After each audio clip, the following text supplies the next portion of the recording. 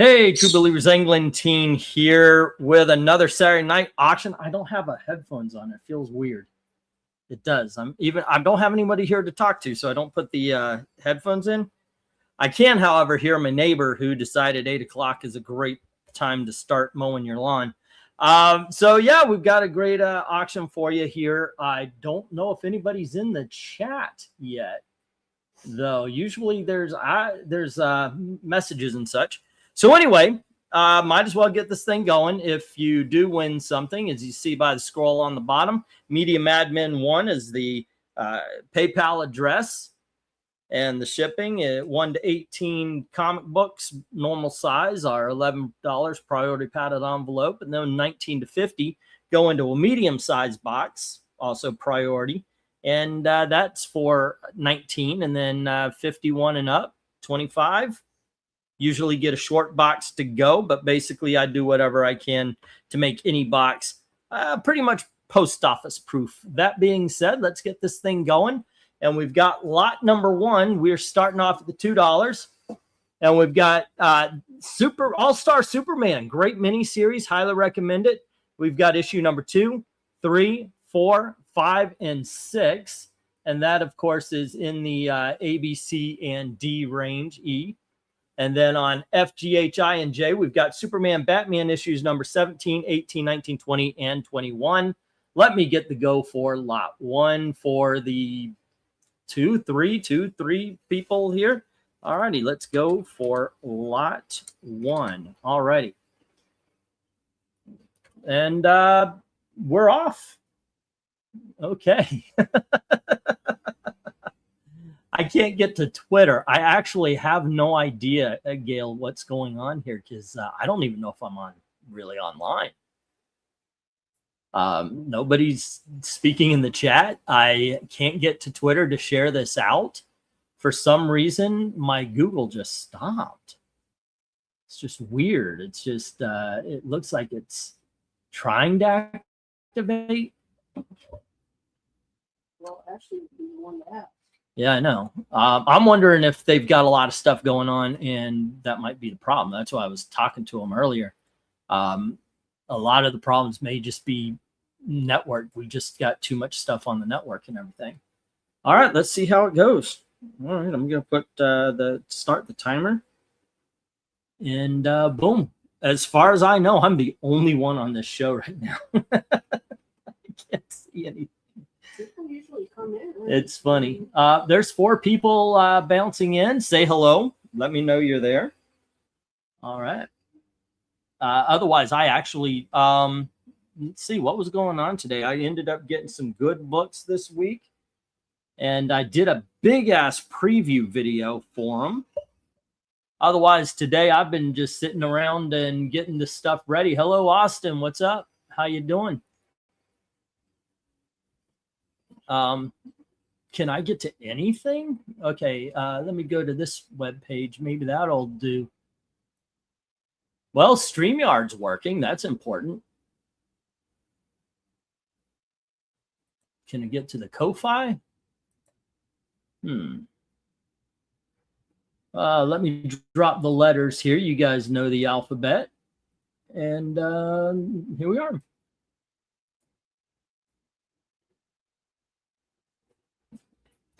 Hello, Black Cat here. Come on in if you want. I can't share this on Twitter because my computer is just not activating Twitter. Twitter is a nothing burger for me here. I don't know why. I can get to other things. What if I just go? I don't know what's going on here. It is so weird. It's like I've had this problem with it for a while now. Oh, and it's trying to get me to a Spanish speaking. What the hell's that all about? You think our neighbors are climbing on our internet? That's why we kept dropping. It only happened when they moved in.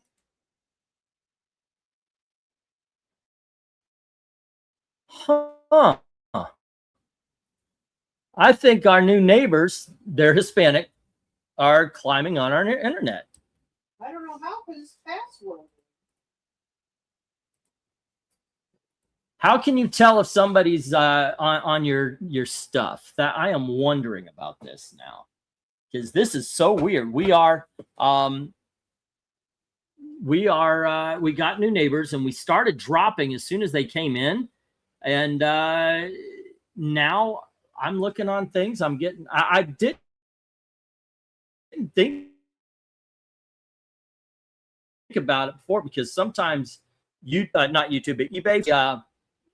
If I tried something, looked at something UK, all of a sudden I'm on UK, so I didn't really think anything of it. But now I'm wondering. Yeah, because they asked if they could piggyback our internet at first. Well, when we first moved in, and I said no. I looked on this, and it says something about there's a hidden network. How do I get that off of it? I want to block anything that's not me. Hey, Black Cat, what's up? And then when I hover over it, it says local area connection 3 connected. Hold on just a sec. I honestly cannot hear a word you're saying there, but I think that's because my earbuds, not because of you right now. Let me turn this up. But yeah, that is just not right. Holy shit. Somebody fucking riding our internet like this. Default microphone and audio for hearing. Can you guys hear Evil Black Cat? Hello.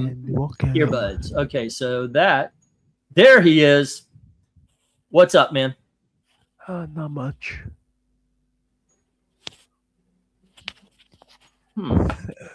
Yeah, this is not cool.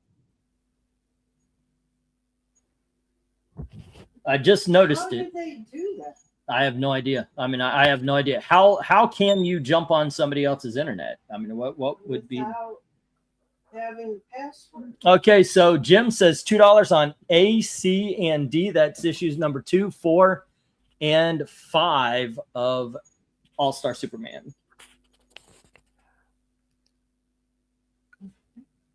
I don't think you can jump on someone's internet without the password. What is local area connected? Could it be the fact that Ashley attached the T-Mobile and I'm still on Xfinity? Like if I detach it, maybe. But it's just so weird. And then to go to. Okay, finally it jumped on what it was supposed to. And I hate the new chat because it's on X. That's just a pain in the ass, man. That is terrible. Also, do not change the local area connected. That is just supposed to be your LAN. Okay. What's a LAN? A LAN? LAN? Yeah, LAN. Okay. You all right. Need that to and for some reason, it won't let me see the chat. Yeah, the local area connection is just basically, that just means your network's connected. Okay. Well, that's all good because this is a great way to start the evening. And I'm like, what the fuck is going on? No, I don't need this. Yeah. God damn it with this new goddamn chat thing. I can't see any of the conversations. Stream your chat. Why did he screw around with the? Yeah, no. The X chat. I'm trying to share this thing out, and it's just ridiculous. I don't know. No. No, he changed the chat. Elon Musk changed chat, and now that's what I just asked, and you were like, no. Oh, I thought you said I screwed around with it. Yeah. Let's see. Austin says the only thing I think of is to test to change the password, though I don't know too much about this. I know nothing about it. My daughter actually hooked us up for the new thing. Yeah, let me get the 1 minute warning here, kids. It's been about 5 minutes on this one because I'm worried about the other stuff here. And as a good, no love for Superman, Batman, and the All-Star Superman. Jim has issues number 2, 4, and 5. There's still love for issue number 3 and 6. Great storyline, and each issue is a contained story, and it does have a through line, but each issue does have a contained story. It's awesome. Very good book. Let's see. Can you share the link in the? Oh, that was you. Yes, I can. If anybody wants to jump on and chat, go right on ahead. All righty, and we are off to the races. Man, I just wanted to keep adding stuff to this auction too. There's I just got a lot of stuff. I've got 25 lots ready to go tonight. Veteran says F through J, $2 on F through J, which is the Superman Batman lot. I'm just going to put that down there. 1, 2, 3, 4, 5. That's D. That is the Superman Batman lot. And that is Veteran. And that would be $10. All righty. And with that, you know what? 25. Yeah, that we used to do 30. It took, but I also started at 8 o'clock. It took a long time. We'll see how it goes. I don't know if I'm putting that many in tonight, but I was really excited about everything. And I'm like, oh, I want everything to be in the auction. So I've got a lot of stuff ready to go. I couldn't stop. I was like, oh, that should be in there. That should be in. All right, Benjamin has Superman, Batman stuff. And that is Superman, Batman, issue number 17, 18, 19, 20, and 21.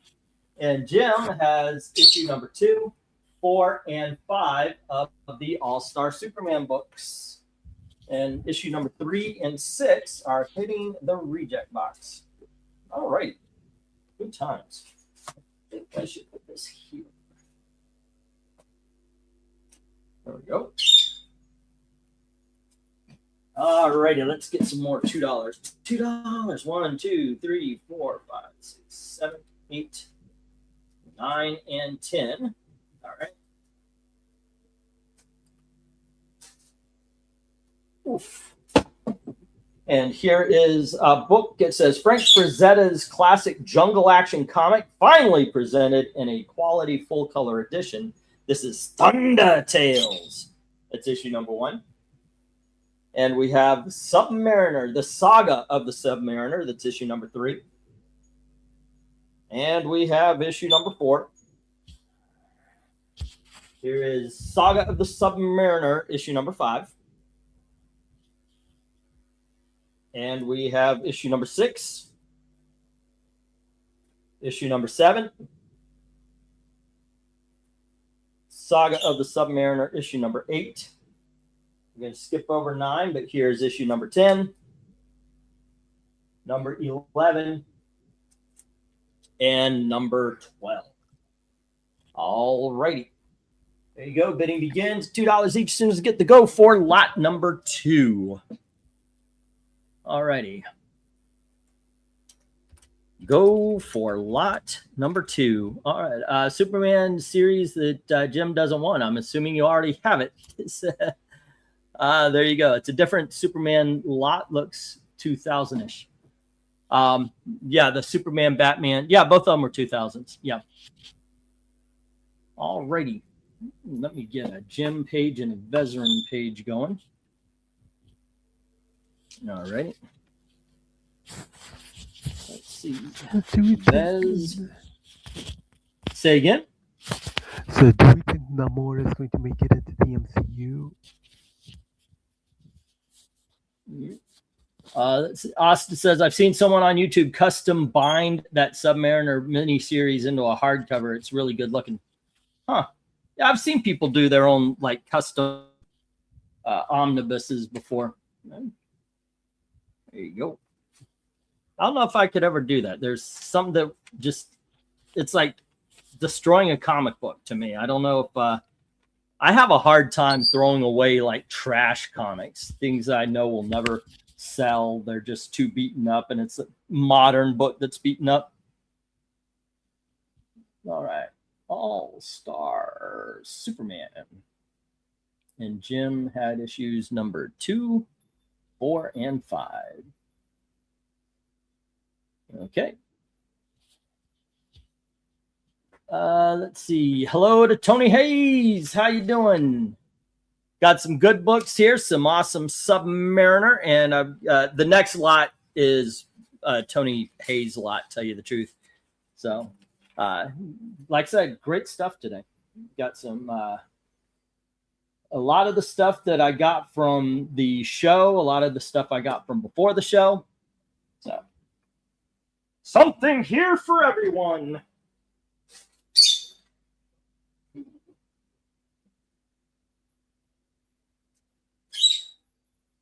Oh, pardon me. Nah, you're in for the night, little man. Wolf.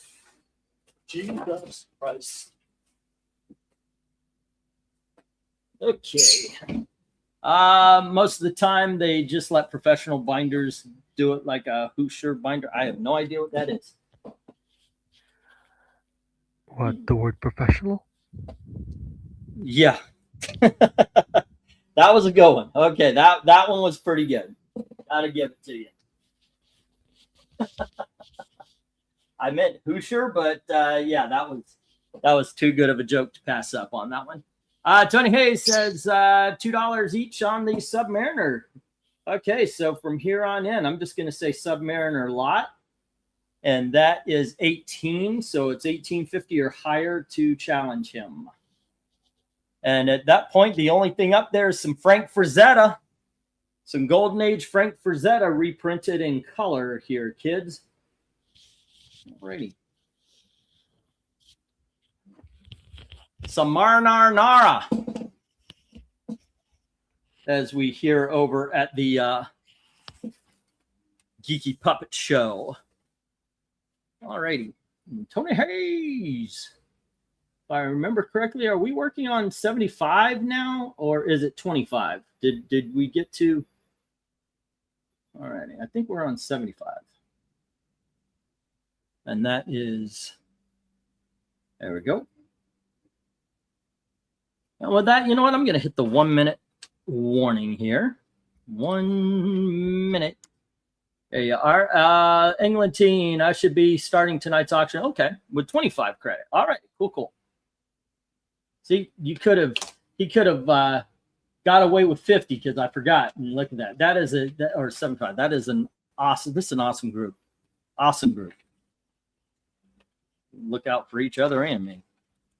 Keep me from doing something stupid, or just wait for me to do something stupid because it's funny. All right.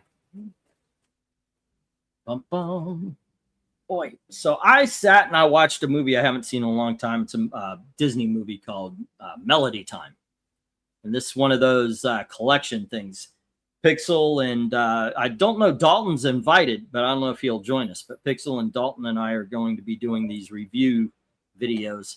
I'm looking forward to it. But in the end, it's kind of cool because we're going to end up watching all of the Disney movies. And up until about 2016, 2018, that's actually a pretty cool thing. All righty. You know what? I do believe we have waited that minute, and it is STOP. Get the stop. And boom. Actually, I'm 10 seconds early, but there you go. Let me get these down. No love for the Frank Frazetta, but Tony Hayes has the Submariner lot. And that is issues number 3, 4, 5, 6, 7, 8, 10, 11, and 12. So just 1, 2, and 9 are the only ones you're looking for right now out of that series. Okay, that is pretty cool. Pretty cool. Last of the $2 lots, kids. To start off, anyway. And with this, we have Star Trek issue number 20. This is the Peter David run. It is very, very good. Oh, wait, no, this is still the older one. This is Weinstein. Okay. There we go. That's issue number 27. And we have issue number 20. Right here. You go. Next up, we have issue number 29. And we have issue number 31. And next, we have issue number 45. And here is issue number 46. 1980 Star Trek, the DC runs were very, very good. Here's issue number 47. Issue number 48. And issue number 49. Bidding begins $2 each as soon as they get to go for lot 3. All righty. Go for lot 3. I've scattered ish. Oh, the Superman, Batman. The crap, something weird is going on with the kitchen sink. It's making a high-pitched squealing noise. Now the question Do is, you have a child stuck in it?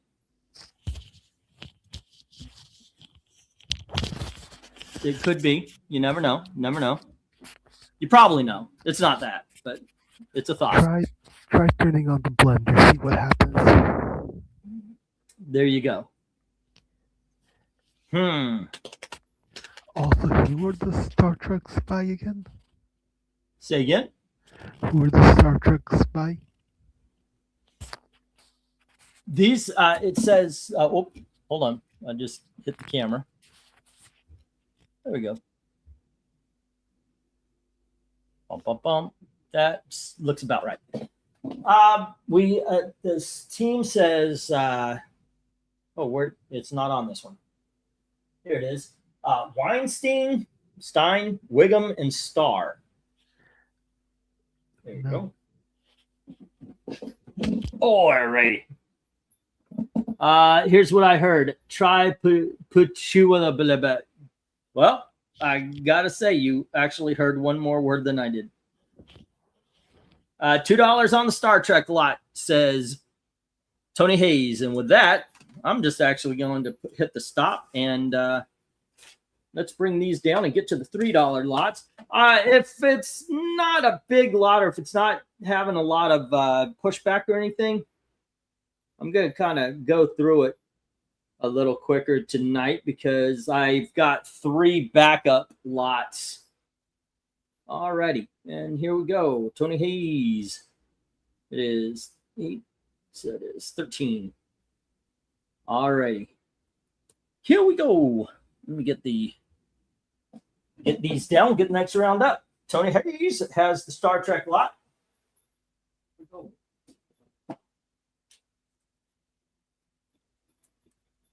All right, let me get these good books too. I was really into the Star Trek comics in the 1980s, so yeah, I do recommend those. All righty, we're moving on to some $3. 1, 2, 3, 4, 5, 6, 7, 8, 9, and 10. All right, and with this, we've got Tomb Raider number 28, like the video game. Then we have issue number 20. Then we have Batman Annual number 8. And here is the New Crew number 1. This is Personality Comics, Patrick Stewart. And we have Jesse James. This is a reprinting of Golden Age Westerns. There you go. Next, we have Johnny Quest, issue number 28. And we have Johnny Quest, issue number 29. Alrighty, in the center square here, H, we have Badger. And this is Make the Break. Is that what it's called? What is this? No, it just says The Badger. And that's issues number 1 and issue number 2. There we go. And then we have Thunder Agents, the Hall of Fame. This is issue number 1 and issue number 2. And finally, we have Magnus Robot Fighter and Nexus, issue number 1 and issue number 2. There we go. Bidding begins $3 each as soon as they get the go for lot number 4. And before I do that, let me make sure that $3 is up there. There we go. And here we go. Go for lot 4. Hey, Jay Basanowitz in the house. Long time no see. How you doing, sir? What did Spock find in the toilet of the Starship Enterprise? The captain's log. Ha! Oh, okay. That was a good one. The captain's log, honey. Because it's like what he says and what he leaves in the toilet. Get it? Because I explained it to you. Oh, goodness. Anyway, hello to Dave Asanowitz. How's it going? How's it going? All righty. Do.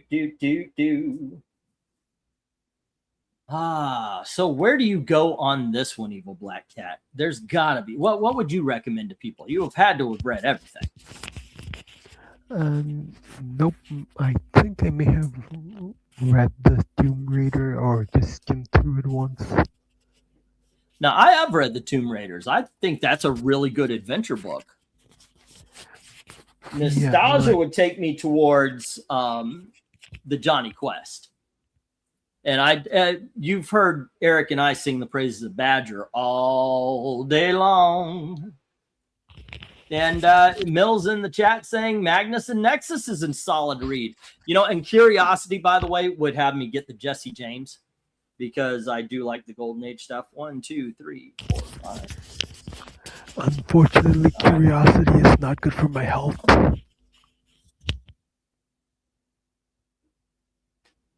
That is true. All right. 1, 2, 3. Bum, bum, bum, bum, bum, bum, bum, bum, bum, bum, bum, bum, bum. Let's see. Breaking news. The original cut ending for the Universal Dracula has been found and restored. It's an epilogue like the beginning of Frankenstein with the Van Sloan tell. Oh, cool. Oh, it's not real, or is it? I don't know. Valiant Comics were really good during the first 5 years. I absolutely agree with you. No, I can't. Now, the only thing I would disagree is because I can't disagree. I dropped off. I read up to a certain point, and then I just we moved away from comic shops is what really happened with us. You know what? For as good as the last few lots did, there is no interest in anything up here. We've gone about a minute or so with no bids, nothing going on here. So I'm going to give it one more minute, and if not, I'm just going to hit the stop and let it go. We'll move on. No time for dead lots. Okay. Speaking of that, but I still recommend the Tomb Raiders and the Johnny Quest. Batman's good. Speaking of dead things with no times and tombs, where's Breen? Sports ball. He's off away on sports ball games nowadays. He did tell me this. He said that he's going to come to these less and less because he just, I don't know, maybe I think he's tired. Doesn't feel his time is his own when he gives it to either me or RDV. So, he said sometimes he might jump in, but mostly he just wants to relax and watch his sports. Just chill out. Can't fault a man for wanting to chill. Johnny Quest reminds me of Misery. It was that Josie and the Pussycats on Sunday mornings. And Sunday mornings suck compared to Saturdays. I can't see how Josie and the Pussycats is a bad thing. And Johnny Quest, I would have to go back and watch, in all honesty. Not a knock on Johnny Quest, just how things were back then. Some cartoons grab you, some didn't. This one didn't for you. I liked the Herculoids as far as all these Hanna-Barbera types. I liked Herculoids and the Galaxy Trio. I don't know if you guys remember those, but stuff like that was really cool. All right, let me get the stop. Not a lot of love for any of these books. So as much as the last two did well, we've got our first complete lot down. All right, there we go.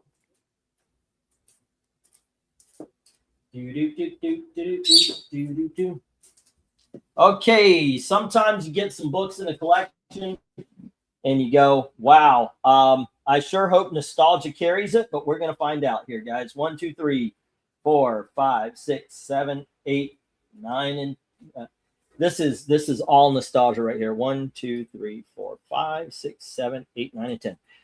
All righty, first up we have Muppet Babies, issue number 12. Yeah, kid you not. There we are. And then we've got Muppet Babies, issue number 17. And here are the Muppet Babies, issue number 26. And issue number 25. All right. And we've got Ragman, Suit of Souls, one shot. Do not miss your chance to blow. Ragman is awesome. Everybody should own Ragman. There's not a lot of Ragman to own. You should own all of it. Here is Super Friends, issue number 24. Super Friends, issue number 16. There we go. And then we have Champions, issue number 1 from the 1980s. This was based on a role-playing game I used to play a lot. We've got the Amazing Spider-Man book, part of the book and record set. There we go. And then finally, we've got Plastic Man, issue number 12. Bidding begins at $3 each as soon as I get the go for lot number 5. All righty. Let's see. Same as Ewoks and Droids. Let me get the go for lot 5. Star Comics, yes. Star Comics had its day. A lot of people are like, oh, wait, these were properties I used to watch when I was a kid. So who knows? Who knows how they will go over? Bum, bum, bum, bum, bum, bum, bum, bum. I need an animal baby plushie, says Mill. Did you guys see the Muppet Show? The one with what's her name? Karen Carpenter? Christina Carpenter. Karen Carpenter was, don't you remember you told that one, right? The Carpenters. Anyway, that was actually pretty good. They brought, I would hope they would do an actual TV show in that same style. It was done very, I don't know who Karen Carpenter, not Karen Carpenter, Christina Carpenter is, but, I didn't know too many of the celebrities when I was a kid either. I mean, the first episode was some dancer, Donna Prowse or something like that. It's very weird. 3 on I, the Spider-Man, says Tony Hayes. Alrighty then. Let me put that down for you. All right. Do we have the Spider-Man here? Yes, we do. Let's see. Spider-Man. Let's see. Record book, I guess. That is Tony Hayes at $3. All right. Karen Carpenter had a great voice. Yeah, actually, that Christina Carpenter wasn't horrible. She wasn't bad. I just don't trust them until I see them live because the the auto tuner and everything. Oh no. Okay, we've got 3 on A through D, and those are the Muppet Babies for Jim. All right, 1, 2, 3, 4, 5. Jim, I wonder if you checked out the YouTube to find out, or not YouTube, eBay to find out how much lower I am on those. I'm going to put Muppet Baby lot of FOA. Alrighty, 4 books. Jim, $12. People have to challenge you on the lot at this point. All right, H was J, and that is Plastic Man. Alrighty. And as it stands, Super Friends and Champions and Ragman are the only things with no love right now. I recommend the Champions. If you haven't read them, they're a lot of fun. If you haven't played the game, that's a lot of fun. Really recommend that as well. Juliet Prowse, thank you, Trusty. I need your wisdom. Come on in. She was in GI Blues, he says. Wait, that was the Elvis movie. I saw that. I was on an Elvis movie kick for a while.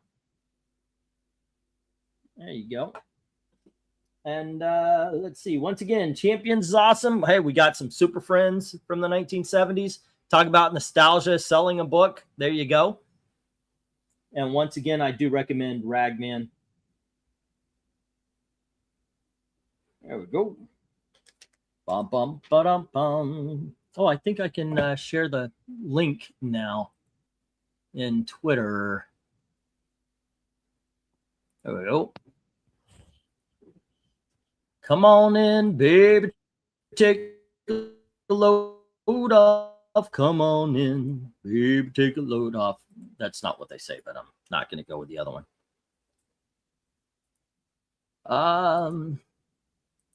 You know what? I saw something. I saw a clip from Hee Haw. You want to talk about something old and nostalgic baiting? And it looked fun. Now that was except for the part where they sang the "Where Oh Where Are You Tonight." I found that show to be boring as hell. And I'm looking at it now. I'm like, well, that looks like a lot of fun. Yeah, if we could find it somewhere, I might actually watch a few episodes. Okay, as it stands, did I put the 1 minute warning? No, I didn't. Here you go. 1 minute warning. And as it stands, Jim has the Muppet Babies and the Plastic Man. And Tony has the Spider-Man, leaving the Ragman, the Super Friends, and the Champions left to find a home. Send the Muppet Babies to the Lesters, says Jim Sorensen. Will do. Let me make that a note on your page there. All righty. And I will make a Lester's page. All righty. Muppet Babies. And Jim, Muppet Babies, Lot 12. Okay. I got it down. And let's see. Tony Hayes. Okay, that's probably the only thing that's going to go there. And Tony Hayes had the Spider-Man book. Spider-Man does whatever a spider can. All right. And with that, let's get the stop. Boom, boom. And STOP. It is a good night. But yeah, you bring up, or I brought up the old Muppet Show, man. That's one of those I just have to remind myself I have and watch again. Gail and I have like about 10 shows up in the air right now. And sometimes we forget what, or at least I forget what we're watching. All right, Ragman, Super Friends, and Champions all hit the reject box.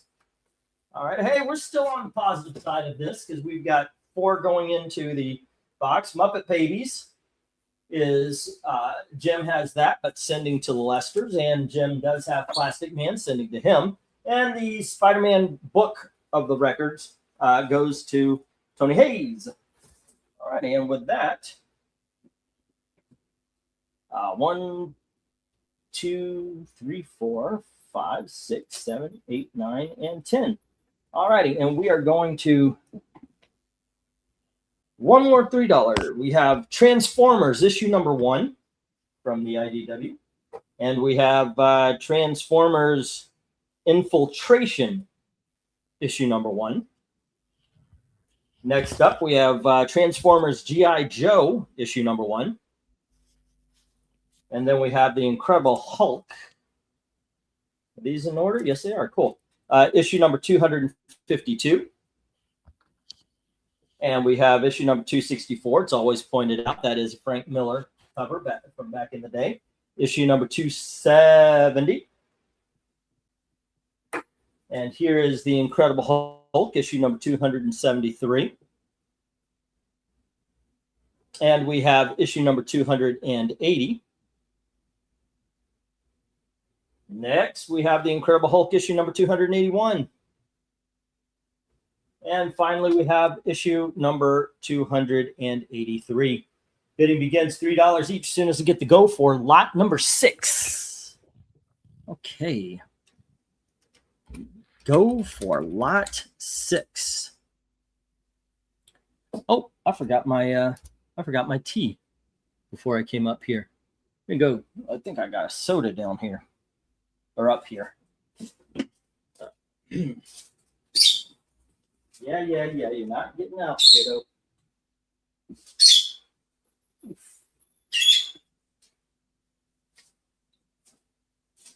Whoops.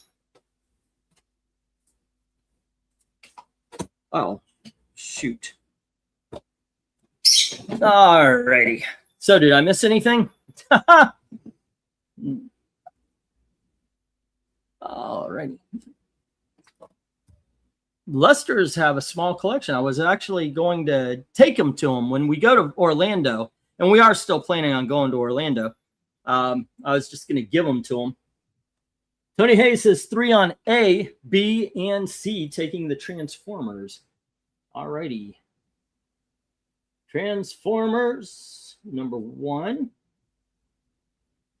Transinfiltration, number 1.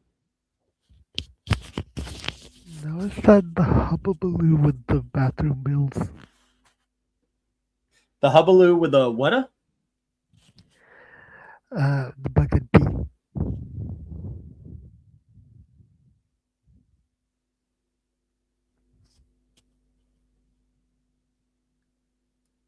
Look at D. Look at D. The book at B. Okay, what's the hubbaloo? The title is that. That's what's going on with the bathrooms. Oh. Okay, I'm all right. More than meets. I love comics tonight. Nice group of Hulk books. I think so too. They didn't get bids last time. If they don't get this bids this time, they are going to the flea market. But hopefully you guys take them. There we are. Okay. But unfortunately, I don't know. I had a guy who collected Incredible Hulk, but I don't think he hangs around here anymore. Transformers 1. Alrighty. 3, 3, and 3. That is 22. Hulk books have always been kind of underrated and under the radar, says Patrick. So I absolutely agree with that. It's one of those books that the key issue sell. Obviously, the big key issue sells. But not a lot of the other stuff.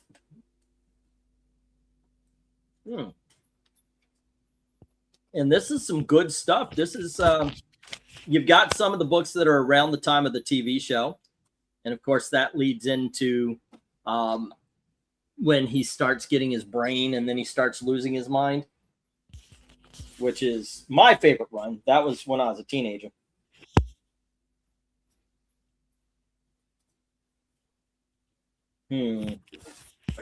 This means something.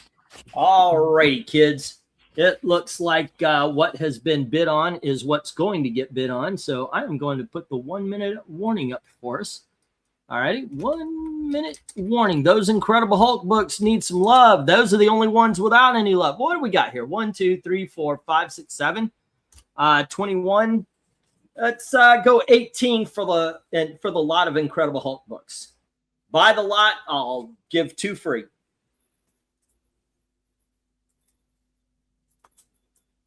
Okay. I think that is a great deal. And I could tell you guys do too.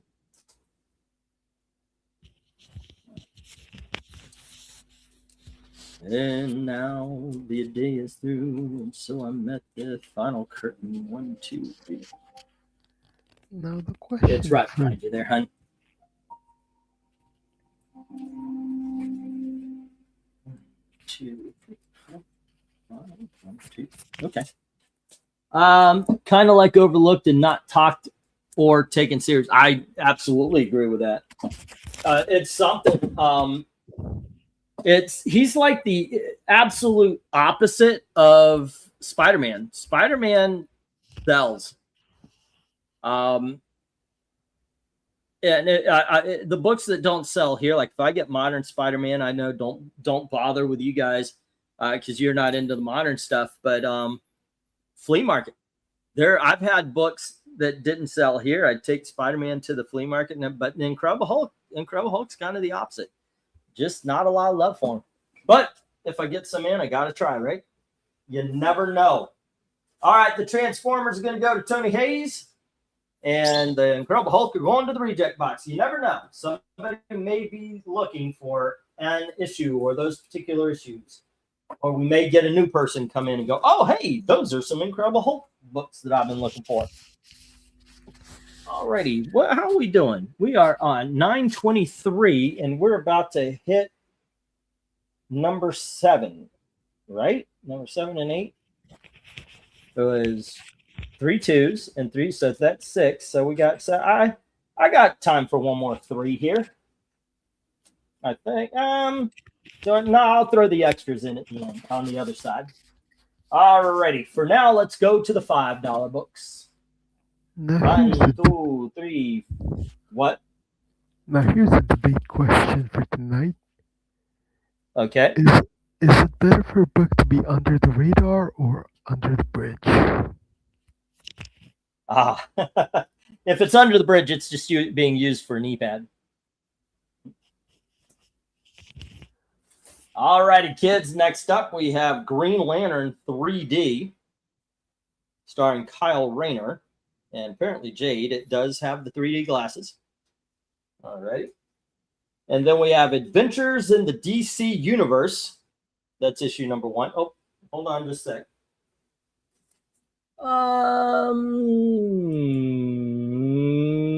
Here we go.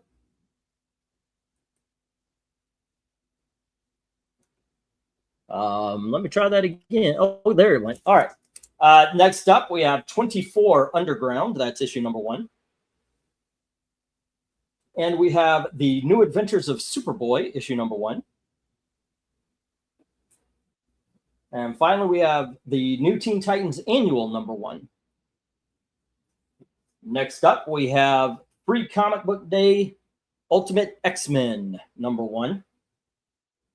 And we have the facsimile of X-Men number 244, the first appearance of Jubilee. And then we have Detective Comics, issue number 295. Its cover is detached and split. It's complete, though. And we have issue number 189 of Spectacular Spider-Man. And it is shiny, and that hologram does work. I'll try to get it. There you go. That caught it. There we are. And finally, we have The Mummy, The Rise and Fall of Django's Axe, issue number 1. All righty, biddy begins. $5 each as soon as we get to go for lot number 7. Go for lot 7. There we go. Nice win. Did we lose Aang's sound? Never mind. Moran, I had the stream on pause. Woo! It wasn't my fault this time. Awesome. All righty. So, needless to say, I'd go for the Golden Age Batman. But that's up to you guys. How about you? Where would you go on this one? Oh, lost them for a bit. Transformers are top sellers. I think so. I guess I had 3 of them. They sold pretty darn quickly, so I can't argue against it. All right, who do we have? We have Tony Hayes, we have Jim, we have Bezerin, and everybody who is listening in is free to vote. This is 42526, page 2. All righty, one vote to bid, by the way. There's no gatekeeping. I don't say go fill out and give me all your freaking data. PayPal address is streaming across the bottom. Pay by the end of the tonight. If you do get some, it's your first time. I get it if you just want to buy a book to see how it goes. But if you do buy more, I do recommend you wait until the end of the night. And that way you don't do multiple purchases. It's all just one thing. Jim comes in with 3 on A, D, G, and H. A being the Green Lantern 3D. All righty. D being the Superboy #1. And that's the New Adventures. And then we have the G is the Uncanny X-Men Facsimile. That's 247 fac. And then let's see, finally, it is Detective Comics, the Golden Age Detective Comics. No. Is it Family or is it T-Mobile? Apps slated for deep sleep. There are apps you have. Oh, okay. Man, T-Mobile bothers us too much. Alrighty. Jim has 5, and the mill comes in with a bid on E, the New Teen Titans Annual #1, which is awesome. And with that, we have half of the board is taken, and half the board needs some love, kids. Adventures in the DC Universe 24, the Free Comic Book Day Ultimate X-Men, the Spectacular Spider-Man, and the Mummy are all looking for an owner. There you go. Frankly, I would be surprised if we don't get rid of that Spectacular Spider-Man this time or soon. Yeah, J. Jonah Jameson has been saying that for years. Yeah. Well, the problem is I've got an older crowd. It's not really a problem, but the thing is, when it comes to books like that, I will guarantee just about everybody in this crowd that wants one of those more than likely has one of those.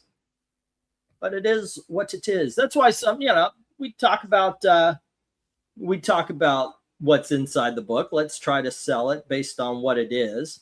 There's a lot of people. It's all about covers now. I mean, isn't that what the whole blind bag thing is now? They're not selling. Daredevil didn't sell based on Stephanie what's-her-name's writing. It sold on, oh my gosh, I may get an incentive cover from this blind bag.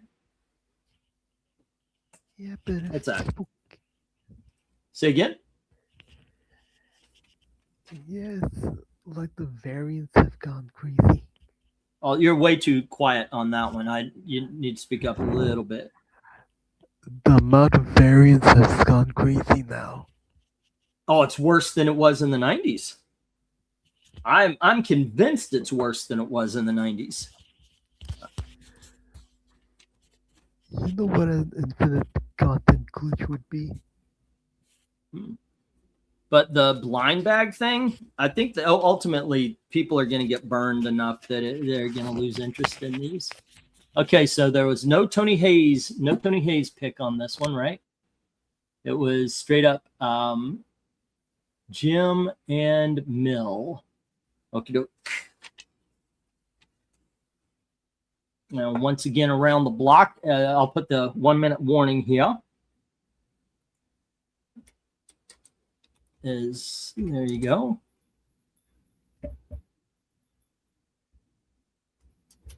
And let's see, Jim had the Green Lantern 3D. Alrighty, he had D, which is New Adventures. Superboy, #1. All right, then we have G, which was the Uncanny X-Men. I believe that's 247, right? 244. That's what I said. Uncanny X-Men 244 facsimile. All righty, and finally, Detective Comics. And that is...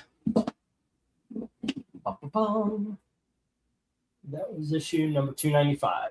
All righty. And once again, Spectacular Spider-Man, the Mummy, The Ultimate X-Men and 24 are looking for a home here, kids. All right. I'm actually surprised that Jim did not get challenged on the Golden Age. Thanks, Jim. Just wanted to get on something. There you go. All righty. You got on a good book too. That New Teen Titans is a great read. It really is. I'm a big fan of the Perez Wolfman Teen Titans. All righty. And with that, let's see. Let me fill out this real quick. 1, 2, 3, 4, 5. 1, 2, 3, 4, 5. H. 1, 2, 3, 4, 5. I. 1.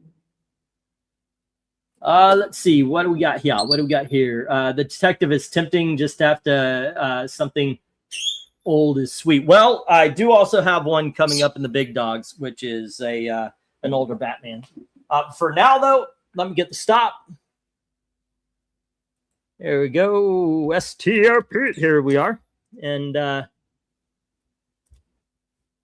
one more time around the world here. Green Lantern 3D with Jim, as well as new Superboy Adventures #1, the X-Men 244 Facsimile, and the Detective Comics 295. Mill has the New Teen Titans Annual #1. Everything else hits the reject box. There we go. And 1, 2, 3, 4, 5, 6, 7, 8, 9, and 10. All righty, kiddies. Here we have Batman, Masters of the Future. This is a sequel to Gotham by Gaslight. There we are. And then we have the Challengers of the Fantastic, the amalgam of the Challengers of the Unknown and Fantastic Four. And then we have Detective Comics, issue number 627. This is a really interesting book because it takes the very first Detective Comics story, the very first Batman story, and it puts it in the hands of like 3 or 4 different writers to see what they would do with the exact same story. Really good. You would think it would be repetitive, but it's not. The differences in the styles and everything keeps it going. We have Spider-Woman, issue number 16. And we have Spider-Woman, issue number 15. Next up, we have Cloak and Dagger, #1. There we go. And we have Stargirl Spring Break Special. One shot. What do we got here? Okay. You know what? I'm going to move this here. And so I put this Batman Dark Allegiances by Howard Chaykin right here between the other Batmans. And then well, look at that. Look at that. Okay. Maybe then I'm going to put Action Comics. Here's issue number 544, first appearance of Metallic Brainiac. All right. There you go. Put the Spider-Woman down there. Move the Fantastic. So I could also put the Batman Two-Face. It's prestige format. This one, and this one are all prestige formats. And there you go. Bidding begins at $5 each. As soon as I get the go for lot number 3, 6, 7. This is lot number 8. All righty. Go for lot 8. I'm not knocking it. If I was a Superboy, I'd be loving life with a bunch of 30-year-old women. Okay.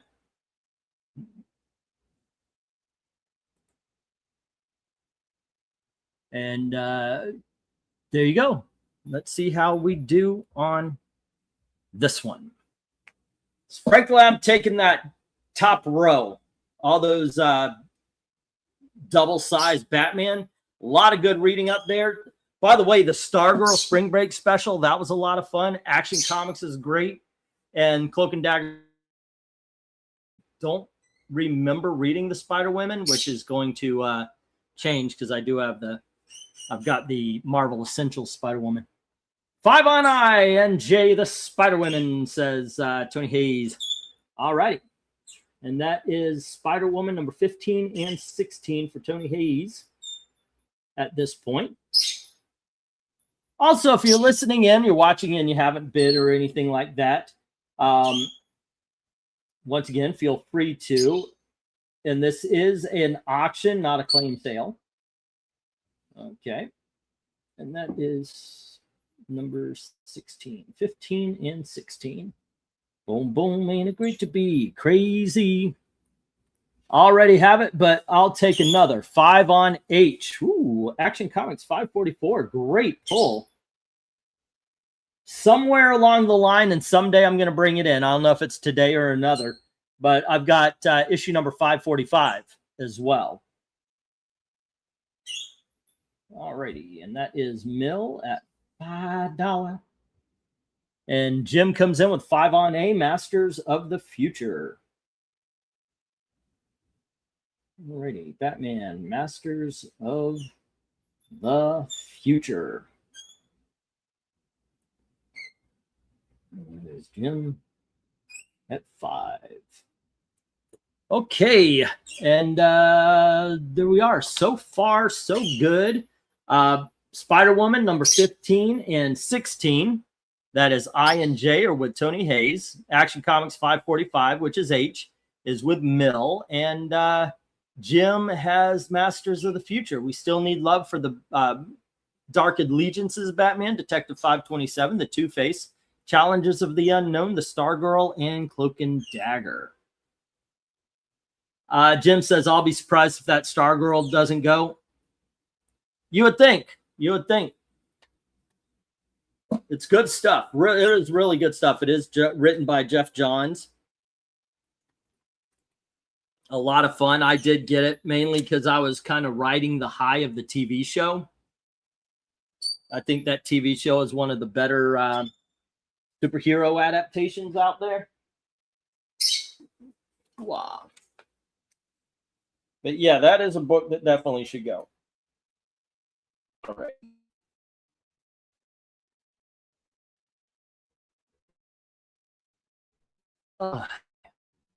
If I don't know about it, continuing the bring it. All right.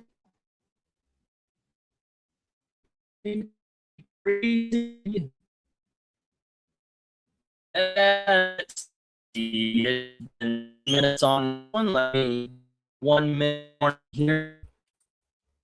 Lost good book. Let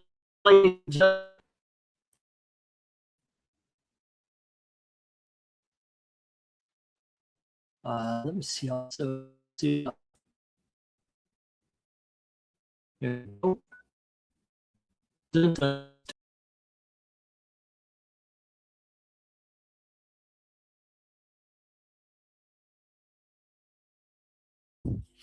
And welcome to the Evil Black Cat Show. What to talk about, what to talk about. So anyone seen any good movies recently?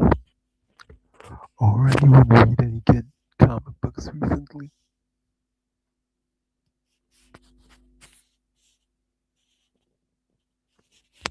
Hello, Mill2K11. Read any good comic book recently?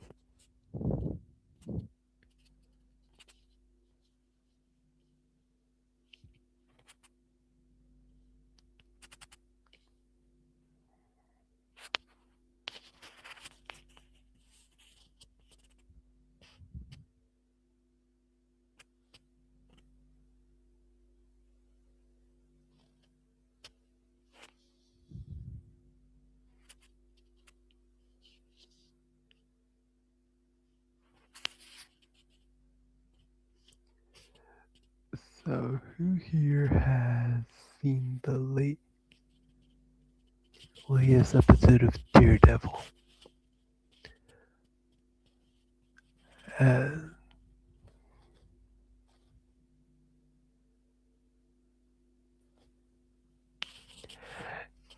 All right. And we're back. Love the internet. Good times. Good time. times. You know what? According to my computer, I never lost the internet. I never lost it. It's just, it decided to boot me for some reason. Looks like the guy who leaked the whole Avatar Aang movie was caught in Singapore and going to trial with a risk of 7 years in prison if he's well, damn. Yeah, and I'd say the That's Avatar not good. was. And I would say the Avatar with the beret was mine, but I just Google image searched black cats and just picked one.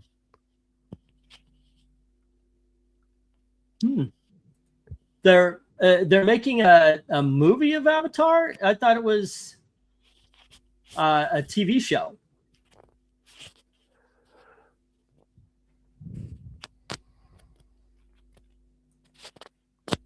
They're making a lot. What do I know? Oh, is it like a continuation, or that is kind of something? I thought it was all done. There you go.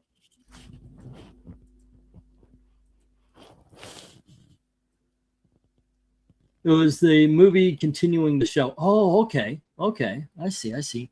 All right, let's get the stop. There's no love for the rest of these books. And because of the thing, it's been 7 minutes on this one. So I'm just going to get the stop here. And what we got, Jim has the Masters of the Future. Mill has the Action Comics. Tony Hayes has the 2 Spider Women. And I believe that is that. All right, these go into the good box, and these go into the reject box. All right. Fun times. Okay. Next, we're going to move on to the big dogs. You know what? I've got one more $5 one here. I'm going to put it first before we go to 1, 2, 3, 4, 5, 6, 7, 8, 9, and 10. All righty, gang. I'm going to get one more, I think. All righty. And what we got here is Abbott and Costello, issue number 22. And we have Secret Origins, issue number 11, starring Power Girl and Hawkman. Next up, we have Brave and the Bold, issue number 181. Batman teams up with Hawk and Dove. And then we have Superman, issue number 400. And we have The Time Machine. This is Marvel Classic Comics number 2. Next up, we have DC Special Presents, issue number 23, Three Musketeers and Robin Hood. And we have What If Iron Man Had Been a Traitor? This is like the interim What If after it was right before the 1980s. I guess it was kind of a tryout. And then we have Guardians of the Galaxy, issue number 39, with the Wolverine skeleton come to life. It is shiny. Next up, we have Captain Ed Carrot and his amazing zoo crew, the Oz Wonderland War. And this issues 1 and 2. There you go. And we have Swamp Thing issue number 17. Bidding begins, $5 each. As soon as we get to go for lot number 9. Okay, go for lot 9. There we go. And then we're going to move on to the big dogs. And I think I've got 5. Well, I got 4 lots and then a big dogs, then sets. Here we go. See if there's any love for these.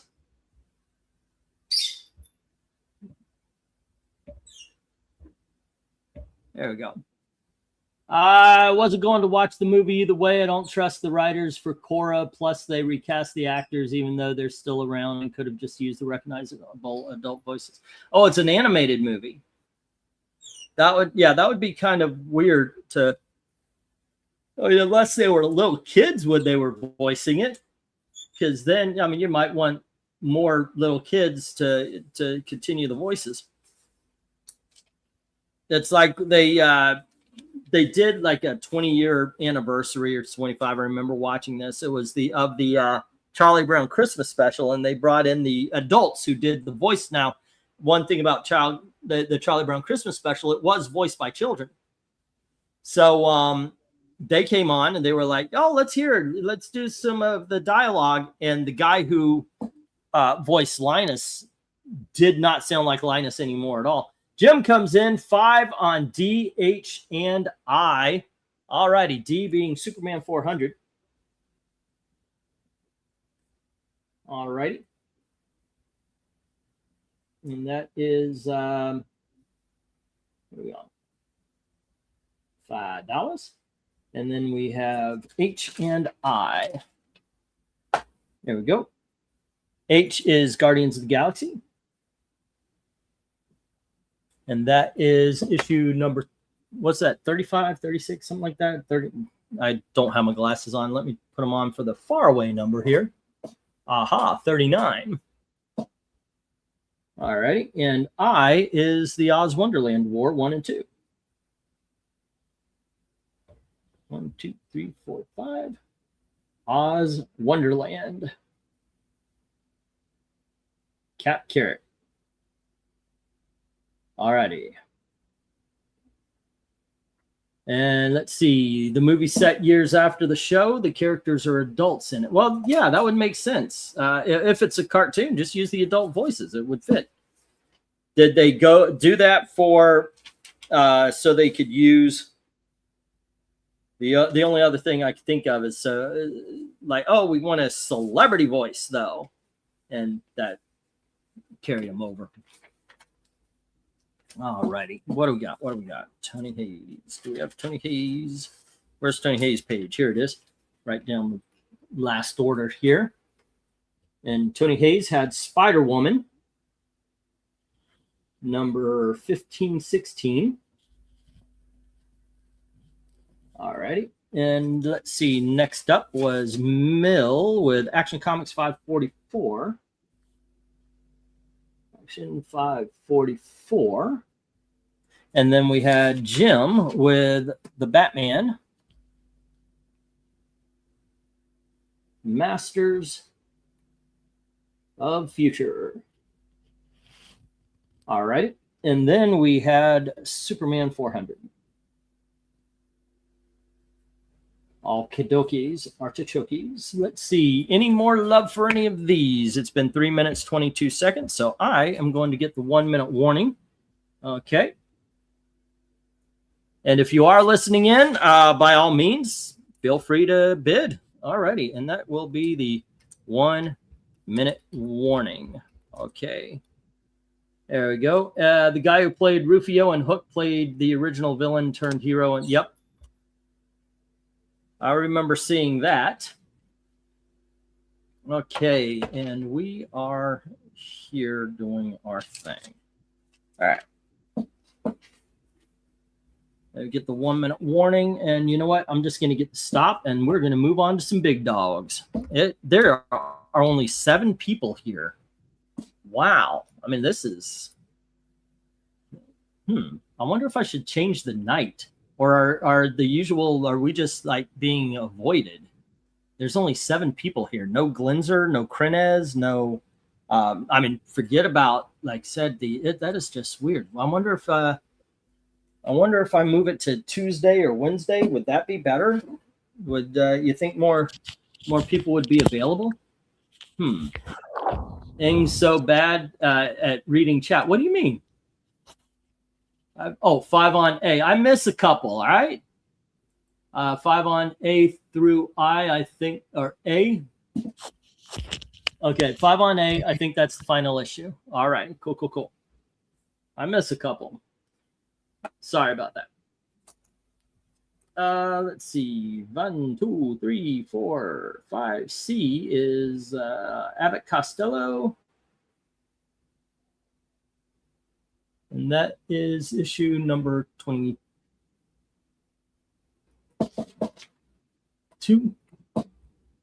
Alrighty. And that's Mill, $5. Alrighty. And with that, let me get the stop. We got the stop, and next up, we're going to do some big dogs. There we are. And Mill had the Abbott Costello. Jim had Superman number 400, the Guardians, and the Oz Wonderland Wars. Everything else hits the reject box. Okie doke.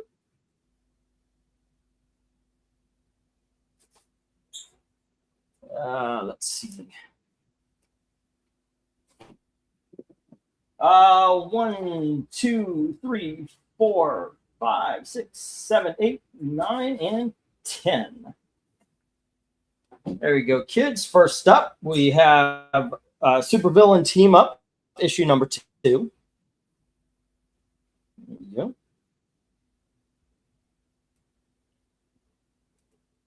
And we have Spider-Woman, issue number 2.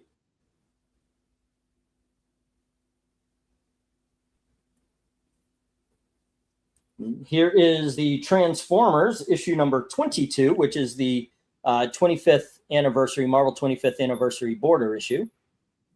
There we go.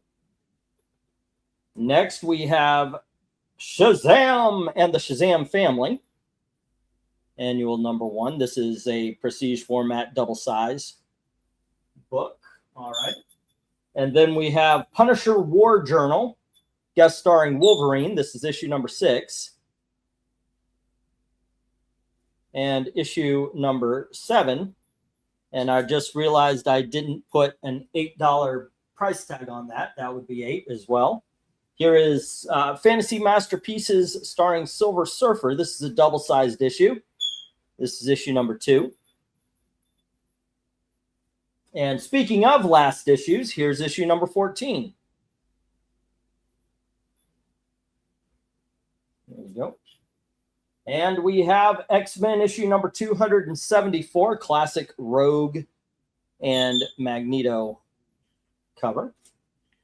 All righty. And then we have X-Men issue number 163, part of the Brood Saga, as well as X-Men issue number 152. Emma Frost's second appearance. I could be wrong about that. Don't take that one to the bank. All righty, bidding begins as marked.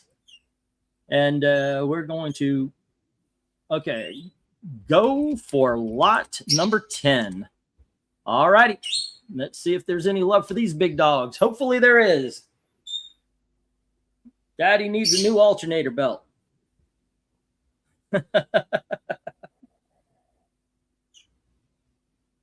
All righty, Mel. There we go. Let's see how this goes. Once again, MediaMadman1@gmail.com is the PayPal address. And the shipping is 1 to 18 books, goes into an $11 priority padded envelope. Obviously, these are regular size books. 19 to 50 regular size comics, $19 priority box. It's a flat rate priority. And then 51 books and up, $25. Usually short box, but sometimes I may have to improvise, and I will make sure that it is as post office proof as I can make it. All right, we've got a bid 8 on B from Tony Hayes, taking Spider-Woman number 2. 1, 2, 3, 4, 5. All righty. And let's see. Next up, we have 5 on the Swamp Thing. Sorry, I missed it, says Jim Sorensen. Okie doke. 1, 2, 3, 4, 5. And that is the Swamp Thing. What was that, like 17, I think it was?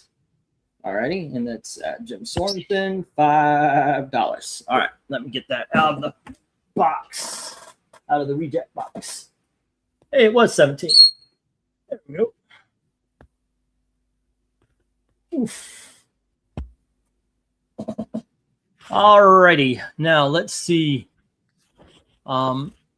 I tried to pull up YouTube, but my computer won't let me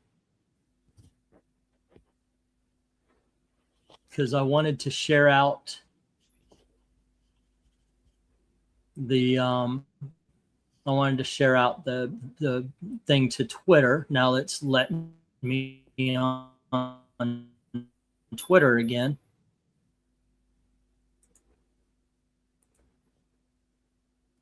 Let's see. Well, it started again. Someone just tried to shoot Trump. The White House has been evacuated.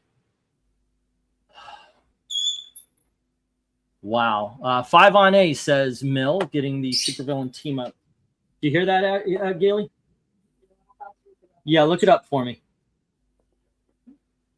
Okay, and that is supervillain team up number 2 for Mill.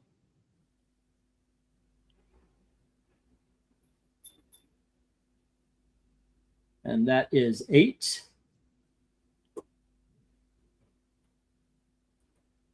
All righty.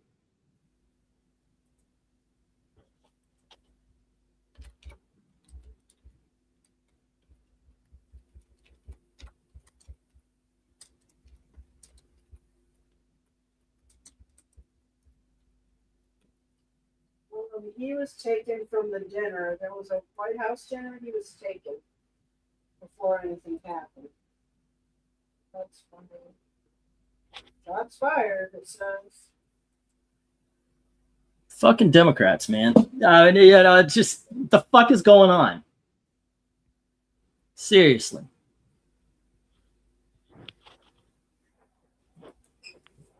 They think it's okay. Oh, you have a different opinion than I am. You must die. And it's not even because of something they believe. It's something they heard on fucking TikTok. TikTok's going to tell them something different. And it might tell them exactly the opposite of what they say they believe now. And they're going to go, well, I believe this. It's not as if they actually believe what they get so angry over, because they will believe the next thing just as passionately tomorrow. It is ridiculous. And it's all because TikTok tells them. It's not CNN. That's done. That shit is done.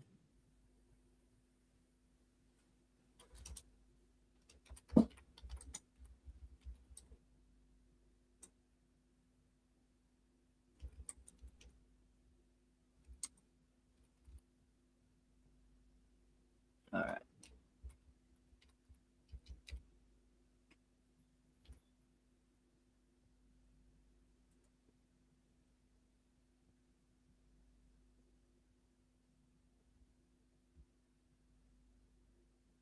Huh.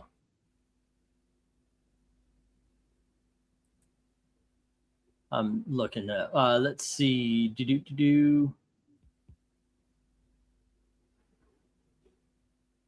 This is something. Trump safely evacuated from White House Correspondents' dinner after shots fired. It is ridiculous. Just fucking ridiculous. All righty. Let's get back to business. Let's see. Boom. 5 on A was the last one I got from Mill. 1, 2, 3, 4, 5. And then we had, let's see, 5 on J from Jim Sorensen, getting the X-Men issue number 163. It was, right? 152. That's that one. 152, Jim. All righty. And then we have, I got Spider-Woman thick cover issue in the mail, says Tony Hayes. Let's see. Slide oops. It's 8 on J. Yep. Yes, it is. Yeah, there's a certain thing about responding to disagreements with just plain violence that wasn't a thing until about 10 years ago. I know, right? And you meant 8. I get it. I put 8 on it. Yep. As I was watching that live hey, Con Lives, what's up? Stay in and feed us here. Feed us information. Give us a conversation. All of these $5 loads had me locked in on that price. That does happen. That does happen for a while. Sometimes also I'll forget to move the price here, and I just kind of get caught on it. 1, 2, 3, 4, 5. 1, 2, 3, 4, 5. Oh, me and Gail went and saw The Mummy yesterday. For a mummy movie, it was an okay exorcist film. I didn't feel very mummy-ish, tell you the truth. Yeah, it just wasn't very mummy-ish. All right, we've got a bid on the supervillain team up from Mill on the X-Men 152 from Jim, and Tony Hayes with a Spider-Woman. Everything else is not doing too well. No love for the Shazam, no love for the Transformers or the Punisher War Journal, Silver Surfers, or X-Men issue number 274, 163. All righty. With that, let me get these down. We're going to get the next round up. Let me get the stop here. All right. I already have them, but the Punisher War Journal Wolverines are pretty tight. I've heard this. I have heard this. All right. Let me get these down. We'll get the next round done. Tony Hayes has Spider-Woman number 2. Jim has the X-Men 152, and Mill has Supervillain Team Up number 2. Everything else is into the reject box. All right. There we go. As we're gaining few. Hello to everybody who jumped in. 1, 2, 3, 4. Son of a bitch. I forgot to put $8 tags on a couple of things here. 1, 2, 3, 4, 5, 6, 7, 8, 9, and 10. I thought I had everything tagged up. Do I have everything tagged up on the next one? 1, 2, 3, 4, 5, 6, 7, 8, 9, and 10. Yes, I do. Wait a second. 7, 8, 9, and 10. Okay. These are all set and ready. So I'm going to put these up first, and then I'm going to grab my tags and make sure the next one is. We have Supernatural Thrillers, issue number 11, featuring the Living Mummy. There you go. And we have the Sea Devils, and this is issue number 32. There we go. Next up, we have DC 100-page Giant Spectacular, Tarzan.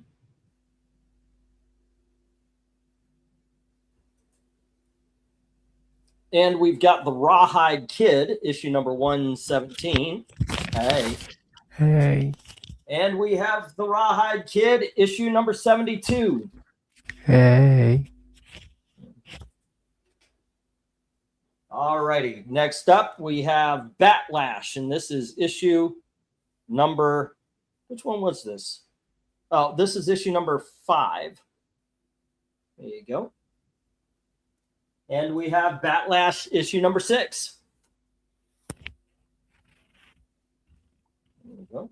Next up, we have Turok, Son of Stone, 129, the Whitman variant. We have the Superman Family, issue number 204. That's a double-sized issue, 60-page spectacular. And then we have Superman issue number 254. All righty, bidding begins. Price is marked as soon as I get the go for lot number 11. Okie dokies. Go for lot 11. I would consider 163 for 5. Just can't go for 8. Okay. Let's see. Away. My heart's on fire. I find my duty hard to do. Yeah, Batlash. That's a lot of fun. That book is a lot of fun. I read the Showcase Presents. I got that for RDV a while back, first appearance of Batlash. All right, Mill says 8 on B, taking the Sea Devils. Sea Devils, number 32. All right. And then we had 8 on B, I, and J. Jim, you missed B just a little bit. And then you've got the Superman Family. You'll have to go 850 or higher on the Sea Devils. And Superman 256. Okay, Jim at 8 and at 8. All righty. Boom, boom, boom. What do we got going on here?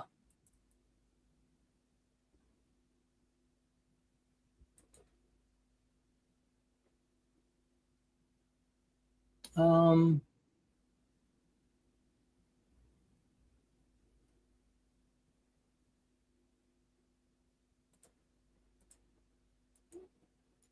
and that's where we are standing. Any more news about? I guess there's not going to be much. Next up is to find out who did the shooting and all that kind of stuff. And then, of course, you're going to have the same people with the blue checks putting in, well, he should have died, he deserves it, and all that kind of stuff.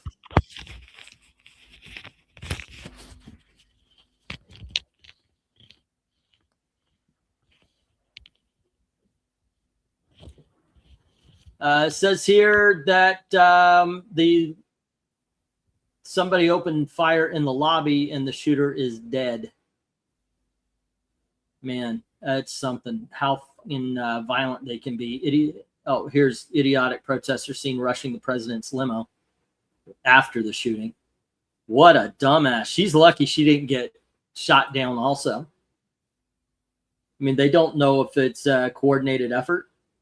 They have no idea. Okay, kids, as far as this is concerned, the Living Mummy, the Tarzan, the Rawhide Kids, Batlash, Turok, all no bids, as we have 7 people in today.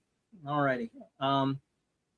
Let's see. And no comments or conversation here, it seems. So what else to talk about? I'm just looking in.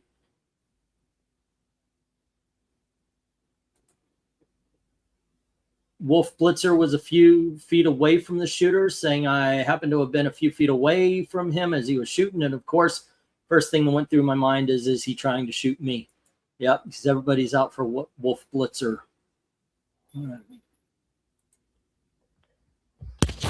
I thought he died.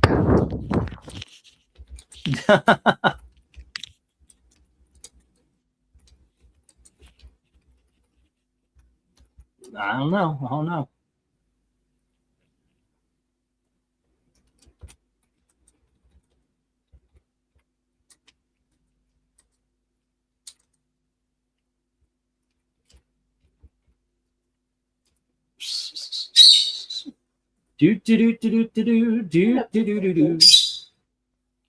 We just got Jim with 11 on J, the Superman. Oh, is Mills put 10 on J? Alrighty, there we go. Let's see. And once again, no love for the Living Mummy, the Tarzan, the Rawhide Kids, the Batlash, or Turok. All good books, kids. And we lost somebody. Wow. Okay, that's nice. And we got 12 on J from Mill, and our first fisticuffs of the night. 13 from Jim.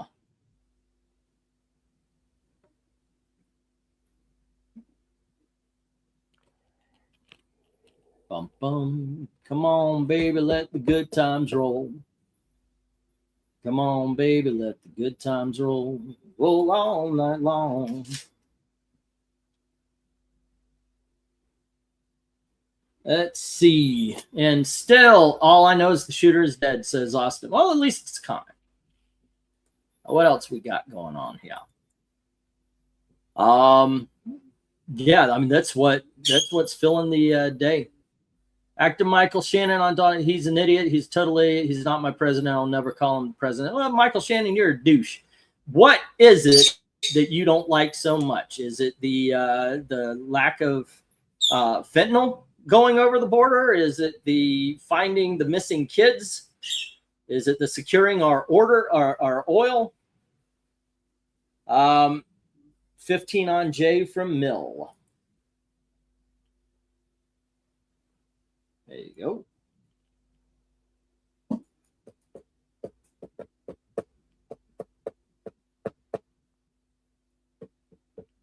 I'm getting woozy here.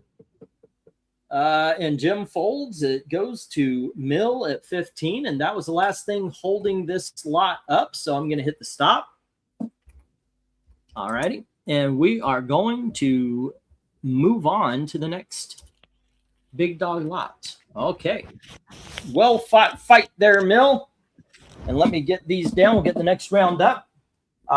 Mill had the Sea Devils and Superman number 200. And what was that? 54. And Jim has the Superman family. Everything else to the reject box.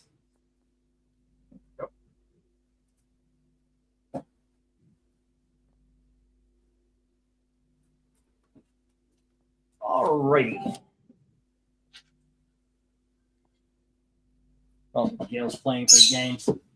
Let's see. 1, 2, 3, 4, 5, 6, 7, 8, 9. Oh, nope. Wait. 1, 2, 3, 4, 5, 6, 7, 8. Huh. I need 2 big dogs. Okay. All righty, kids. Next up, let's see. I need 2 big dogs. Let's go with hard boiled number 1. There we go. I thought I had 10 here. And let's go with the Rampaging Hulk. And that is issue number 16. There we go. And next we have Superman Speeding Bullets. What if Superman was found by the Waynes instead of the Kents? Oh, righty. What else? 1, 2, 3. We have Superman Family, issue number 203, starring Supergirl, as well as Supergirl. This is the America Honda Presents DC Comics Supergirl. This was given away by the company at a company retreat. And here's issues 1 and 2, both for $8. Alrighty, next up, we have Action Comics, and this is issue number 400 and, gosh darn it, my glasses. This is issue number 485. There we go. And then we have Superman Family, issue number 165. There we go. You know what? I should screw up. Then we have Action Comics 521. This is the first appearance of Vixen. There we go. And we have Action Comics issue number 368. And the last issue of Superman, the first run, and that is issue number 423. Bidding begins. Price is marked as soon as I get the go for lot number 11. All righty, go for lot 11.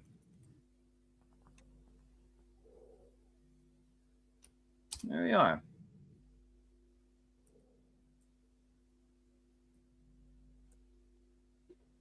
Okay.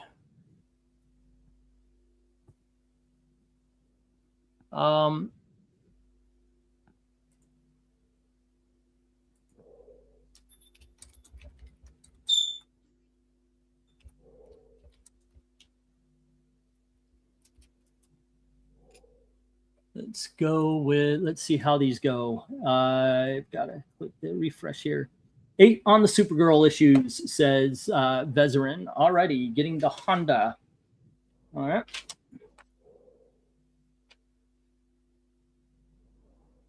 A Supergirl Honda. Vez. And that is $8. All right. And let's see. The Rights in Superman cover, Breaking the Chains, will be hard to beat. That's my bid. Where have you been, man? I could use this kind of talk. Yeah, by the way, I agree. That is absolutely the great. I mean, I love the Superman Speeding Bullets because, you know, the juxtaposition and the Superman quitting. That's a great one. But for best cover, I mean, that's one of the best covers of all time. That's hands down one of the best covers of all time. Yeah. All righty. And let's see. What did we have on the last ones? Where did I leave off? Mill. Where's Mill's page? That's good. Supervillain team up. I didn't have that one. What was the last thing I've got? Alrighty. I haven't done a couple of. Oh, Jim comes in with a bid. $8. 1, 2, 3, 4, 5. $8 on D, which is the Superman fam. What is that? 203 or something like that. Alrighty. And then 1, 2, 3, 4, 5. It was F, which is the Action Comics. Alrighty. And that is the Bernie Wrightson where he's breaking the chains. $4.85. Alrighty, and then let's see. The G is the Superman fam. 1, 2, 3, 4, 5.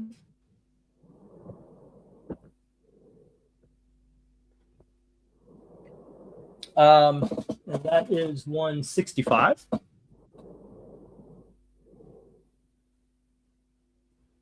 And then it is I, which is the other Action Comics.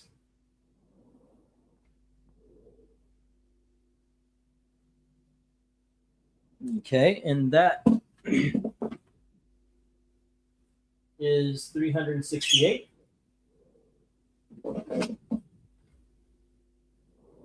And that is $8. And then finally J, which is the Superman 423. All righty. Superman 423. And Mill just put a bid of $50 on the bottom row, which would have to include some up bids on the others. 10, 20, 30, 40, 50. So basically, okay, I see you raised all of the bids to $10 that weren't taken. And I think actually the only one that wasn't taken was the Action. So you raised all the bids to $10. Okay. And then took the Action 521 first appearance of Vixen. Got it. Action 521. Do I have my own copy of that waiting to go up on the wall? Let's see. That is nope, Mill. $10. That is Jim at $8. Mill at $10. And then we have let's see. Do the bottom row would be 45. Mill at 10. Okay, Superman Family 116, Mill at 10. And then Action Comics 368, Mill at 10. Gotcha.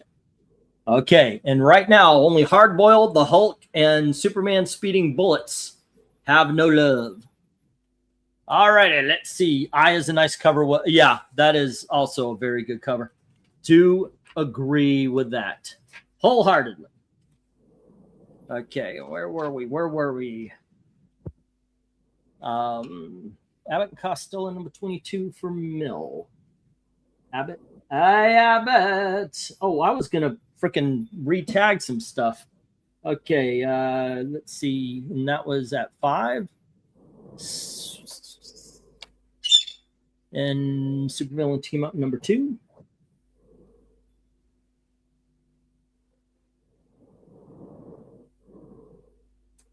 And that was 8. Sea Devils 32 at 8. And that is Mill. And Superman 256 at 15. All righty.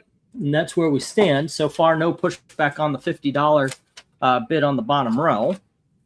All righty. No enough for Lester's. Then Jim. Let's see, what do we got for Jim here?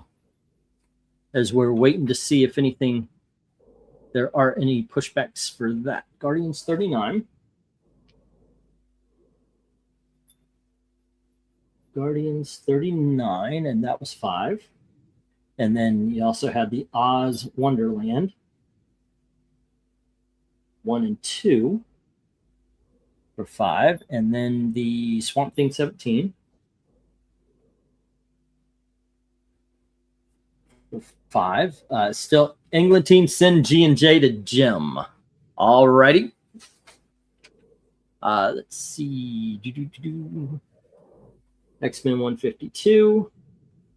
I'm trying to get these back ones written up here. And now we're caught up. Okay. All righty. Let me get the 1 minute warning. And right now, the only things with no love are the Hard Boiled, the Hulk, the Superman Speeding Bullets, and that is it. That is all. And by the way, Superman Speeding Bullets, really good book. Highly recommend it. Really, really did. Okay, and I need that number for the Superman family here. Forgot it. That is, it is 203. I was right. Okay. Should trust my instincts for once. All righty, Superman.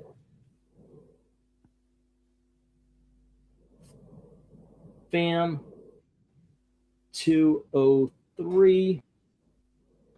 And let's see. And you're saying then G and I, G being the Superman fam 165 to Jim. Superman fam 165 to Jim 00. And then J is Superman 423. All right. Superman 423 00. Okay. Got that down. And let's see. We are all caught up for Jim and Mill. I apologize. I stuff down. I'm trying to get it done as quick as possible. I think I've got Tony Hayes. Anybody listening in, by the way, if you see something you like, this is not like other auctions where they're like, hey, go fill out all of this paperwork or anything. If you see something you like, bid on it. And just pay at the end of the night. You may see some other things you like, or when you're ready to go, just say, hey, can you cash me out or whatever, and I'll give you the total and everything. Yeah, everybody's welcome. All right, let me get these down. We'll get the next round up. Did I hit the stop yet? I did not. Oh. All righty. And let me get the stop here. Bum, bum. STOP. Once again, the Incredible Hulk and the Hard Boiled and the Speeding Bullets are the only things that did not get bids.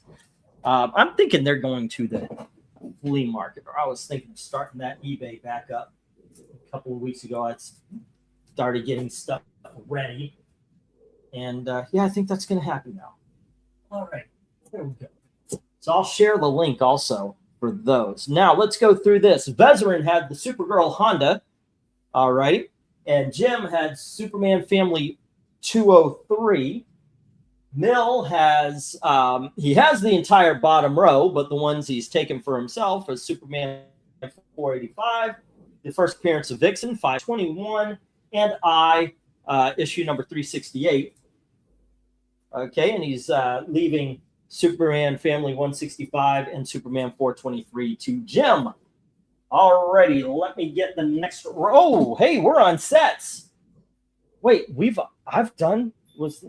did I only do 3 big dogs? Oh, that's right.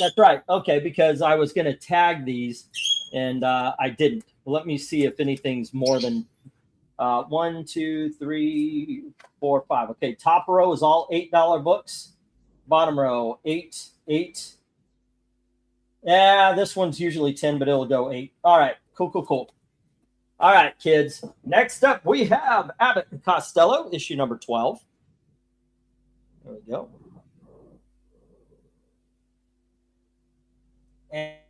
And we have Abbott and Costello, and this is issue number 18.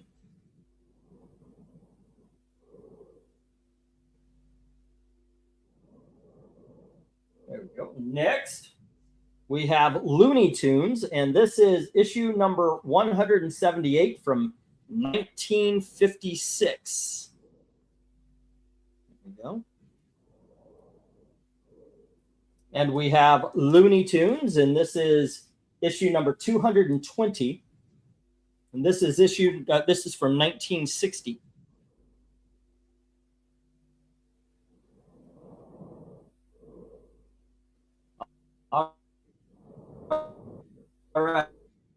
Alrighty. See, at this point, we've got Glenzer coming in, and he's taking these.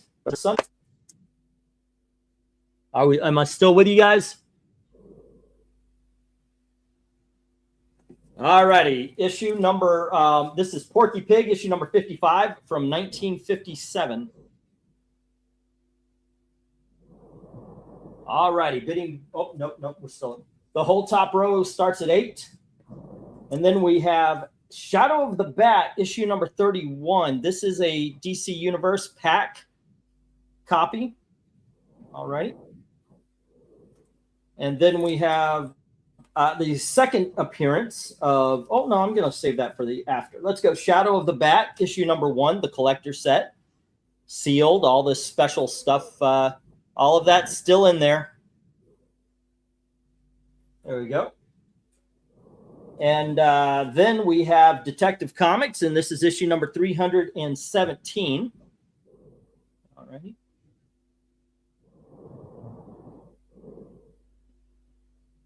Cover is detached.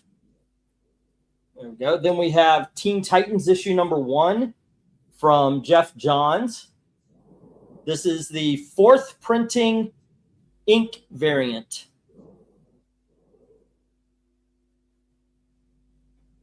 There we go. And then finally, we've got Teen Titans new Teen Titans issue number 10. This is the 2nd appearance of Deathstroke the Terminator. All righty, bidding begins. Price is marked as I get the go for lot number 12. All righty. Go for lot number 12. Here we go.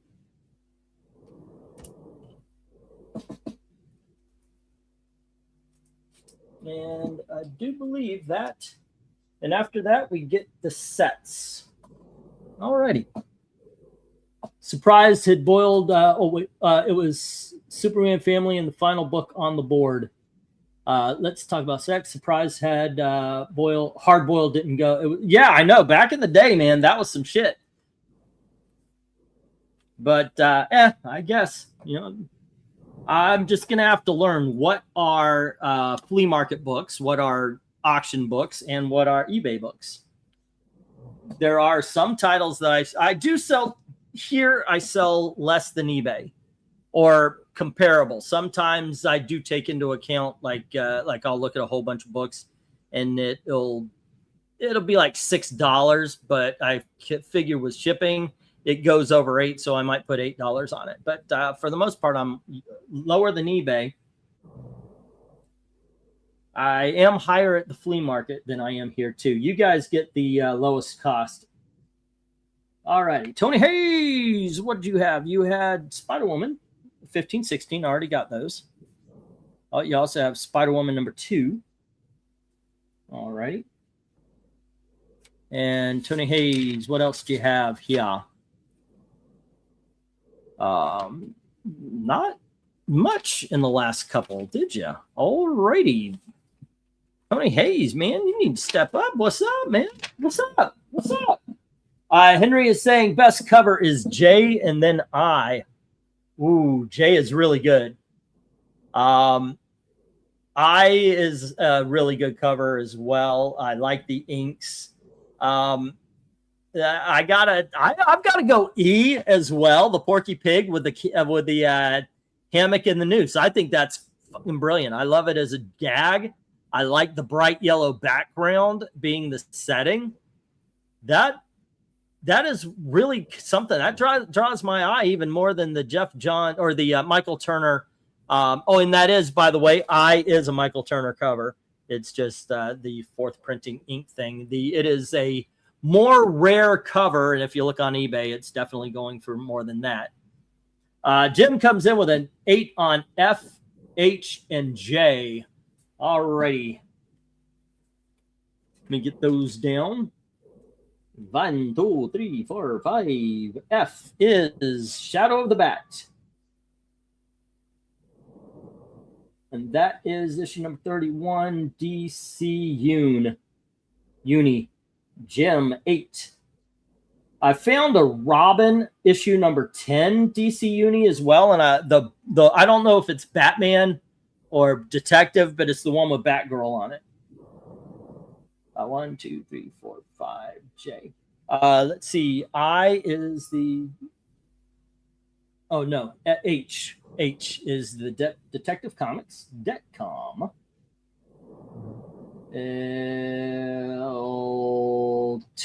What is it, like $2.95 or something? And then it's Jim with 8, and then J being New Teen Titans number 10. All righty then, kids. All right, gang, we've got a lot of books to get rid of. We got an entire top row. Glinzer's not here, so somebody has to pick up the slack and get those Dells and the Charltons. All righty. I hope Glinzer's okay. Actually. Oh, shoot. I am so sorry, Dom. I was so concentrated on the comments. You know, this happens every damn time, too. How are you doing, sir? Well, I'm glad you finally noticed me. Alrighty. Yeah, dude, I'm staring at the comments in the books. That is so funny. I apologize. How's your night going? All jokes aside, I'm doing well.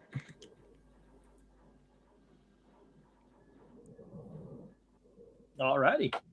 That is good to hear. Goodness. I hate to be a dick again, says Emil, but 10 on Jay, getting that second appearance of Deathstroke the Terminator. Mill and Jim tend to have similar tastes. How about you, Dom? Where would you go on this board? What looks good to you? New Teen Titans. As well as the Looney Tunes.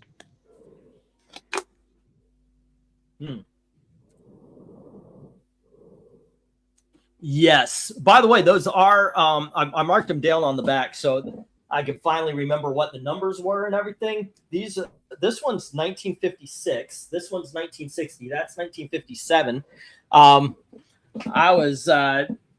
I sent out a, hey friends, come on in, let's chat. And I have an abundance. I am now a rich man in friends. As hello to Dalton. Hello, everyone. How is it going? It goes very well. I'm doing well too. It's been too long. Now, I've got. Yeah. What's been going on with you, Dom? Dalton, other Dom, Dalton. Lol. Well, at the moment, I'm somewhat busy because I've been doing a research project all day, but Okay. Well, I appreciate you taking a little time out. I might drop out here. I'm seeing a lot of circles. What you're doing research? What are you doing research on? It's a spell. Venus is in Gemini, which is the perfect time to be casting love spells. So I've been working on figuring one of those out. You see the problem for me is, you know what, that would sound weird coming from anyone but you. I am aware. The problem for me is most of the love gods are like very love and lighty, and I am not that. So the biggest difficulty was finding chthonic beings associated with love and romance. But I figured it out. Combination of the Greek chthonic trinity of or rather Roman chthonic trinity of Pluto, Persephone, and Bacchus, and Chiron, the hero maker, famously the tutor of most of the demigods, because, well, I have a type when it comes to the sorts of guys I'm looking for. Dom, God damn it! I'm gonna do this every freaking time. Dalton, you are one of the most interesting people I know here. That is for effing sure. Engleton, you were doing so well with your streak of not mixing up names, but you broke it. I know, right? Well, now I'm to yeah. Be fair, we both showed up at the same time, so yes, it's probably inevitable to some degree. The funny thing, and this is something for those of you, Dalton has not been around, but for those of you who don't know, he is at the same time one of the most surprising, and everything that comes out of his mouth that might seem surprising to other people is absolutely old hat and par for the course for who Dalton is. Yes. Yeah. For those the that good don't know, I've been a practicing polytheistic occultist for like 20 years now. there you go. All right, kids, let me get the stop on Receipts this to one. prove it. And there you go. I'm going to get the stop here, and I'll get these down. We'll get the next round up. Unfortunately, no love for the Abbott and Costellos or the Looney Tunes or the Porky Pig. Christ. There And you they're go. in good condition too. Yeah, they are. Yes, I was actually very impressed with the conditions these things are in. Yeah, I mean, they're not mint, but you rarely see these not crumpled. Let's see, what would that be? 16? Hey, Mill, you want the other two Abbott and Costello for 14? Lecturing. Let's see. Jim has the Bat Shadow of the Bat, issue number 31. The Detroit issue number 317. Let's see. It was Mill I want on the New Teen Titans number 10. Okay. There was no bid for the no bid for the New Teen Titans Michael Turner ink variant or the Shadow of the Bat first appearance of Zaz. Alrighty. And with that, now we're going to talk about sets, baby. Let's see. First one, very familiar one. Wait a second. Where's issue number 1? Oh, yeah. Gosh darn it. What? 3, 4. There it is. Okay. Woo. I thought, oh, nope, that's 5. There it is. All right. I do have issue number 1. But I put the price tag on the wrong book. Here we go, kids. We have Superman, Man of Steel, issue number 6. We have issue number 5. Greatest freaking beginning to any Superman series ever. Issue number 4. And it led to the greatest run of Superman. I'm talking about over 200 issues of greatness. Here's issue number 3. Maybe with a little bit of Then we have issue number 1 and issue number 2. Don't ask me why I put the price tag on issue number 2. But there you go. Full series. Next, we have the Jack of Hearts. This is one of those that I'll tell you is a great series. But to be honest, I haven't read in a long time. So I'm really going off my memory of reading it and the fact that I loved it when I read it. I do have to revisit it. I really do. Book 3. But when I read it, I loved it. I just don't remember anything about it. Book 2 and book 1. All right. So once again, full series. Next up, we have Batman Hollywood Night. That's issue number 3. Issue number 2. And issue number 1. Once again, full series. And we have Hawk World issue number. Now this is fan freaking tastic, and I have read it recently. I love this iteration. Hawk World is my second favorite run. My first being the Robert Venditti, but this miniseries here by Timothy Truman is amazing. Amazing. There you go. All 3 issues. By the way, all of these are prestige format, double-sized books. And then we've got JLA Spectre, and this is issue number 2, and issue number 1. Once again, full series. Okay, still going. 1, 2, 3, 4, 5, 6, 7, 8, and 9. All right.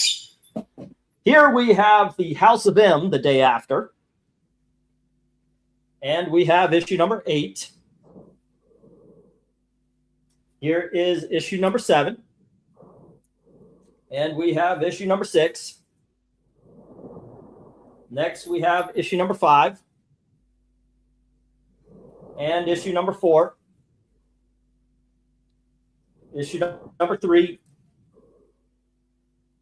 Issue number 2. And issue number 1, or about 50 each, I think. 1, 2, 3, 4, 5, and 6. Once again, I loved this series. I read it. I was on a high from the TV show, one of the greatest TV adaptations of any comic book of all time. Stargirl, this is Lost Child. This is not an adaptation of the TV show. It is an original story. But here's issue number 5. And here is issue number 4. 3. 2. And 1. Alrighty. Let's see. What do we have here? Now, RDV speaks highly of this one. This is issue number 6 of Superman 78. And here's issue number 5. Number 4. Number 3. Number 2. And number 1. I love the fact they made him look like Christopher Reeve. And I mean, they great likenesses, by the way. All right. Let's see. Next, we have 4-issue Teen Titans and Legion of Superhero crossover. This is Universal Blaze, issue number 4, issue number 3, issue number 2, and issue number 1. There you go. And these are all double-sized prestige format as well. And finally, the big dog of the bunch. We've got Justice. This is basically the Super Friends. All the characters were in the comic at some point. They're our cartoon. Issue number 11. There you go. Issue number 10. Clayface. Well, maybe they expanded a little bit. And issue number 9. There we go. Issue number 8. Issue number 7. Issue number 6. Number 5. Great cover. I have always loved that cheetah cover. There we go. Number 4. This is, I do believe the interiors are also done by Alex Ross, so it's not just a cover thing. Here's issue number 3. Number 2, and number 1. 12 issues, $20. All righty, gang. Bidding begins. Price is marked. As soon as I get the go for lot number 14, I believe we're on go for lot 14. All righty. Good stuff here, kids. And, yeah, there you go. I always ask, well, where do you go on this, Dom? The actual Dom, not Dalton Dom. I will go with excuse me, Justice, JLA the Spectre, Jack of Hearts, and Stargirl the Lost Children. You call it the Lost Child. The Lost Child. Okay, Lost Children. Thank you. It's because I can't read. Hawk World, Jack of Hearts, Stargirl, the Universal Blaze, Justice is incredible. There's not really a bad turn up there. Okay, this will be some. Dalton, you're not interested in anything up there. What looks good to you? I mean, my knee-jerk reaction is to go Spectre, because Spectre's at least tangentially in my sort of corner of things. Yeah. Though I don't know about that particular issue where that particular run, so mileage may vary. But that's what draws the eye. Yeah.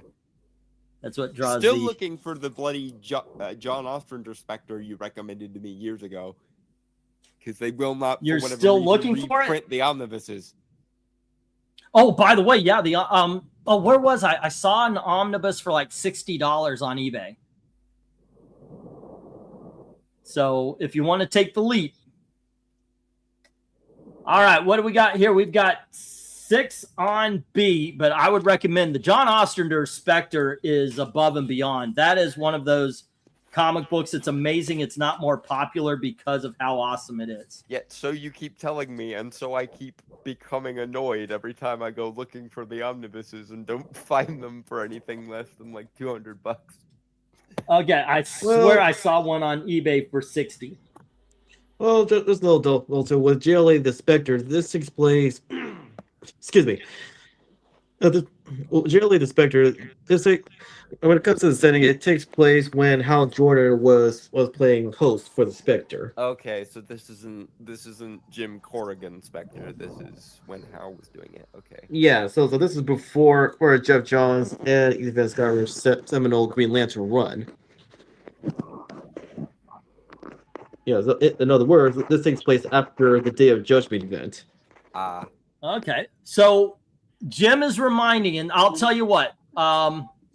I believe I had the other one for $5. I'll make it $12. If you buy the Stargirl, I will throw in the Stargirl Spring Break special that was earlier for $2. $2. Okay, sure. I said $2. I'm going to trap myself into that. So all 7 issues, $12. That's less than $2 an issue, kids. Right? Did I do that right? 7 would be 14. Okay, there you go. Let's see. We got 6 on B, the Jack of Hearts from Mill. 7 on B, Jack of Hearts from Tony. He knows a good book when he sees it. 8 on A from Jim Sorensen, taking the Superman. Man of Steel. Alrighty. And let's see. That's Jim with 8. And then we have 8 on B. Dang you, Tony! And that is from Mill. Alrighty, and then we've got 9. Sorry, bud. And that is our second fisticuffs. All yours, bro. Enjoy. Thanks. I've been needing to check that Jack of Hearts series out. I'm off my list for years. And Jim is reminding everybody that Titans Legion story, 4 prestige format double-sized books for $15. That's a good deal, kids. That's a good deal. I'm telling you. All righty. Hey, Dalton, are you going to be able to join us for our Disney video? Yes, I will. Have you been rewatching? No, I've been busy. I don't think Okay. I don't think I mentioned this, or I may have done, but I moved a couple months ago, so I'm just kind of getting settled into my new home and stuff. That would explain some. I thought. I'm wondering what beef you and I have because you haven't been on. And... It's because I moved and got busy. Is what happened there. I moved towards the end of February and I haven't had much. Like I've had enough time to do the Saturday shows with Brainstormer, but not much else. The only reason I'm here now is because he was too tired to do it tonight, so we moved it. So I'm your second choice. Well, I was looking at my phone after doing the preliminary prayers related to my spell that I'm working, and then you were like, "Hey, I could use the commentary," and it's like, "Okay, fine." It's been. I appreciate it. No, and it's good to hear from you. Since the last time we actually were on a thing together, so yeah. Yeah, like I said, I appreciate it. It's good to hear from you. I'm glad you're doing well. Are you enjoying your new place better than the last one? Yes, definitely yes. One of the reasons I moved was because while where I'm at now is a small city, it is a part of civilization as opposed to the rural middle of nowhere that I lived before. So I've had more opportunities to do more things, and it's been interesting. See, now that's kind of how I feel about Muncie, except for the opposite. I went away from civilization. Well, yeah, you are a child of theme park land there. Yeah. So I imagine moving to the semi-rural Midwest must be like fighting yourself on a deserted island for you. A little bit. I'll tell you one thing that I never realized how spoiled I was This is a comic book desert. It is. We've got 2 shops here and they suck. I mean, it is. I never realized how spoiled I was for having what I had, you know? I haven't gone hunting for local comic book shops here yet. So far I've been looking into oddity shops because I am a collector of the strange and unusual. Funnily enough, there's actually a place called Strange and Unusual, and yes, it is a Beetlejuice reference near here, which is hilarious to me. Cool. And I've also been kind of flexing my foodie muscles a little bit because now I live in a place where you can actually get the occasional upscale bit of food. There's a really great Italian bakery here called Amberdonia. It's fucking amazing. Yeah, that's also something I miss because Muncie is the bar food capital of the world. That's all it has here. Well, It's that's kind of sad. It's better than nothing. You know, people keep saying that. Okay, but trust me, as someone coming from exceedingly rural part of middle of nowhere Pennsylvania to a slightly, more upscale city in middle of nowhere Pennsylvania, trust me, it's an improvement. Right. Yeah, I know. There's a couple of good things here. There really are. It's not completely horrible, but yeah, it does take a little bit of But getting ye of used the to. theme, when ye you of the come from a theme parks 24-hour born and town. raised must be starving, basically. Yeah, that's the main thing. It's kind of like you go from a 24-hour town into a place that rolls its carpet up at 6 o'clock. I got a booth at a flea market, and I'm paying $100 a month for it. They don't charge me. It's basically they get out where I make, whatever. Yeah. But it closes at 6. I'm like, that's when people are getting off work. The hell, if I'm paying this money, stay open until 8 or 9. Get some clientele in there. But no. What do I know? I only come from a town that actually makes money. Yeah. I'm stuck then up. again, at least you're nowhere near a swamp now, as opposed to literally an hour outside of Orlando is nothing but swamps. I remember from the one time I visited there. Let's see, Jim, you don't have Man of Steel. Oh, hey, Darkness Comes. What's up? He comes in 20 on Jay, getting the Justice. All right. Let's see. Justice. 12. And that is Darkness Comes 20. I think we're getting close to a short box for you there, Darkness Comes. And 8 on E, which is the JLA Spectre that Dom would go for. Okay, there we go. And that is Darkness Comes 8. Let me get the 1-minute warning. Sorry for taking so long, guys. I was writing down from the past pages. Bros, we all have fun here, either bidding or simply outside watching. Why not spend the 2 seconds to give a quick thumbs up? It's easy. That is true. That is true, as well as comments on the auction after it's been posted. I would appreciate if you are looking for anything, post what you're looking for in the comment section of the video after it's been posted. Let me get the 1 minute. Well, I'm just going to get the stop here, I think. Well, nope. Sorry, Darkness. Okay, there we go. I'm going to get the 1 minute warning. Just in case. All right. Let me set that timer. The one thing I miss about the swamps is that is a great place to bury the bodies. There's nowhere here to bury the bodies of your victim. With the swamps, you tie a couple of hams to the bodies, you throw them in, it's done. Lake Apopka alone has 2. You don't even have to go down to the swamp. Lake Apopka near Orlando has over 200 alligators in it. I miss that kind of thing. Do you know how hard it is to get rid of a body in fucking middle of the winter in the snow? You do. I'm sure you do, Dalton. Yes, I do. Dom might, because he's also. I mean, he's in Oregon. What you need to do is figure out when it's about to snow in a day or two, and then bury the body then, so that when the snow thaws out, everyone will just assume the body is somebody who froze to death. You know what?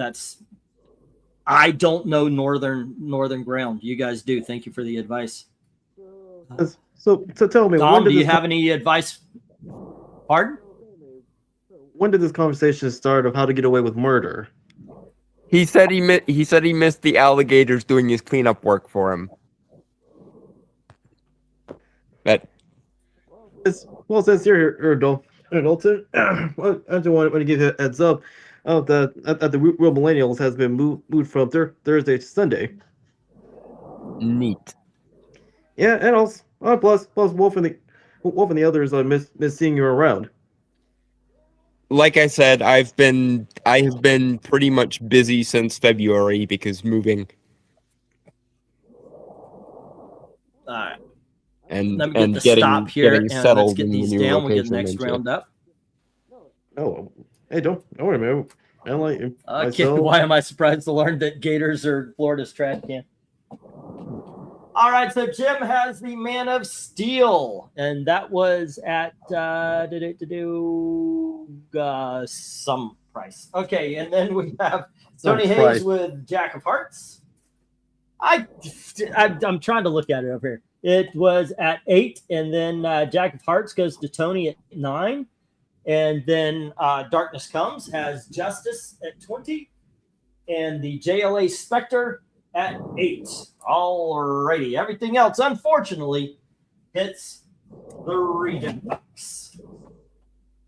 I mean, I can say that I don't think anyone is missing out on not buying up House of M, which is written by Bendis. Bendis. He bended us over. Yeah. But they are missing out on Stargirl. They are missing out on Universal. I can say that. And I have not read this, but RDV says Superman 78 is pretty good.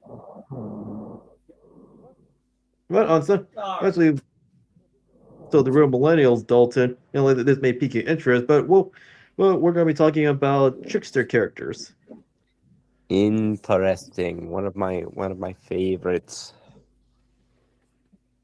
I imagine Wolf groaned when you mentioned that to him because you still are choosing two esoteric topics.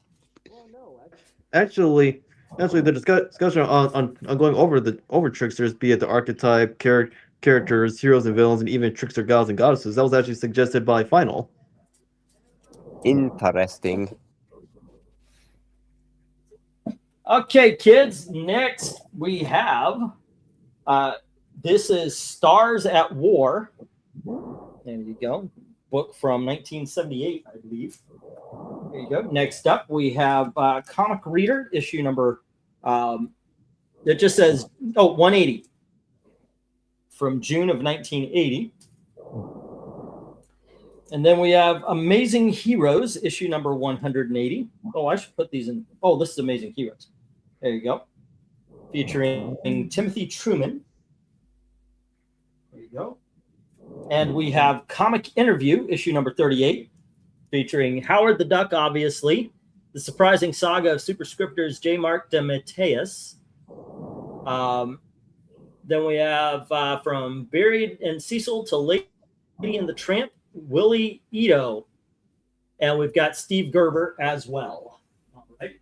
And next up, we have Flaming Carrot, a chat with the Madcap creator, Bill Marks, publishing in the Fast Lane, Spidey's new scripter, J. Mark DeMatteis. And then, warning, Bob Burden interview, this is issue number 40. And we've got issue number 70 featuring Sam Hamm, the script for Batman, creator of the Cape Crusader, Bob Kane, treatment writer Steve Englehart, Robin to have died in the first 45 seconds. Okay, well, that was weird. All right, that's issue number 7.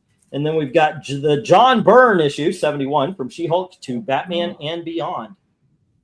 Yeah, next up, we have the issue number 78, Superman and Batman to Get Watchmen Treatment by Steve the Dude Rude, from Nexus to the New World's Finest with Dave Gibson.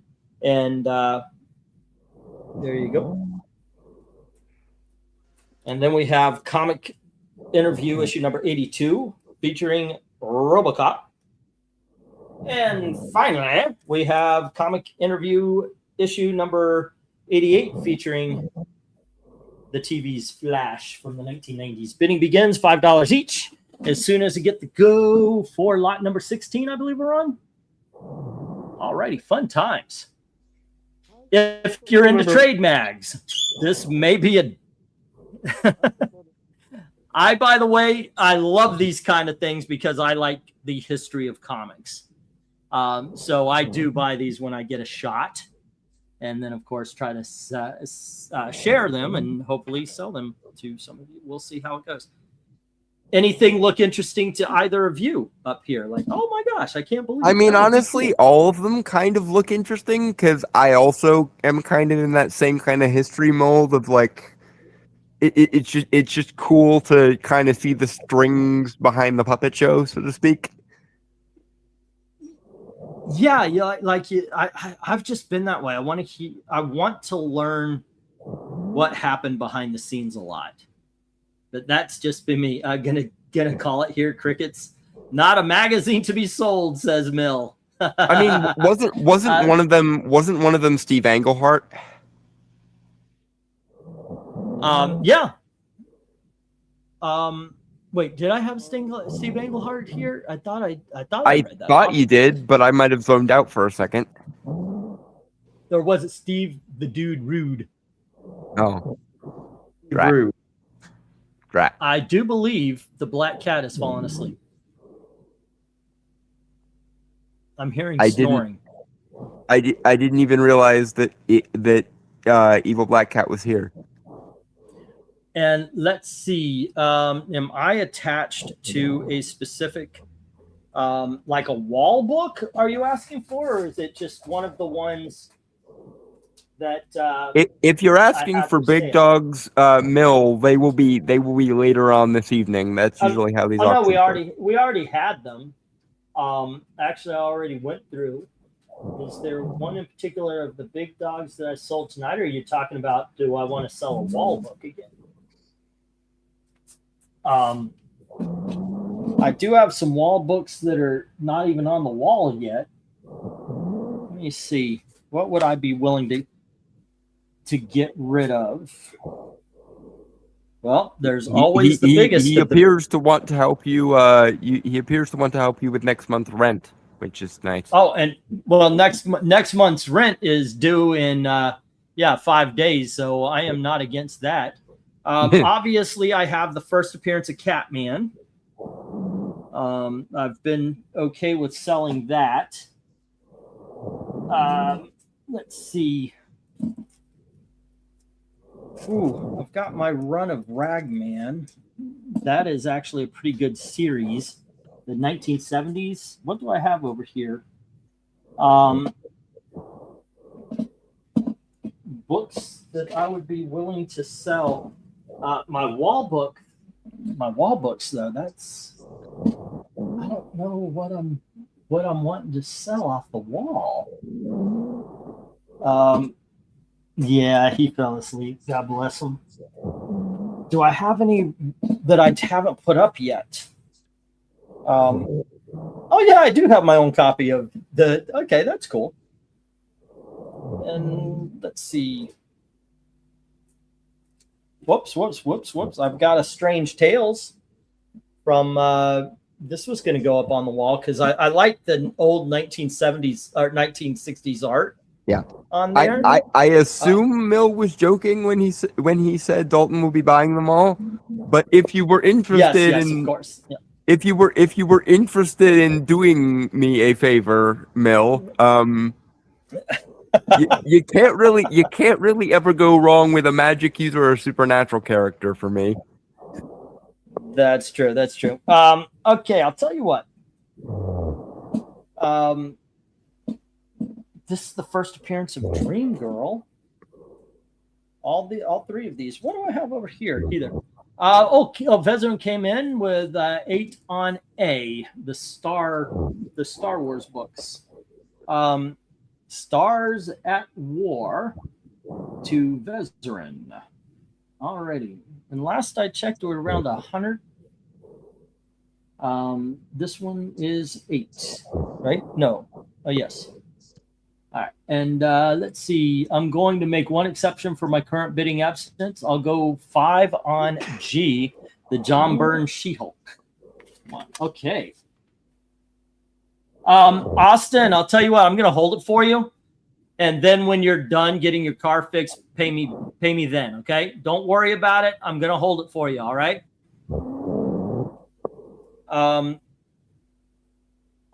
There you go. I mean, nobody's challenging you for it. If maybe if there was a challenge or something, but yeah, let's just go with that. It would be comics interview. You don't worry about it until your car is fixed, okay? 71. You know what Dom used to do? Dom used to, after everything was done, go, oh, yeah, I'll take all of them, or I'll take this one, I'll take that one. If you do that, go on ahead. I will hold them until you're ready. Because I know, hey, I've got a screaming alternator belt right now. I understand how it is. Right along with Rent Week. Yeah. What's really Strange Tales was at 30. What's really Strange annoying Tales for go on ahead. No, go ahead. Go ahead. Okay. Strange Tales was 30, and I was going to say if you buy the Catman, I'll give the Strange Tales, and that'll help. That'll help with rent. Anyway, go on ahead there, Dalton. What I was going to say was what's kind of annoying for me is my disability check comes in the same week that rent is usually due on the 1st. Yeah. So it's like, oh, I just got my money in and half of it's gone already. Fuck. Yeah, that is the way it is.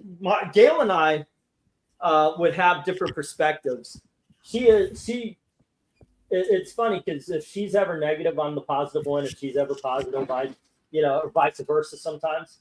Mm-hmm. Well, I always pointed out that every time we get ahead a little bit, something happens. And we have to use the money for something, right? It's just we can't ever use it for fun.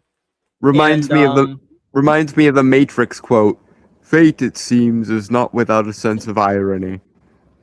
Yes, and I would always go, God dang it, every time. Mm-hmm. And Gail one day was going, we're really lucky because every time something bad happens, we tend to get money. You know what? Yeah, you're right. So that is another way of looking at it. It's like you have enough resources to weather whatever random bullshit is happening. Yeah. It could be otherwise. It is not. Yeah, that's so a good thing. I kind of just okay. I'm gonna look at it like that and stay positive. Alrighty. Let's see. Jim had Superman, Man of Steel last lot, and that was at 8.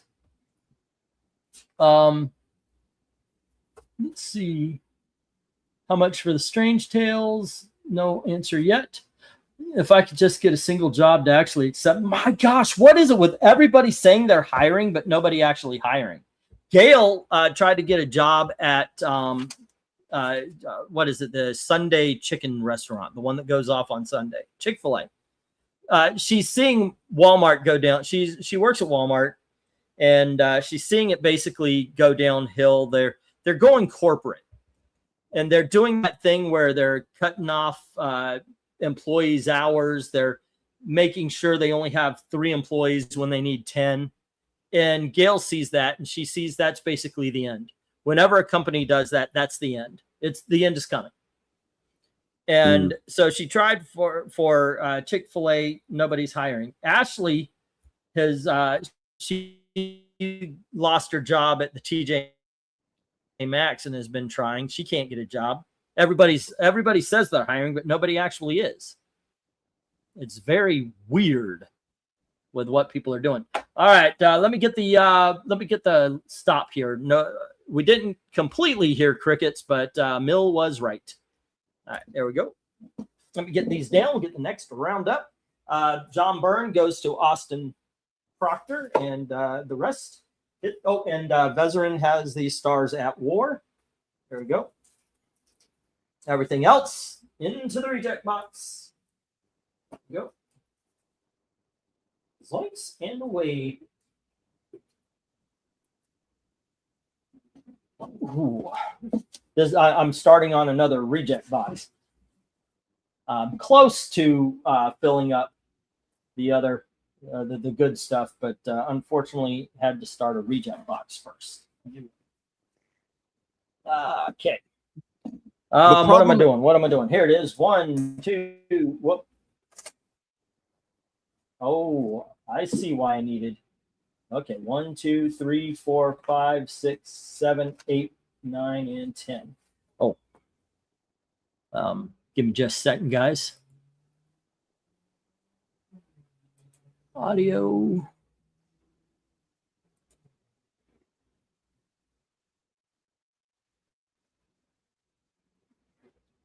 Yeah, I don't envy anyone who needs to do the job shopping thing, because that's, yeah, as annoying as my disability is, most of the time, I'd rather have a consistent and reliable source of income in that way instead of having to jump from foot to foot to try and please various employers' fucking standards. Okay. Here was a comics interview that kind of got missed. It's issue number 90. Jack Kirby, Jim Starlin, Rob Liefeld, Mark Silvestri, and many more. Have comics finally come of age or just become a big business is what it says there. For love or money. All righty. Next up, we have, where is Glinzer? Walt Disney's The Shaggy Dog. There we go. And we have The Three Stooges from Gold Key. There is a tear right at the top, though. Okay. Next, we have Walt Disney's Comics and Stories that, oh, shoot, I didn't write down. Is there a copyright? Walt Disney does not say the date. Sorry about that, guys. There you go. Walt Disney Comics and Stories. And then we've got another. There we go. And finally, we have Walt Disney Showcases Old Yeller. And then for the bottom row, we've got Voyage to the Bottom of the Sea. And here's a Gold Key Lone Ranger. There we go. And we have Zorro. He makes the sign of the Z. I've been watching that TV show. I go on and off with it because like one season is 40 episodes. But here we have Daniel Boone. Also part of that. I think that was also Disney. And then Wendy issue number 45. Bidding begins at $5 each. And I'll get the go for lot number. What are we on? 14, 15, something like that. What was the last one? It was 14. So this would be 15 then. Okay. All righty. There we go. And we've got the go for lot 15. All righty.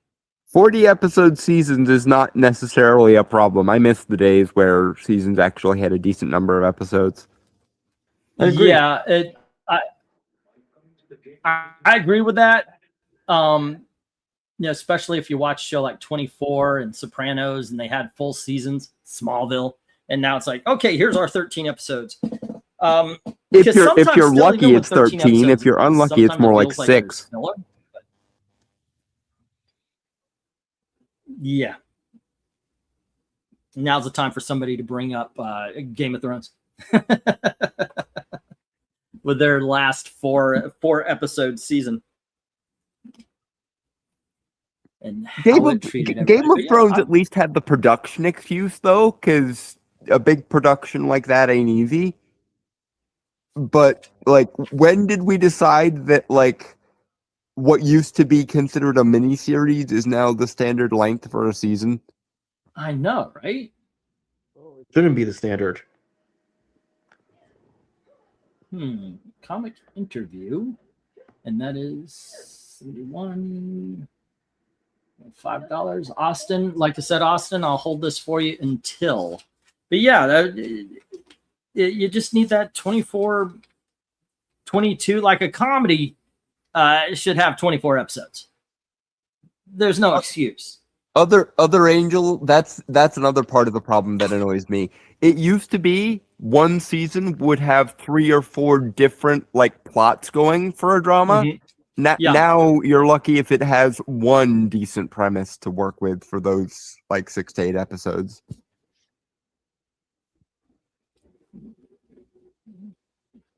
Jack of Hearts. 1 through 4 for 6 for Tony. Oh, no, 9. It went up to 9. Alrighty, and let's see. Anything else? No. And Mill. Do I have all Mill? Not, yep, I got that. And then Lester's. Austin got him. Jim got him. Now I need Darkness Comes, who had Justice. 1 through 12. 20 and JLA Spectre. JLA/Spectre. And that was for 8. Okie dokie. I got everything written down again. He's good. What do we got on this one? 5 on J from Jim, getting the Wendy, the Good Little Witch, number 45, I believe it was, right? Yep. Alrighty. Wendy, 45. Jim, 4-5. I took mechanical drawing in my sophomore year in high school. 40 years later, I'm still in a career that started from that and thriving. College builds 1% millionaires, 99% followers learn a skill. Let's see. 8 episode seasons generally mean they suck and have been canceled early. That used to be it. Whereas now it's just the norm. Yep. I mostly watch cartoons, so I was used to 20-minute episodes and 12 to 20 episodes per season. I totally thought it was a new thing for episodes to be an hour long in auction. I'll take that first Catman and the Strange Tales for free if you're still interested. $200 on the Catman. Alrighty. Ooh, yeah. I was wondering if I would either sell that or put it up on the wall. It never made it to the wall. Well, I think I had it on the wall for a week. Okay.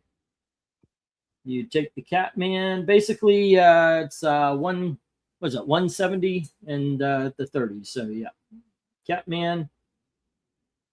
First appearance. I know it's a detective. I just put Catman first app. And let's see, that was 170.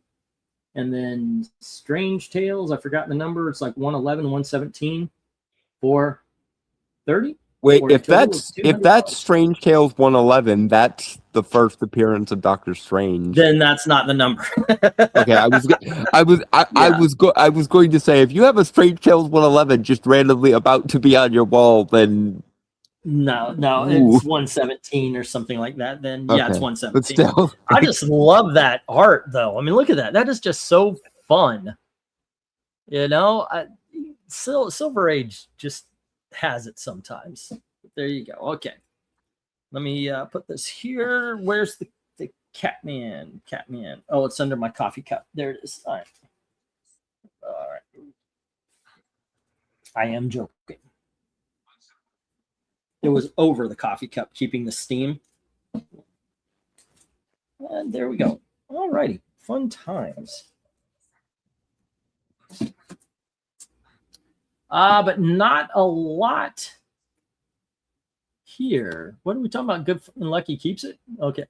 I almost did the same thing Facebook Marketplace. I'm selling a whole long box and put Spider-Man 252, but then I noticed well, look, I love the fact that I had the first appearance of Catman for a while and on Golden Age or Silver Age Batman, really important. But my wall isn't just filled with books that, oh, that's expensive.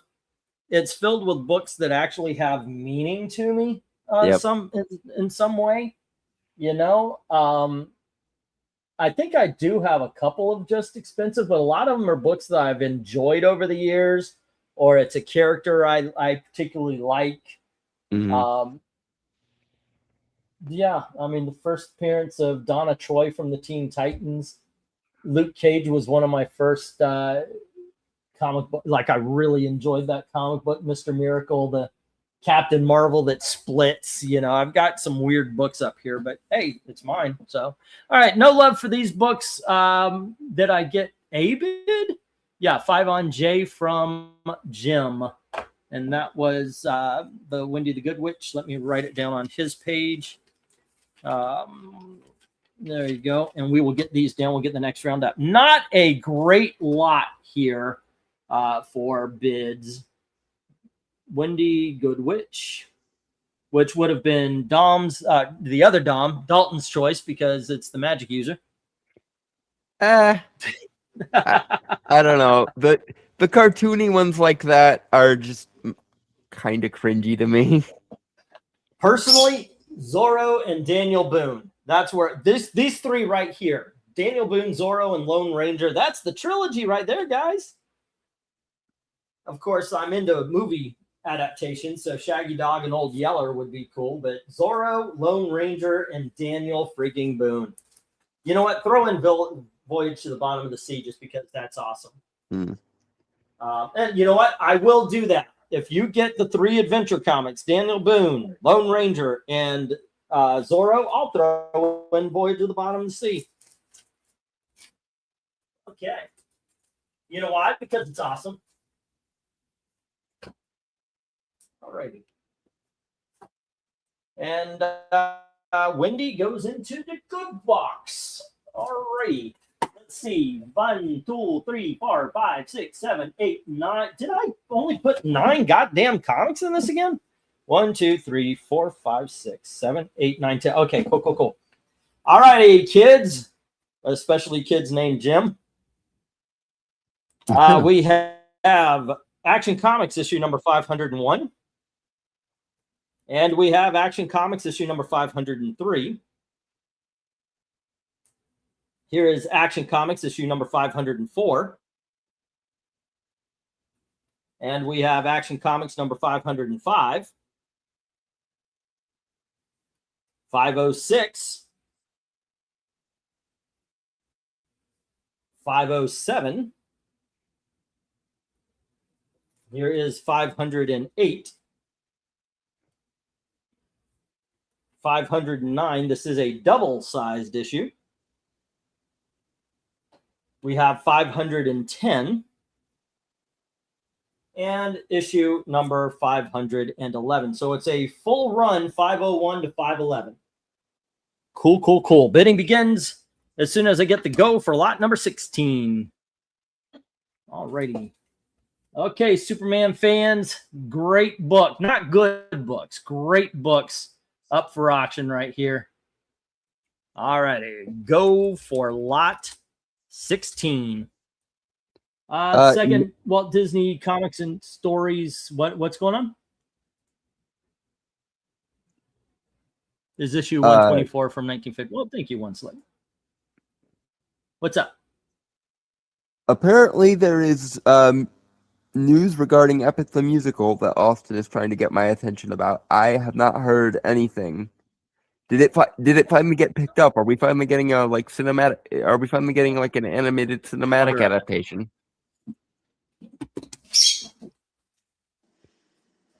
The last news related to Epic the Musical I heard was we're getting Christopher freaking Nolan's lame version of the Odyssey instead of an adaptation of Epic the Musical. And that is a shame. Yeah, I'm not planning on watching Nolan's adaptation of the Odyssey. I have to watch it in order to hate it in an informed way.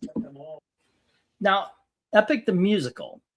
I thought Epic was a musical. Wasn't it an animated movie before? There was I thought Epic, they already did that. Epic the musical is stories from various mythologies done in the style of a Broadway musical.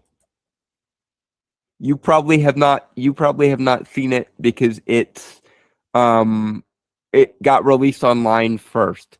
You should definitely check it out though, particularly their version of the Odyssey. Their version of the Odyssey is amazing.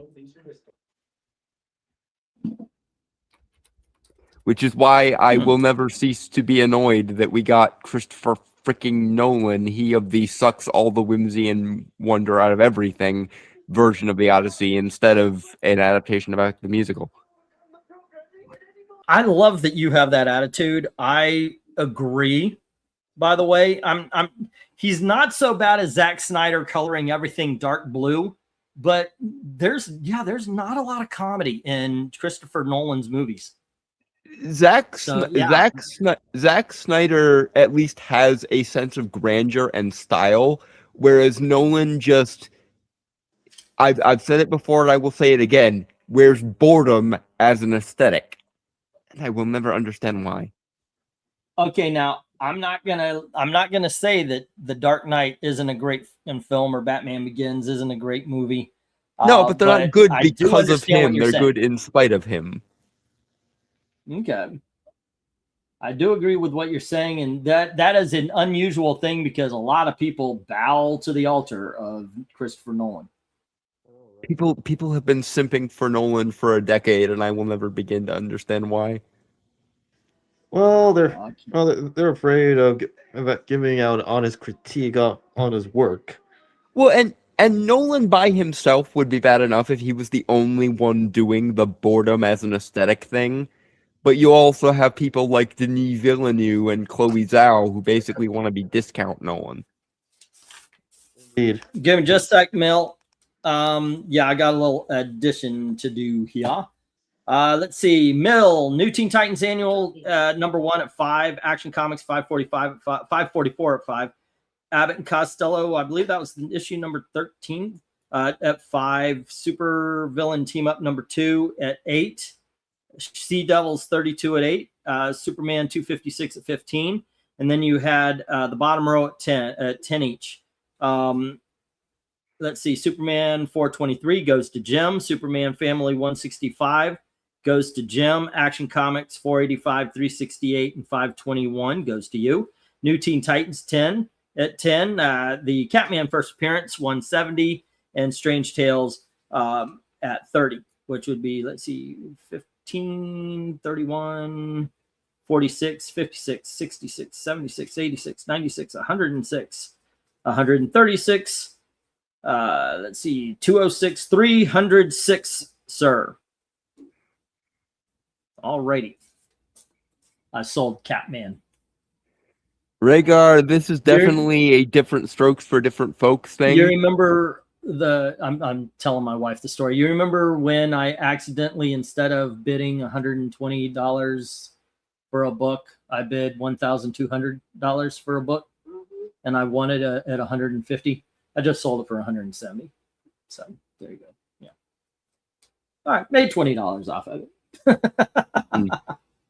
But it was yeah. You could consider. I usually like to make double or at least 75%, but you could say it's sunken cost, so it's okay. There you go. Okay, New Teen Titans was actually 3. The annual New Teen Titans Annual was a $3 book. #1. All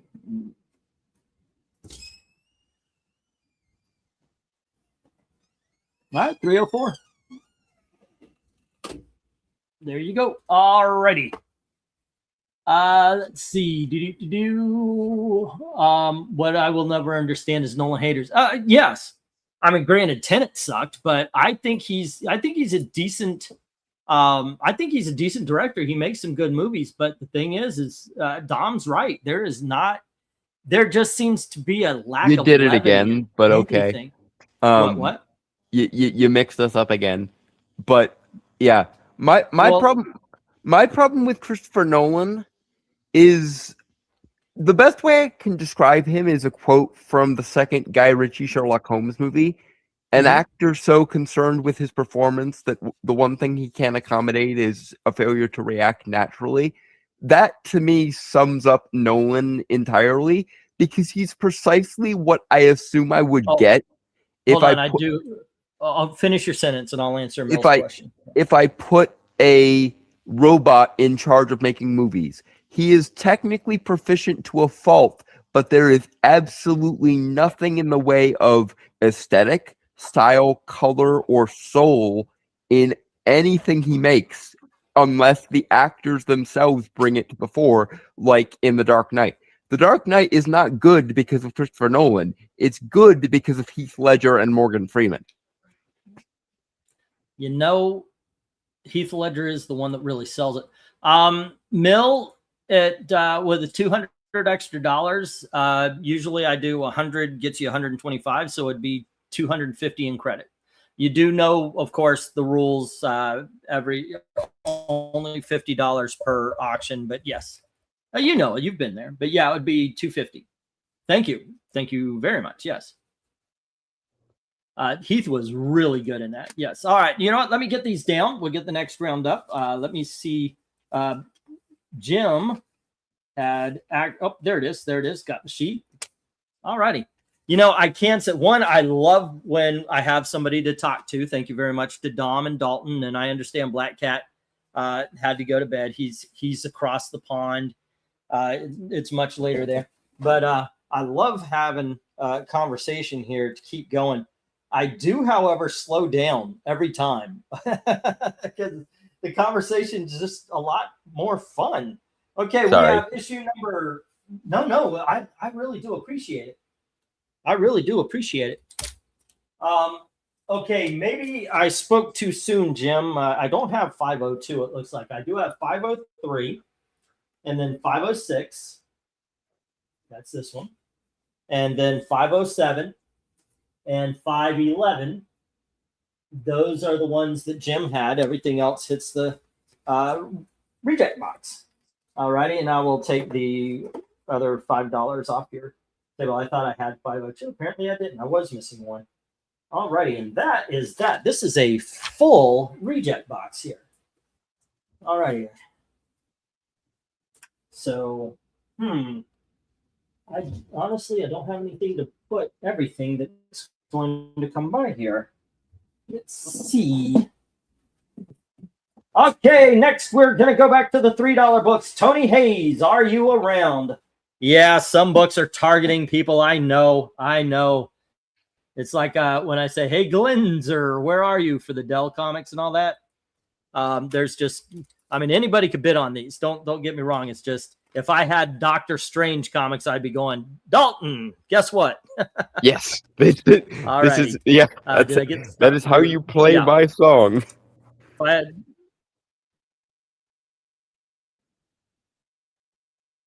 Dalton, I actually have some Mage books. Do you like Mage? I mean, I think that's. I don't think I've ever read it, but it's called Mage, so Michael there's Wagner Mage. there's like a 70% chance I would probably enjoy it. Fun Okay. fact. Let me get these up real quick. Oh, go ahead. Saying a fun fact when M. Night Shyamalan was making excuse me his film Unbreakable, well, he was actually the inspiration behind it is from him like reading Mike Wagner's The Mage. Really? I did not know that. I did not know I that. did not know. Although I'm trying to square in my head, how does M. Night Shyamalan read a magic book and end up with Unbreakable? He read the comic book series Mage, and really he's a nerd. Like, he is a nerd himself, so like he is a comic book fan. But with him, like he leans more into the independence. Right, but you said he was inspired. Guys, let me Yeah, get the books up real quick. let before you we do the continue. business thing, Also, and I then do see. we'll resume. Yep. I do see we have a few more people in. If you are watching, you are free to bid. I don't ask for all information. You see scrolling across the bottom, MediaMadmen1 @gmail.com is the PayPal address. It also has the shipping. 1 to 18 books goes in a priority envelope for only $11. And then 18 to 49 go into a medium-sized priority flat rate box at, I believe it's 19 at this point. And this is lower than USPS prices. And then 51 and up, I usually find a short box if I have one, or I will put it in a box to make sure I make it USPS proof as much as possible. Ask around. Everybody here has been here for a bit. If you're feeling a little bit, oh, I don't know this guy, go on ahead. And yeah, welcome. Please join the chat. Here is Star Wars issue number 60. And here is Star Wars issue number 61. This is Gillen and Braccardo. There you go. We have Star Wars issue number 62. And Star Wars issue number 63. I'm seeing a pattern here. Here's Star Wars issue number 64. Guess what? Are you also seeing 65. stars? But Tish? They are at war. 66. 67. 68. 69. All right, here we go, kids. All righty, bidding begins. $3 each. Soon as get the go for lot number 17. All So right. you were saying, Dalton? Let's go. Oh yeah, I'm curious how a mage book, which presumably contains a magic user, inspired the Eastrail 177 trilogy, considering that it, as far as we know so far, granted, I of all people would enjoy M. Night Shyamalan adding magic users to the Unbreakable universe, but as far as we know, the heroes of the Eastrail 177 trilogy are metahumans rather than magic users. But again, prove me wrong, M. Night, I beg of you. It would be wonderful. Character Team, of me. well, thank you very much, sir. Well, the main character. Well, the main character of the mage series, he started out as an ordinary guy until he is thrust into the fantastical, way he learns that he is actually born with extraordinary gifts, because he is the latest he's the latest person to carry the essence of the heroic spirit. But much like what happened with his predecessors. That does make sense out of the inspiration there. I really like M. Night's Eastrail 177 trilogy. I am not the biggest fan of M. Night in general. I think mostly M. Night in general is vastly overrated, and his biggest flaw is that his premises are almost always twists in search of movies or stories rather than stories that contain twists. But I will go to bat endlessly for the Eastrail 177 trilogy that starts with Unbreakable and ends with Glass. And Mr. Glass is, in particular, one of the singular most relatable characters I've ever seen in any movie ever. Oh, I like this quote right here. By the way, this guy packs your box incredibly secure. It can sit in a storm and all books will be dry. I have received books in a storm, and the cardboard gets so wet that thankfully they were at least bag and backing boarded, but they were still wet. It went right to. Do you know what I really don't like is when people just put your comic no backing board or bag and they just put in a mailer. Yeah, that drives me nuts. Rhaegar, some movies or some stories can involve twists, but the problem with M. Night is it seems like he starts with the twist in mind and works backwards and basically screw the entire rest of the story or the entire rest of the setup so that I can make the twist work, rather than let the story happen, and if I can think of a funny twist or a fun twist, then it can happen. I think the Unbreakable trilogy is The Unbreakable trilogy is one of his exceptions to that, and that's why, despite not really liking most of what M. Night does, I do like the Unbreakable trilogy, because the Unbreakable trilogy, the twists never feel like they come out of left field. It feels like an organic payoff to the story that had already been told. And even without the twists in the Unbreakable trilogy, the stories still work. My biggest problem with M. Night is like I say, it seems like he starts out with the twist and works backwards, which often leads to the twist not feeling organic and feeling completely out of left field, and often ruining the rest of the story in the process. That's the Star Wars lot. All right. Sorry about that. I just got to get that out there in case I'm like, Yeah, hey, business business first, I will of not course. question that. There you go. 2, 3, 4, 5, 6, 7, 8, 9, and 10. I agree with Rhaegar. M. Night is a hit and miss. I don't always hate the movies you're supposed to hate, though. Like, I did enjoy Lady in the Water. The one that I didn't like was The Village. Let me get these up real quick and we'll continue that. But here is Green Lantern, issue number 142.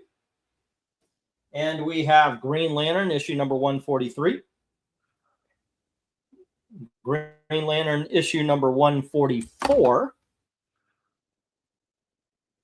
We have Green Lantern, issue number 145. Of course, these are the 80s runs. 146. Here's Green Lantern, issue number 147. Green Lantern, issue number 148. We have issue number 149. Don't have issue number 150, guys. Sorry, but here is 151 and issue number 152. Bidding begins at $3 each. As soon as I get the go for lot number 18, I guess we're on. Really? We're on lot number 18 already?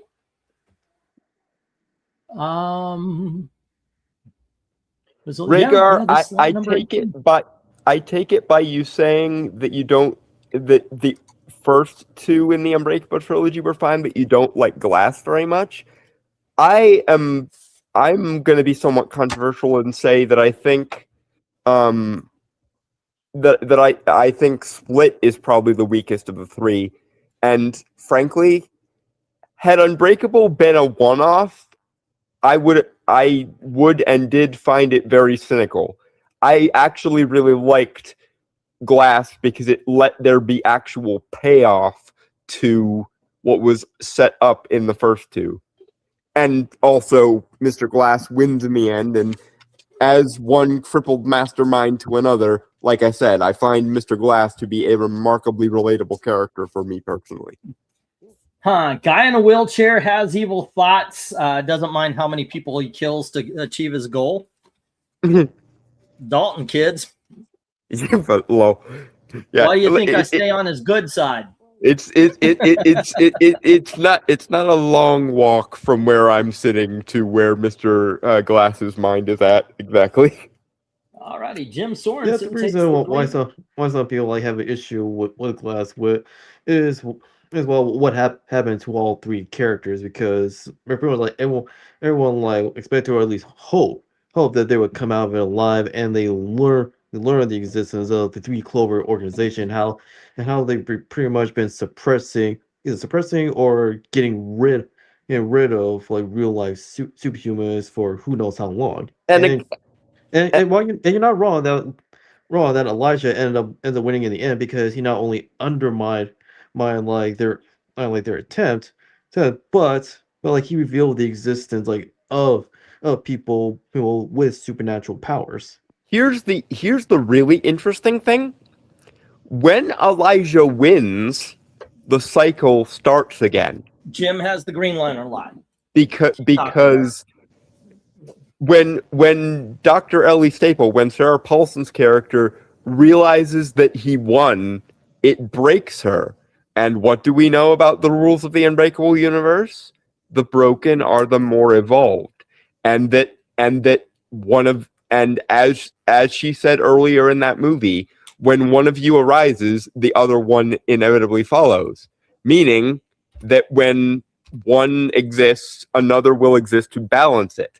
I think if M. Night ever wanted to do a spin-off or sequel trilogy to the Unbreakable trilogy, having it center on Staple being the counterweight to Mr. Glass would be very interesting. Almost like Syndrome with Mr. Incredible, or speaking of The Incredibles, what Screen Flavor was for the second Incredibles movie.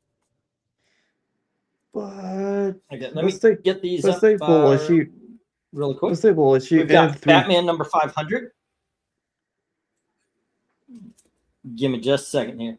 Avengers Annual number 13. The New Year's Evil, Mr. Mixes Pitalik. Prometheus. And Gog. This is the first appearance of Prometheus, by the way. All right. And Origin Story. DC Comics presents issue 97, last issue, where he teams up with Villains of the Phantom Zone, Black Hawk, issue number 248. There we go. From Antarctic Press, we had this at $5. Maybe it'll do better at $3. Hitomi and her Girl Commandos, issue number 1.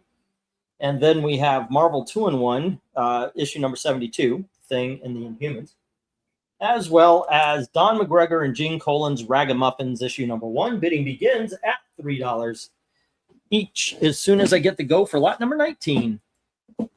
Go for lot 19. All righty. Cool. Let's see how this goes. Sorry, guys. Please continue.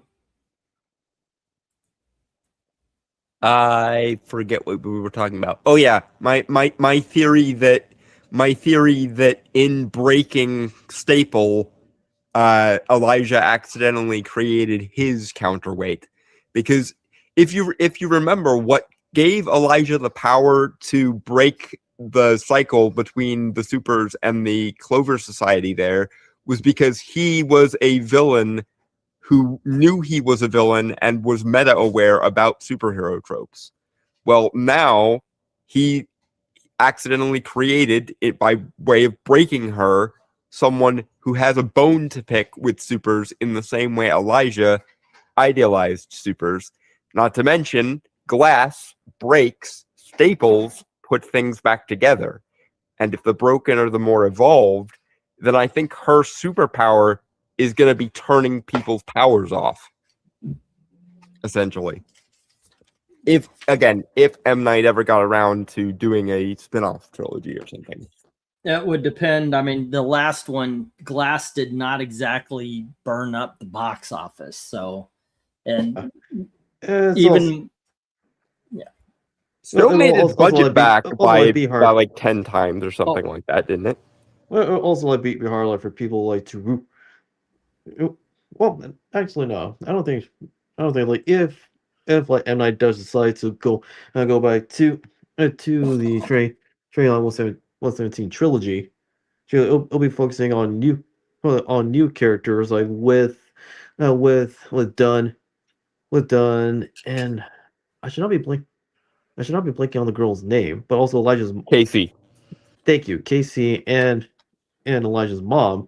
Well, like they'll essentially be like mentor figures and helping these new well, supers not to mention we'll see the East Trail 177 universe slowly become more and more comic booky. I think that would be the organic continuation of this, because this, as we saw at the end of Glass, is superpowers when they're still in their infancy. I think the natural progression would be a world where the scale keeps going up and we get closer and closer to an actual comic book universe. Because if you pay attention to how M. Night not like focuses the camera, like with each scene, see, like it's actually done in a way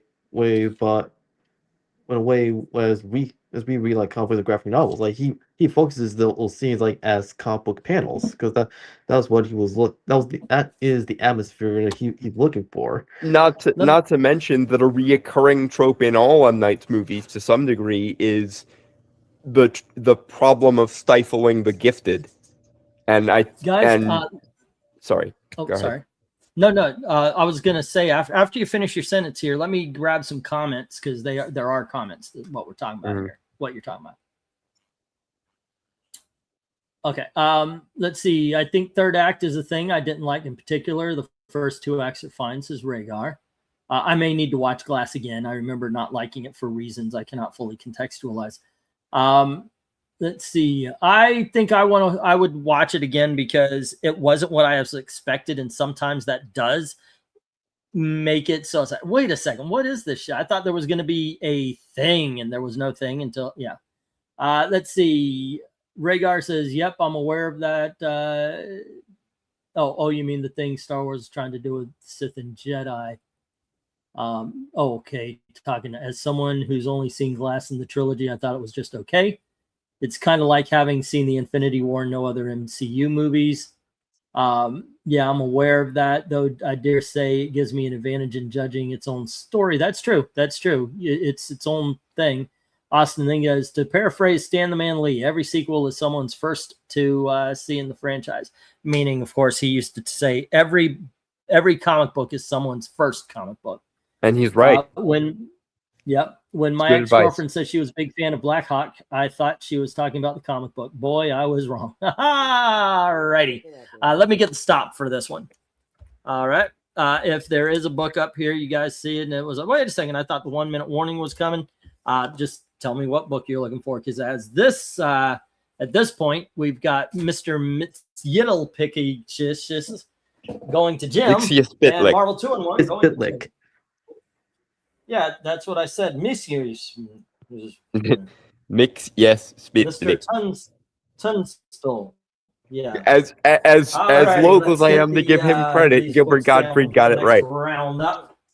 Yes, he did.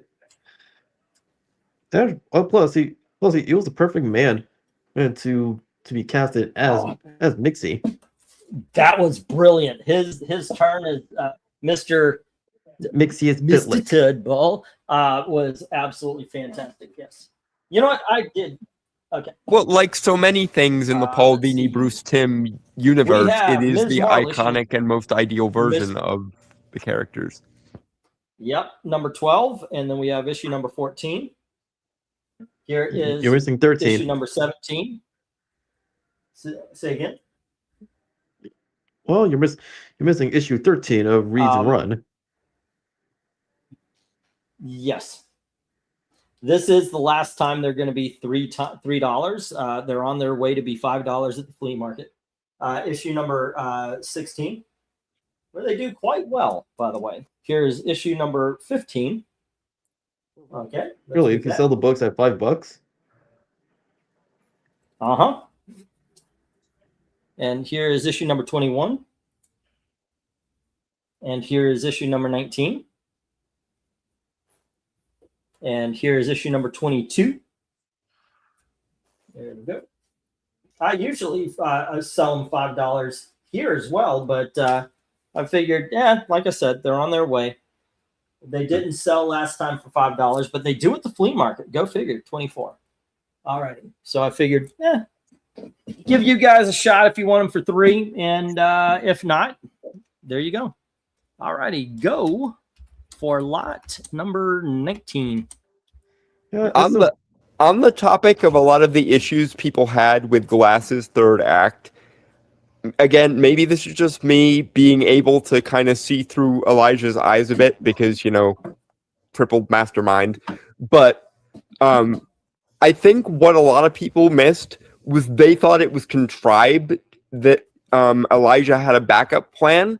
But what they missed was he knew he was fighting someone who knows the rules. He knew he was fighting someone who knows the meta, i.e. Staple. And so in order to beat her, he had to give her what she was looking for, which is the big colossal thing at the building that they were setting up, and have a backup plan so that when she thwarts that one, she still loses. Especially because, and again, this might be me projecting onto Elijah a little bit, he knows he's breakable. He knows his destiny is to essentially be broken. So he had to set up a contingency that would make him win even if he broke, even if he died. Alrighty. So we got a bid on the two I basically thought would go. The Tigra goes to Jim. That's issue number 19. And issue number 14, the one with Spider-Woman on it, is with Tony Hayes. All right.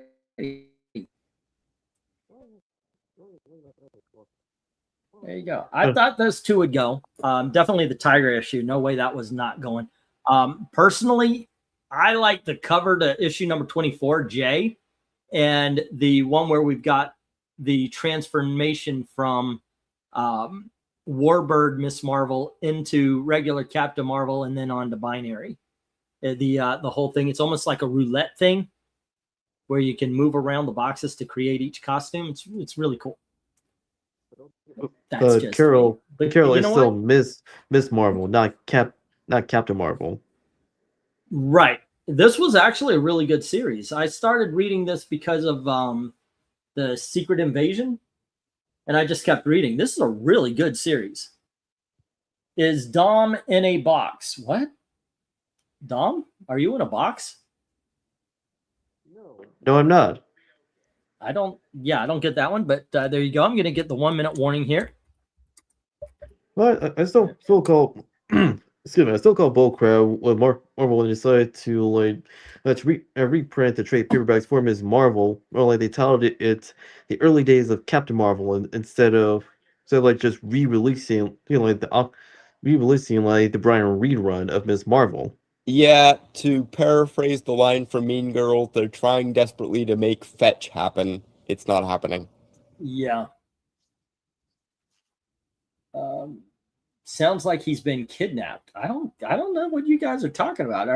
Are you guys hearing something? Dom's mic does have a little bit of extra echo to it, but I don't think it's that noticeable. I don't hear it, but so yeah. All right, I'm gonna get the stop. We're gonna get these down. Jim has issue number 19, and issue number 14 is with Tony. All righty, and let's get these down. We'll get the next round up. Rejects. There we go.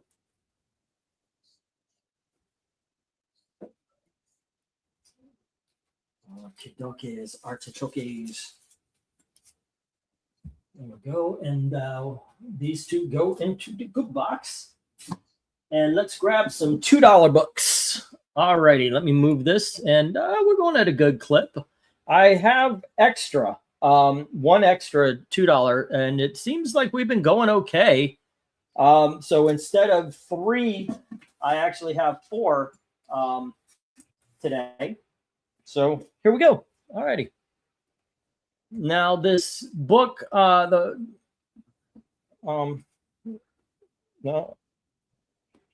Alrighty. This one is a little bit rougher than the last ones, but here is Spider-Woman issue number 3. Okay, you can see right there at the top. That's why it's in this and not in the big dogs. Next up, we've got a book from Marvel called Amazing High Adventure. Alrighty, I think that was a 1980s thing. Tomoe issue number 1. One of the independent bad girls of the 90s. Ghost Rider issue number 25. And it's supposed to be shiny. Yep, shiny. Okay, there we go. And we have Dudley Do-Right issue number 2. Yes, I'm still trying to get somebody to pick that one up. To the flea market. I think I actually have a price for the flea market ready to go. Okay, and then we have the Young Animal. This is from like the 2000s or something. This is the Ash Can. And we have X-Men issue number 193. And it is a little bit rough on the top here. That's why I put it at the 2s and not the 5s. Or even bigger, because it's the first appearance of Firestar in regular comics.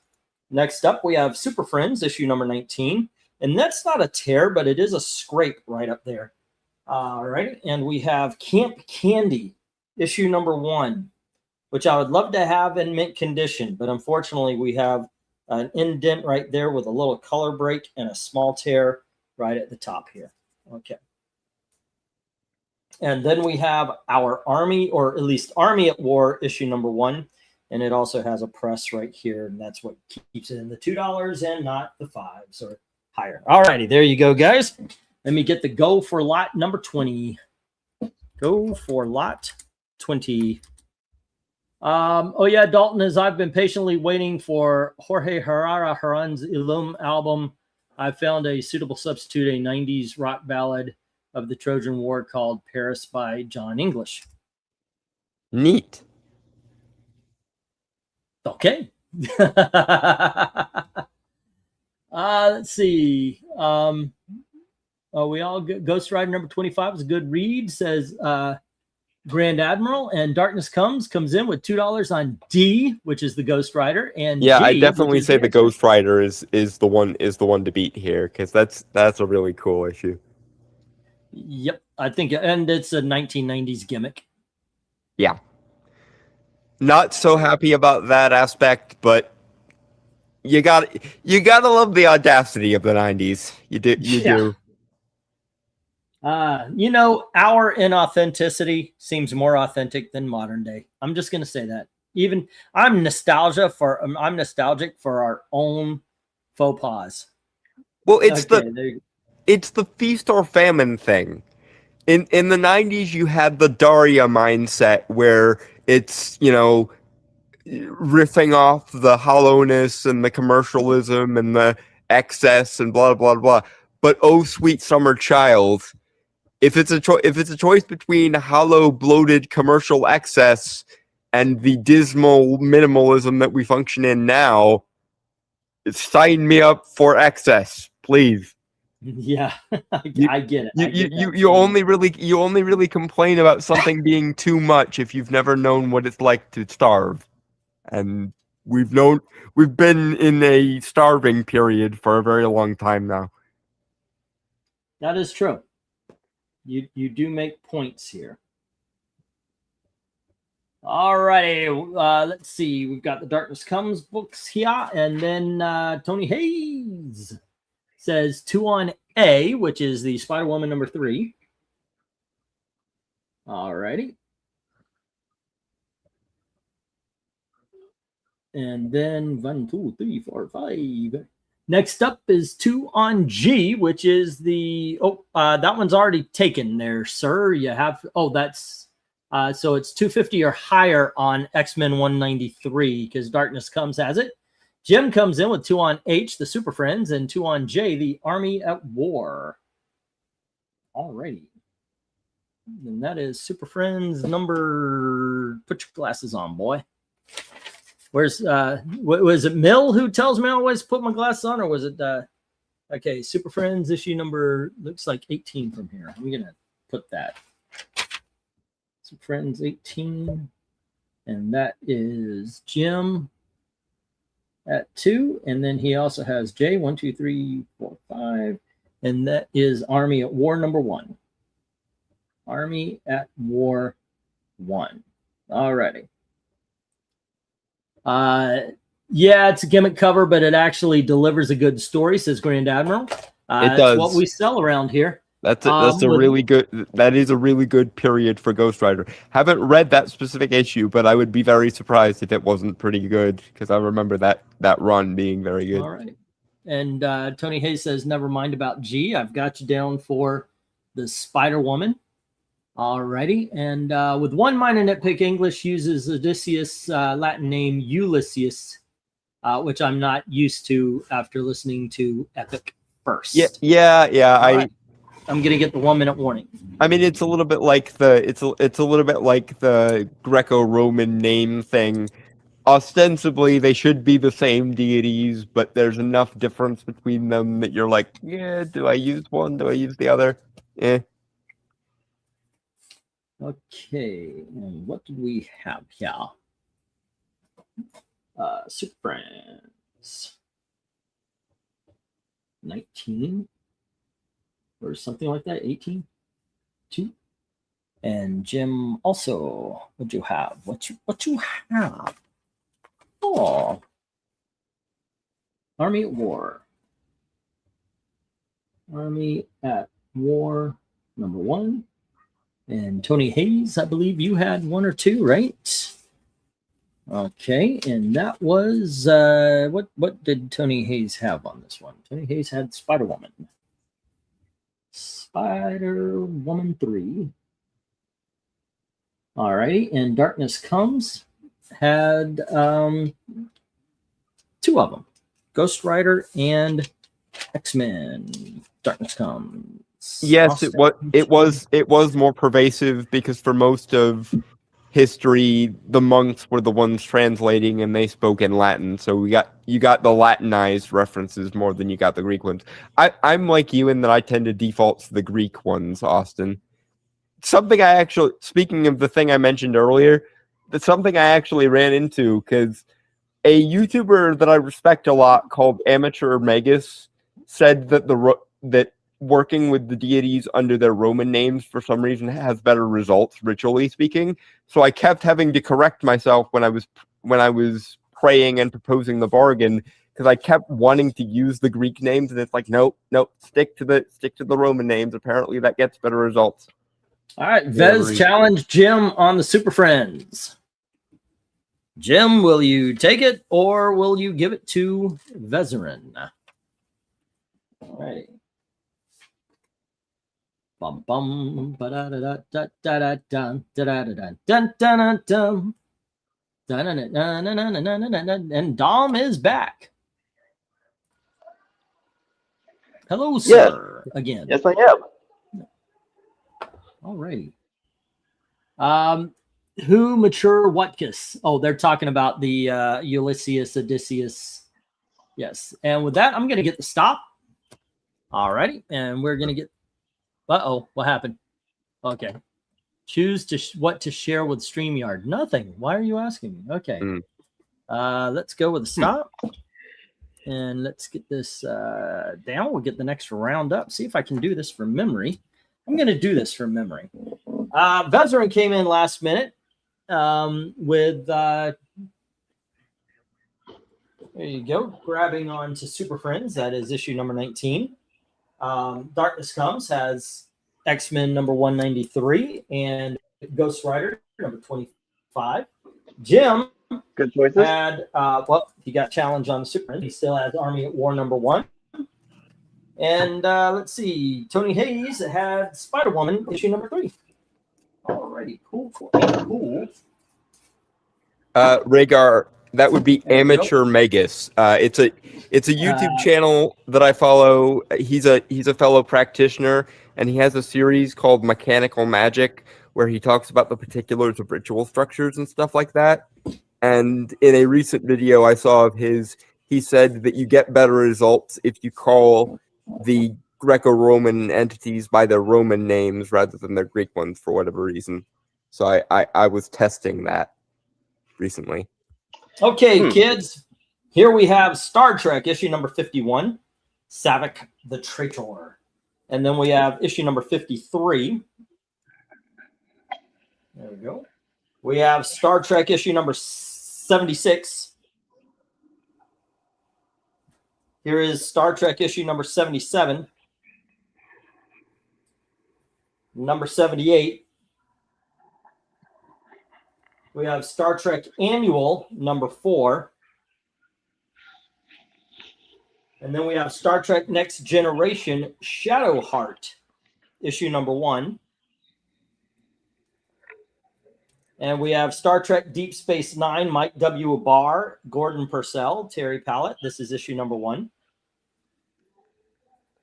And then we have Star Trek Deep Space Nine, the 64-page annual, number 1.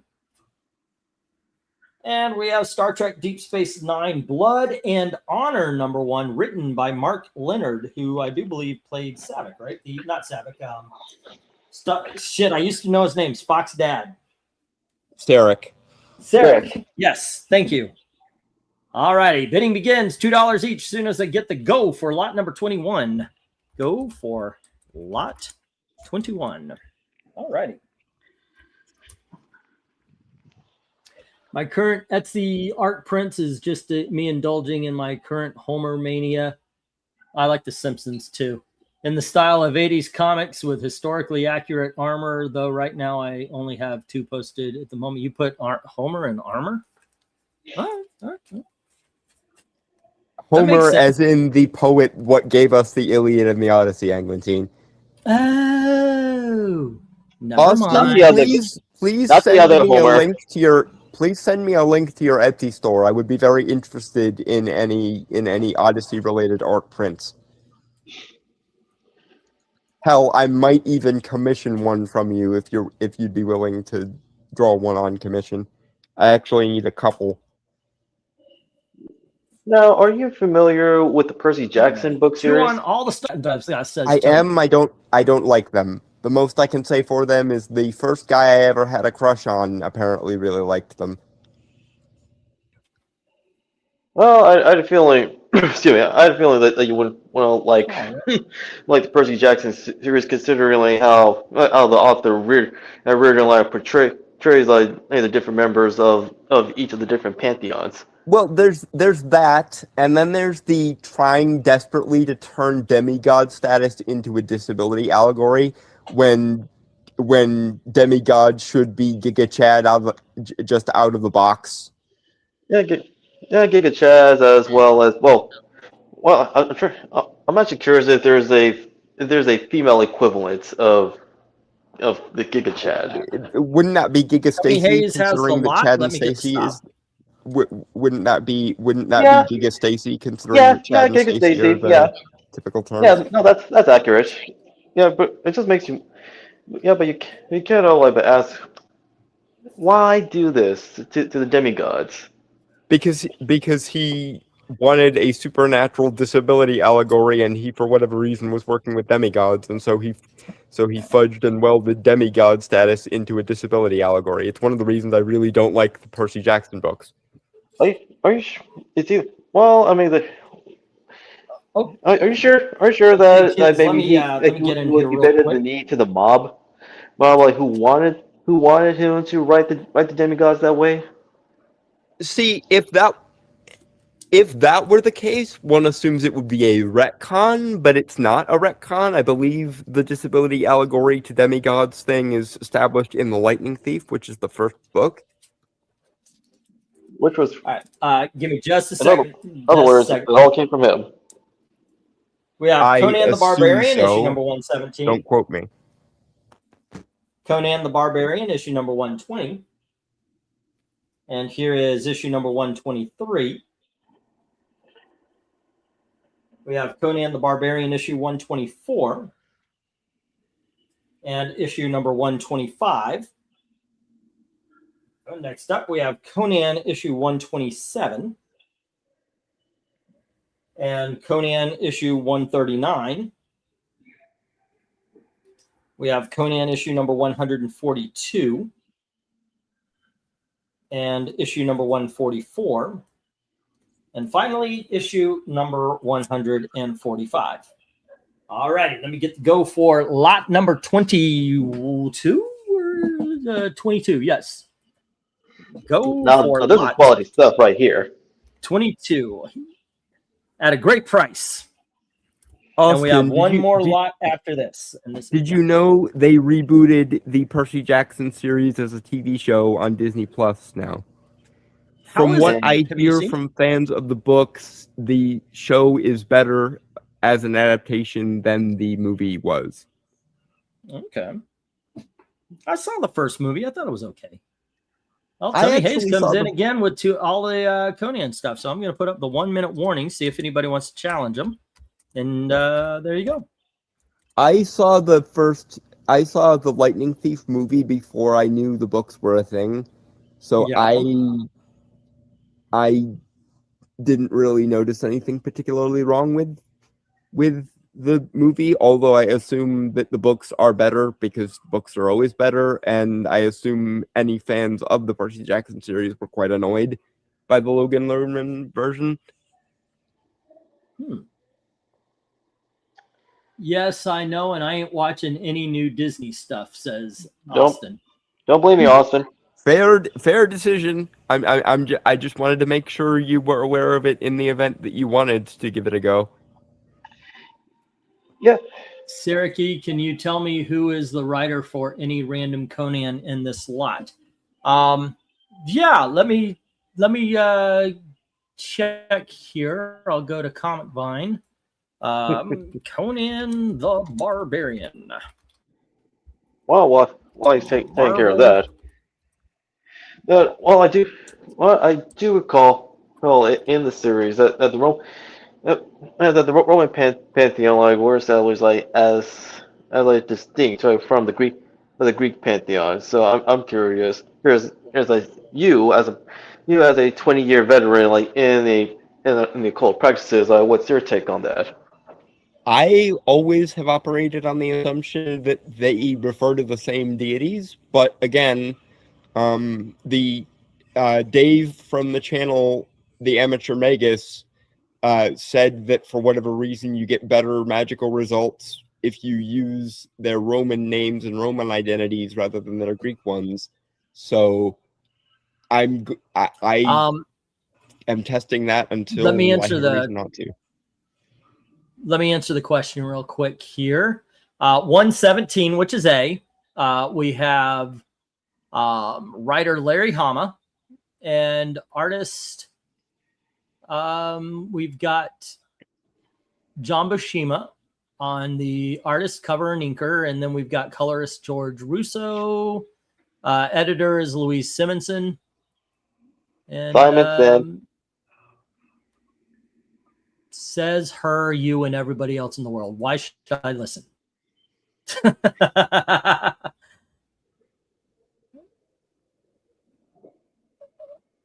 on Darkness's stream, I was waiting for this. That's okay though. I'm out. Okay, yeah, I put it up there. All right, so I did put it up there. You brought up Larry Hama's name. Anyway, so did he stay on for Conan, or did another writer like take over, like after him and Louise Simonson?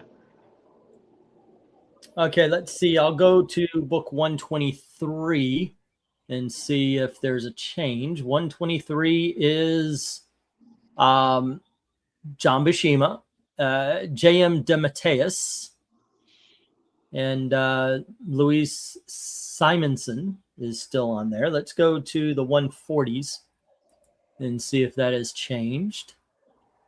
All righty, and let's get that 144, 42 ish, and we'll see what they are on that one. This is page. Okay, we need to go to page 4.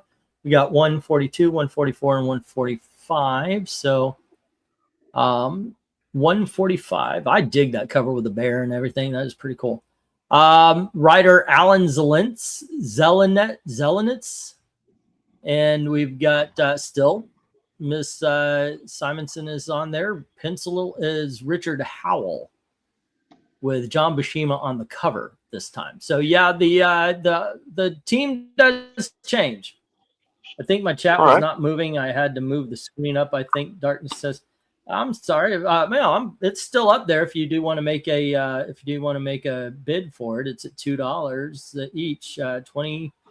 Let's see, even at what'd that be? That would be 1, 2, 3, 4, 5. So it'd be 25 for the lot.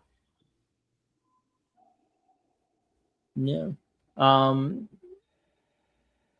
Give a little chance to respond, and then we'll stop and we'll move on to the last lot of the night. All righty. Well, no, honestly, the reason I asked you that question because like I've observed for quite a while that there have been like channels, especially like those that are practitioners or enthusiasts of real magic and as well as the history behind like the different systems and figures that practice them. There have been like instances like where they're making the argument that the Roman pantheon is distinct from the Greek pantheon.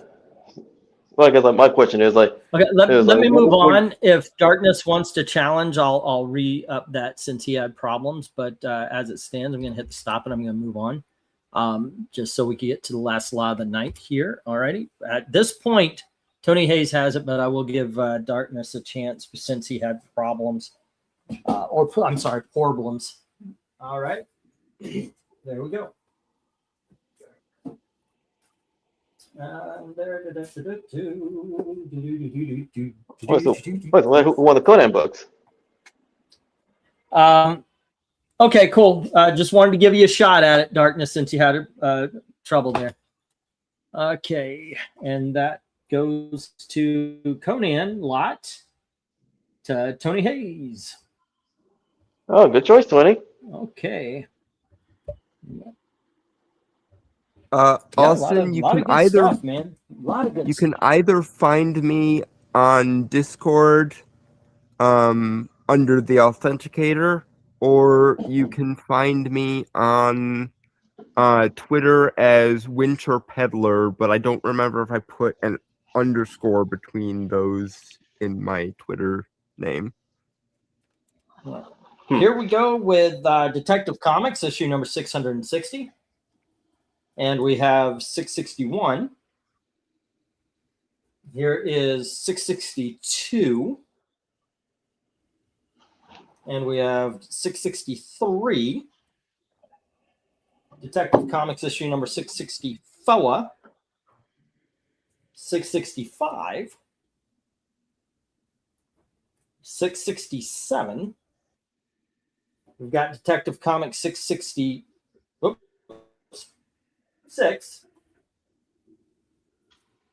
668, and 669. So basically, Detective Comics 660s.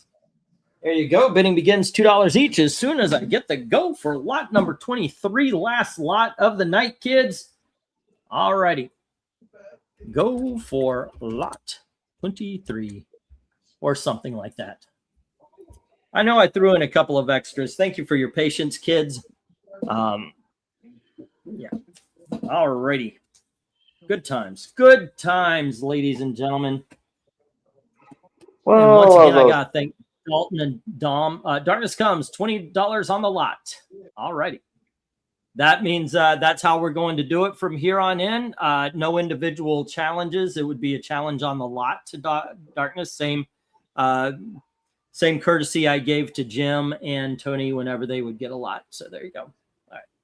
So at this point, it would be 25 or more, because that would be 50 cents on each one. All right, there you go. Okay, fun times, which also means I'm going to put the 1 minute warning. There you go, just in case anybody wants to challenge.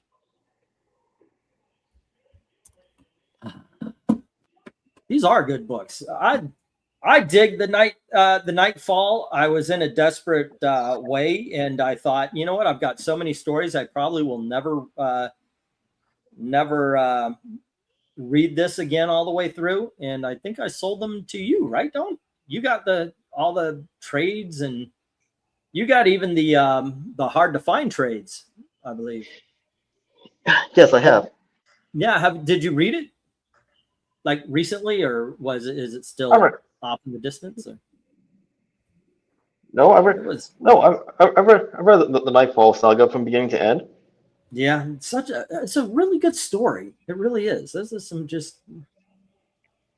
Well, it really is. It is a good story. It holds up after all these years. The one thing I don't like about it is the one thing I didn't like about it when it first came out. Batman would not be so stupid as to not take a nap.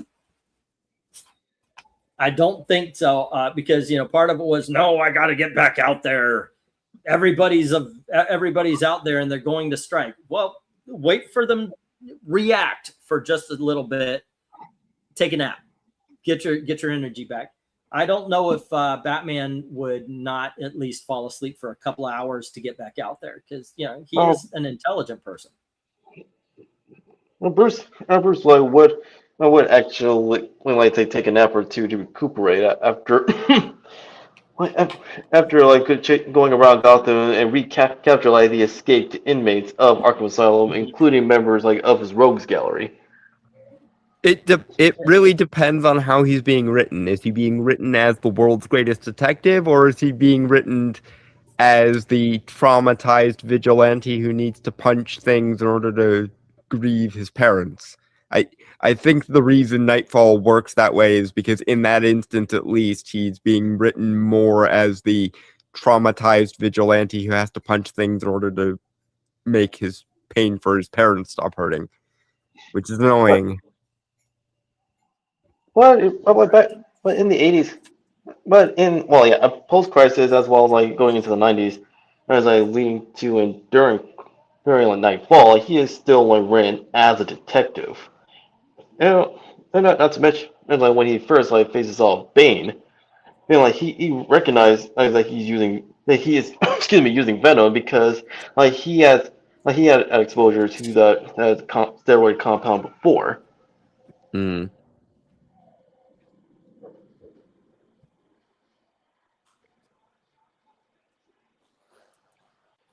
It's clear now. I know why E is trying to rope Dom into becoming his son-in-law. He's hoping he can visit his books he sold Dom once. Maybe that might actually be the case comics there. have been a dowry this whole time. Lol. There you go. Yeah.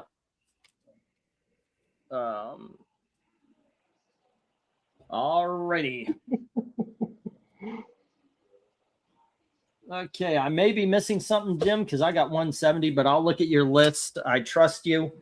Darkness Comes has the lot, and that is Detective Comics 660 through 669. All righty, expect more of these. If you guys saw I'm going to break it down, but I did an unboxing, and I got a lot of Batman, a lot of Detective. I was going after Batman and Spider-Man because I realized I just don't have any. Not at the flea market, not here. So I was very happy to pick up when this guy, I knew it was going to be that way. The Saturday was supposed to be the big dog day, because people are fresh. That's what we're looking for. But I knew Sunday was going to be the dump day. People brought boxes. They don't want to carry them home. They're tired. So this one guy was selling. He goes, oh, these are, this. I said, you going to do a box deal? He told me, okay. I bought a couple of boxes and I made sure any Batman, any Spider-Man, all the Spider-Man though were from the last 5 years. And I thought about it. That would go straight to the flea market. Maybe one day I'll do it. Yeah, it's not worth it. Because I know this crowd, I don't think would be interested in Spider-Man in the last 5 years. If you are, stop the auctioning. I thought, oh, did I not? Okay, I didn't put the stop up. Thank you. All right. But if you are interested in modern day books, and I'm just ignore, if you're listening in even, just let me know. Holy crap. I don't trust the numbers on StreamYard. It just told me it went from over 10 to 3. That's weird. Anyway, Darkness Comes had Justice 1 through 12 at 20, JLA Spectre 1 and 2 for 8, Ghost Rider 25 for 2, X-Men 193 for 2, and the Detective Comics lot 660 through 669 for 20. And that is a subtotal of 52. We're getting close to a short box. I'll make sure, though. For now, it's 52. Alrighty. And let me see. Did I remember? I think I remembered everybody. Alrighty. Jim has all-star. Listen up, Jim. Just Tony and I want to switch lots. Wait, what? Oh, okay. I got it. He's. Oh, wait a second. Hold on. What's going on? And I would rather have your want to switch if I win. Sure will. Conan for Batman. All righty. Okay. Let me get that. Let me get that. All right. Conan lot. All righty. And Tony Hayes. Where'd he go? There he is. All righty. Detcom 660, 669. All right. There we go. All righty. Done and done. Yeah, they're the same price. Let's see. So it would still be 52 for you there, Darkness. Jim, listen up because I might be missing a book at $20 or maybe a lot or something. All-Star Superman 2, 4, and 5 at $2 each. Muppet Babies lot at 12. There were 4 books, $3. Yes, Dalton. I had Muppet Baby comics. Yeah, okay. Green Lantern 3D for 5. New Adventures of Superboy #1 for 5. Uncanny X-Men 244, the facsimile for 5. facsimile. Facsimile. Facsimile. Detective Comics $2.95 for 5. Almost looks like an 8. Let's see. That was the torn up Golden Age. Batman Masters of the Future for 5. Superman 400 for 5. Guardians of the Galaxy. All of these are $5 books. Guardians of the Galaxy number 39. Oz Wonderland Captain Carrot 1 and 2. Swamp Thing 17. X-Men 152. And then we've got the big dogs. Superman Family 203 for 8. Superman Family 165 was covered by Mill, as well as 423. Shadow of the Bat 31 for 8. Detective Comics. Uh-oh. That wasn't the same number, was it? Yeah, I put the same number down, but it was a different Detective Comics. The Silver Age. At $8. Superman, Man of Steel 1 through 6 at $8. Wendy the Good Witch 45 for 5. All of these are $5 books. Action Comics 502, 503, 506, 507, and 511. The Green Lantern lot at $3 each. Green Lantern 141 through 149, 151, and 152. New Year's Evil Ms. Pidlick at 3, as well as Ms. Marvel number 19. And you had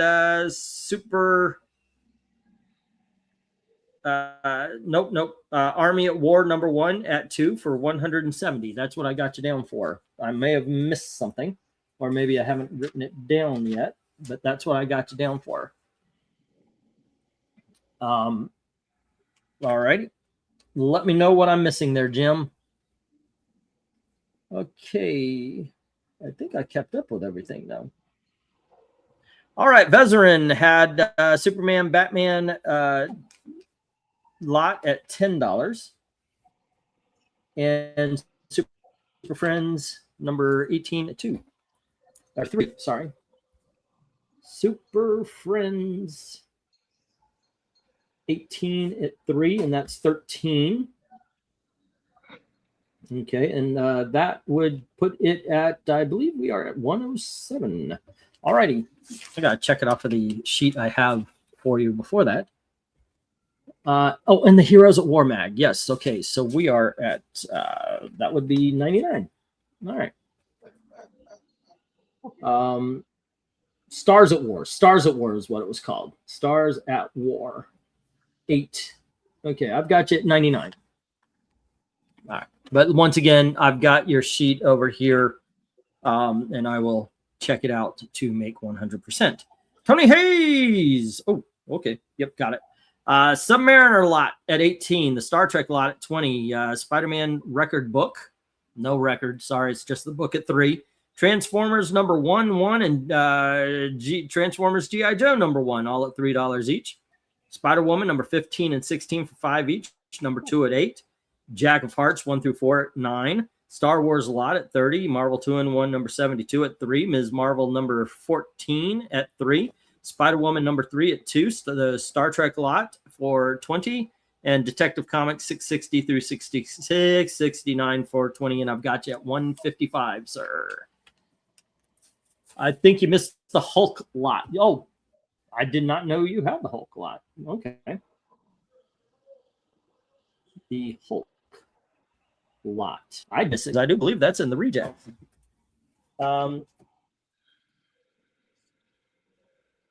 Yep. Let's see. 1, 2, 3, 4, 5, 6, 7. All right. And there were only 7. Okay, doke. That's 1, 2, 3, 4, 5, 6, 7 at $3. That's 21. So yeah, I mentioned I was $20 behind. There we are. All righty, where's Jim's page? Jim. All right, Hulk lot 21. Hulk lot 21, or 7 books. At 21, And that is 191 is what I've got you at. All right, mill. Oh, wait, we did mill.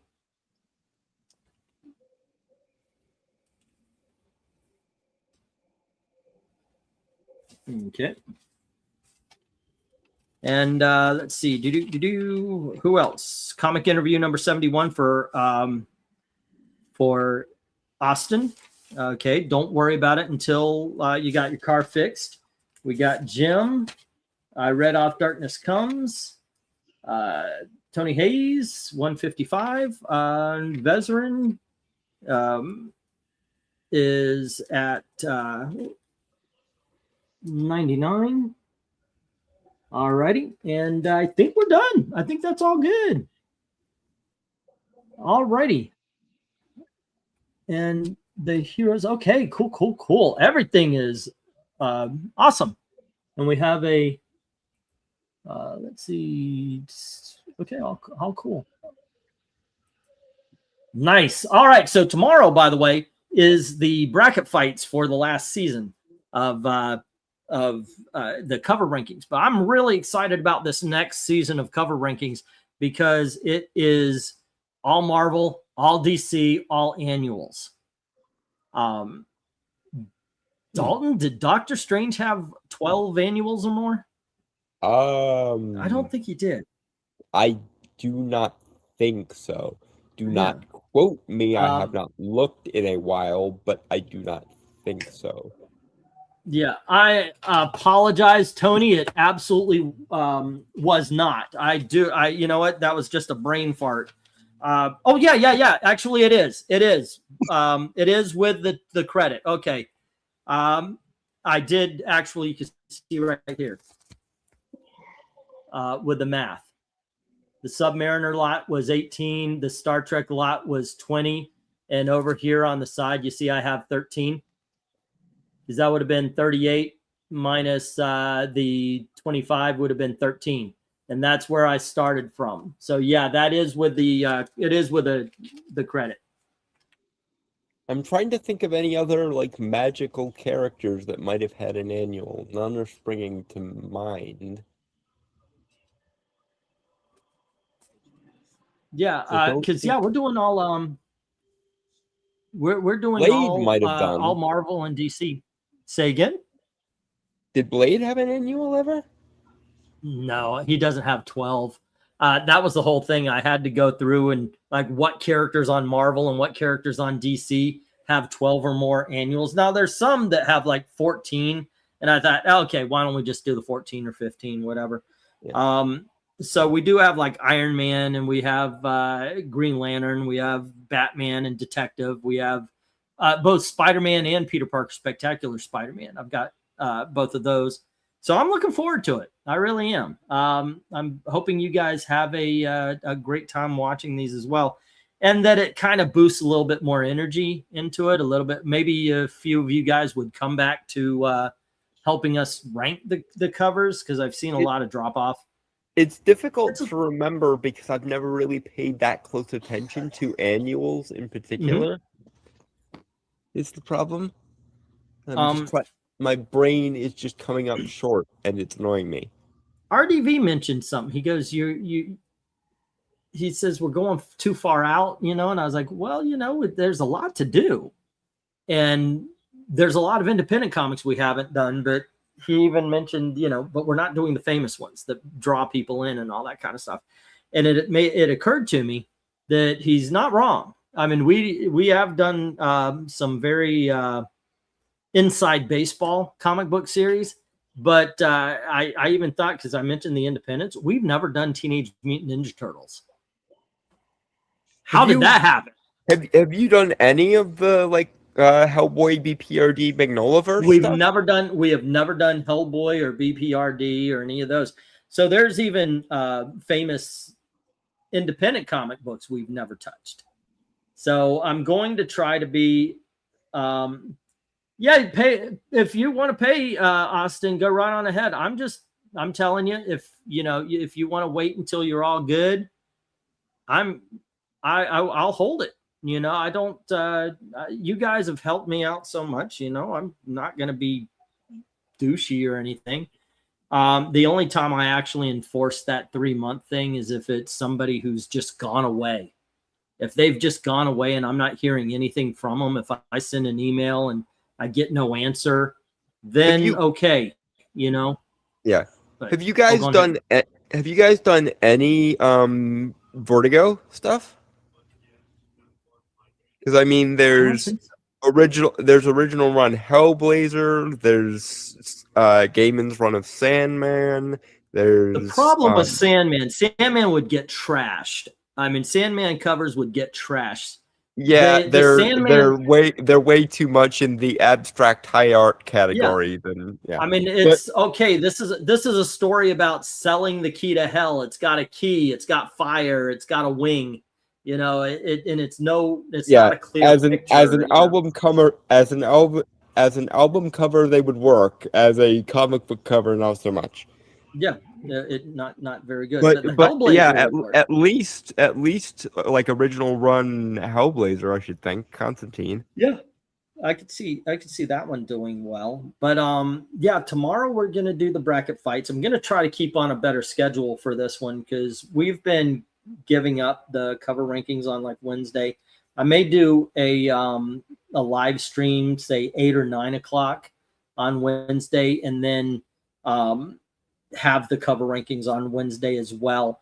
I do like getting together with Dom and Dalton. You're more than welcome to join us and talking. If we have, I don't want to force it. If we have an If I Wrote available, we do it. But if I was talking to you earlier, Dom, and once again, Dalton, if you want to join in, we used to do something called What You Reading. And at this point, I've got a pile of books I would love to talk about. So maybe it's not so structured like all three of us are reading the same thing but I would love to come together and like, this is what I read that I would like to recommend. Or even this is what I read and you should stay far away from it, you know, that kind of thing. But I would love to be able to go through these books since I read them and say, hey, you know, this is what I think and such. So, yeah. I just really like Byrne. This is why I got that one. Yeah, actually, I was looking forward to tearing into that one myself. It's I like the She-Hulk, and the John Byrne She-Hulk's pretty good. That being said, I'll state something a little controversial. John Byrne's run on She-Hulk is not the best She-Hulk. Dan Slott is. Well, actually, Peter David is. Dan Slott second. I know that's almost blasphemy, but the truth is, it is. It is. I like the lawyer. I like the going to court. I like that particular thing. If you're going to give me a superhero not doing superheroics, give me what I got in the Dan Slott run. Peter David kind of steered her back into the superheroics and such a bit, but yeah, I just thought it was a clever take. You know, so my favorite She-Hulk is the Dan Slott run, 1 through 12. Yeah, good stuff. Alrighty. Oh, go ahead. My Twitter handle, Austin, is I believe Winter Peddler. There might be an underscore in it. There might not.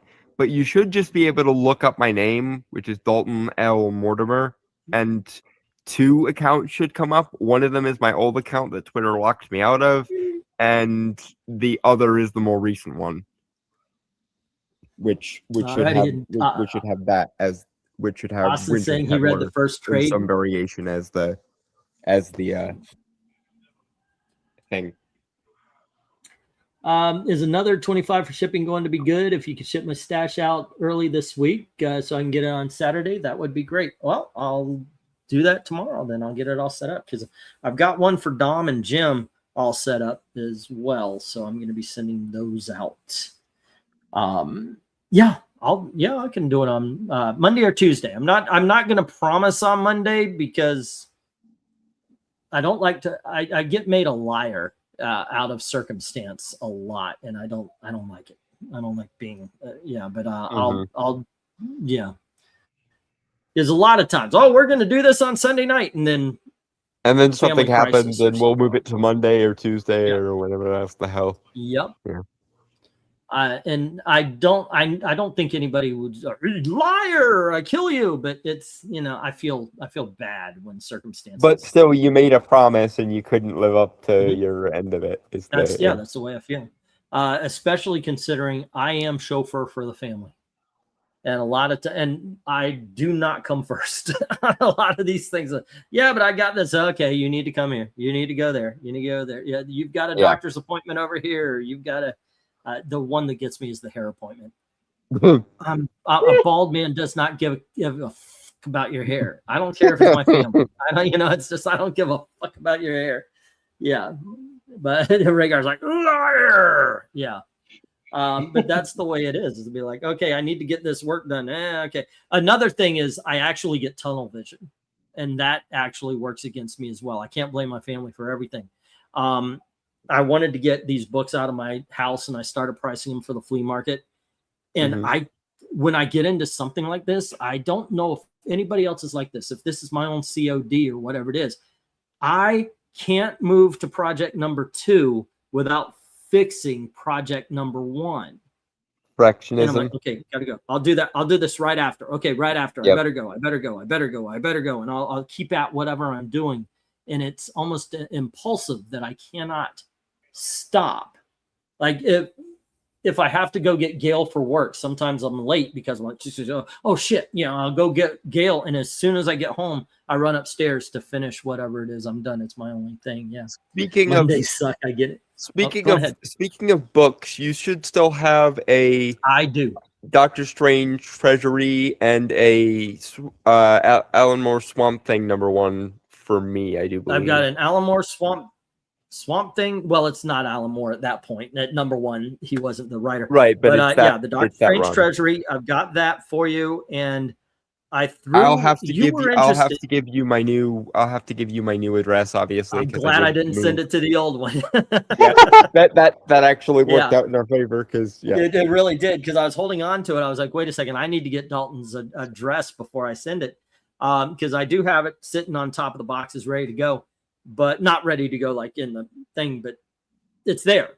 But what I did also is I don't know if you remember, but the last time you were here, I had a German X-Men. And you said, oh, that looks interesting. So I thought, okay. So that's on your box as well. That's going to go to you as well. Cool. Yeah. It was like I don't know if you remember, it was like a digest size trade paperback of Chris Claremont's X-Men, but it was in another language. I don't know if it was German, but I think it was. I don't think that was me. I think that might have been Dom. Nope. It was you. It was I'm gonna have to look back and check because I don't remember that. Yeah. And then you said that I had a big pile of Hustler magazines, and you said, "Oh, I love that." Yeah. The bit. So the bit must end. Exactly. Cease thy bit, thou build rat mucksnack. Grand Admiral is saying, nah, I have the same problem. My wife says I get hella tunnel vision. I told her this used to be an argument with us because she would come into the room. Now I'm playing a video game. That right there, every guy that's ever been in a relationship, where this is going. I'm playing in a video game and Gail is talking and she's telling me things and she goes, blah, blah, blah, blah, blah. And she speaks for 45 minutes before she goes, are you listening to me? To which I go, what? And she's mad because I haven't heard a fucking thing she said all the time she's talking because I'm playing my video game. And I told her, if you enter a room, do not enter a room telling me what you want to tell me. Enter the room going, hey, you bald guy, throw something at me, do whatever, but make sure I'm looking at you because indicate that you need to talk to me and then tell me what you need to tell me. If I'm looking at the game, I'm not hearing a word. Godfather on, not listening. Godfather off, listening. Anytime a man has Godfather on the TV, he's not listening to anybody but Marlon Brando. That's just the way it is. And the video games are the same way. And now, here's the thing. It happened over and over and over again. Now, she, of course, gets mad because I don't listen many times. But I'm like, why don't you just now she does it. I mean, we've been married long enough. Now she does it. And this is my fault because I was doing something and she was talking and I literally went and then just focused. I don't know why that happened. I am far beyond that rookie mistake, but yeah, it was just like I turned right back to it. Should never have done that. Don't ever. That was, yeah. Always actively listen to your woman, be a wife, a girlfriend, or even a crush. But the moment you start zoning out and stop listening, she asks you, it's better to be honest than to lie to her. She may get mad at you, but at least like you're gonna try. At least you try and ask her what you were saying, the weird thing is, and then you can spot. Oh, and by the way, thanks for the advice, rookie. I've been in a relationship 33 freaking years now. But no, I love young kids who go, okay, let me tell you, this is how you keep a marriage going. The best advice you could ever get to keeping a relationship or a marriage going, don't get divorced. That's absolutely the best advice. But yeah, she'll get my attention. I mean, but we're at it. It's funny how long it took us to get to the point where it's like, okay, yeah, we've beaten each other down to the point where we are excellent for each other. That's the. And it only took 33 years. I know. Every time I see a relationship, I know what's going on. And nobody wants to hear advice or anything, but this is very clearly exactly what's going on in your early relationship. When you bring together two people, they think it's going to be their life plus wife. Okay, you can switch it, their life plus husband, but that's what it's going to be. Where basically everything in my life is going to be exactly the same, but now there's sex on the hoof. You know, all I got to do is come in and say, honey, assume the position, and we're going to go. But the point is, that's not the way it is. And I think that's part of the problem. A lot of people are waiting way too late to get married, and they're so settled in their life. So when you have someone else, you've got friction. Gail was not raised by my parents. I was not raised by her parents. You know, therefore, we have two different lives coming together. But when we first get together, we think my life plus wife. Even with Gail and I, we live together. And even after that, you kind of still think that person's going to react and act the way that your mother or your brother or your father and everybody in your family did. The best way to look at each other is that you are not coming together as two people. You are actually creating one life. And it begins the moment you say, I do. It doesn't begin, even if you're living together. You still have the option. Mm-hmm. But as soon as you say, I do, it's one life. Everything. His and her money, yeah, okay, you can have that. But ultimately, it's pooled. Because if you've got your eye on a PlayStation 5 or 6 or whatever the fuck they're on, or rent, you're going to go and you're going to pay your rent and make sure your family's taken care of. But yeah, that's my best advice. Just remember, that's a great advice. Yeah, you're coming into it and your mindset is set on it's your life plus your partner, but no, it's not.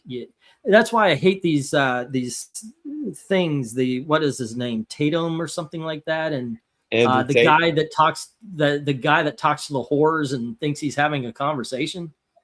Andrew Wilson.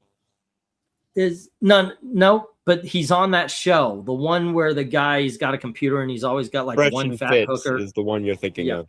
Okay, no, that's Fresh and Fit is the one with the Indian dude, right? The Muslim guy. Point being, is that all of them say, "What do you bring to the table?" Like, what fucking table, jackass?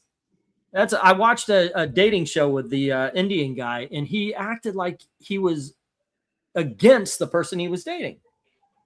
No. First of all, there's no fucking table. If you're on a first date, there is no table. There's nothing. Oh, I bring the table's the relationship. When you come together and you go on a date with somebody, you're checking to see if this is somebody you want to build the table with. It fucking drives me crazy that they think that there's a relationship before there's an actual relationship. What do you bring to the table means what do you bring to the relationship? There is none until you got to find that person. You say, I want to build a life. I want to build a relationship with you. Now, let's go.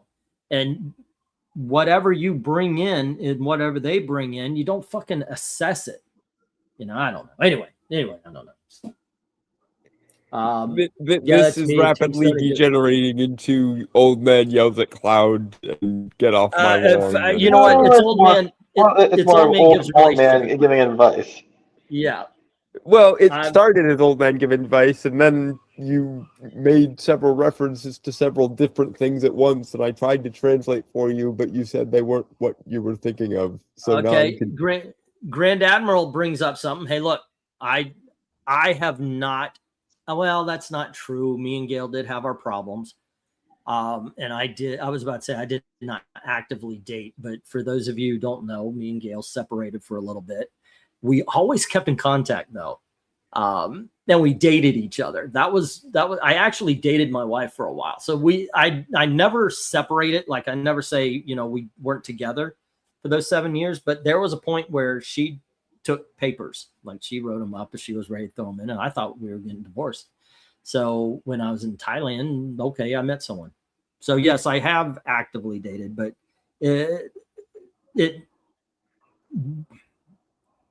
otherwise it's been 30 years. And even that, and one of the parts of the story I never told is when I was with that person, I was constantly thinking, Gail would love this. And she knew.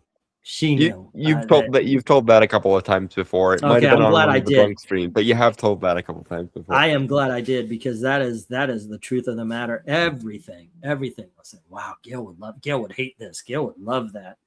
Everything was in perspective because that's the way it is. When we were separated, we were dating because a lot of times I'll be, oh, Gail would love this. Hey, Gail, you want to go out? Yes, okay. You know. We just needed we didn't need as much time as we stayed away from each other, but we needed time to separate because if you get into a situation where argument you needed a clean slate and a do-over, basically. Yeah. If you get to a situation where argument is not the exception in if it's just the relationship rather than the exception, you need to step away because what you're doing is you're looking at your partner and mentioning all the things they're doing wrong with it. And it can build. But when you separate, you can go, what the fuck did I do wrong? You know, you don't work on what your partner is doing wrong in the relationship. There's something you're doing wrong as well, or it would have been fixed. You could say, but no. You got to look at what even if it's like, because it could just be your reaction. Maybe they are coming in too strong or coming in too hard, but it could be your reaction. As the man said, seems like what we've got here is a failure to communicate. Yeah. And one of the things I say, and it's a great way, I am doing nothing to you. You know, something may happen and it may happen to you and it may seem to have come from me, but you know, I love Gail more than I love my own life. And so if I do something to her, I'm not doing something to her. You know, something happened. Maybe I made a mistake or something, you know, that upset her or hurt her in some way, shape, or form. Maybe even I said something wrong. I didn't get the script that day. But it's not deliberate spite. Yeah, it's nothing. Although, to be fair, given her mother, from what knowledge I have of that whole thing, I understand why she has that mindset of someone is doing something to spite me.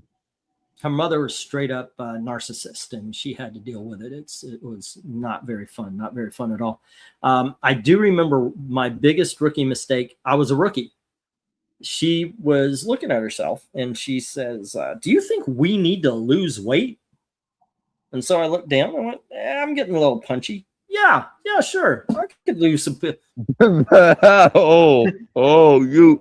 You walked right into that one like Willy Wonka walking into the glass elevator in the Tim Burton version. Oh, what a dumbass! Yeah, Right but, into the pane of it was glass just with like you. that. Emphasis on pane. and it was just like, and I turned around and she had a look of hell. I should She fucking she had the think so, pin yes. stare. Yeah. Hey, honey, I'm telling That's stories about us. She goes, no. into the glass wall you go. I told the story about how you once asked me, do you think we need to lose weight? Yeah, let's see. I got lucky, met my wife through work. We were friends for over a year before it became anything else. We were both happy on our own. I think that's part of how it works for us.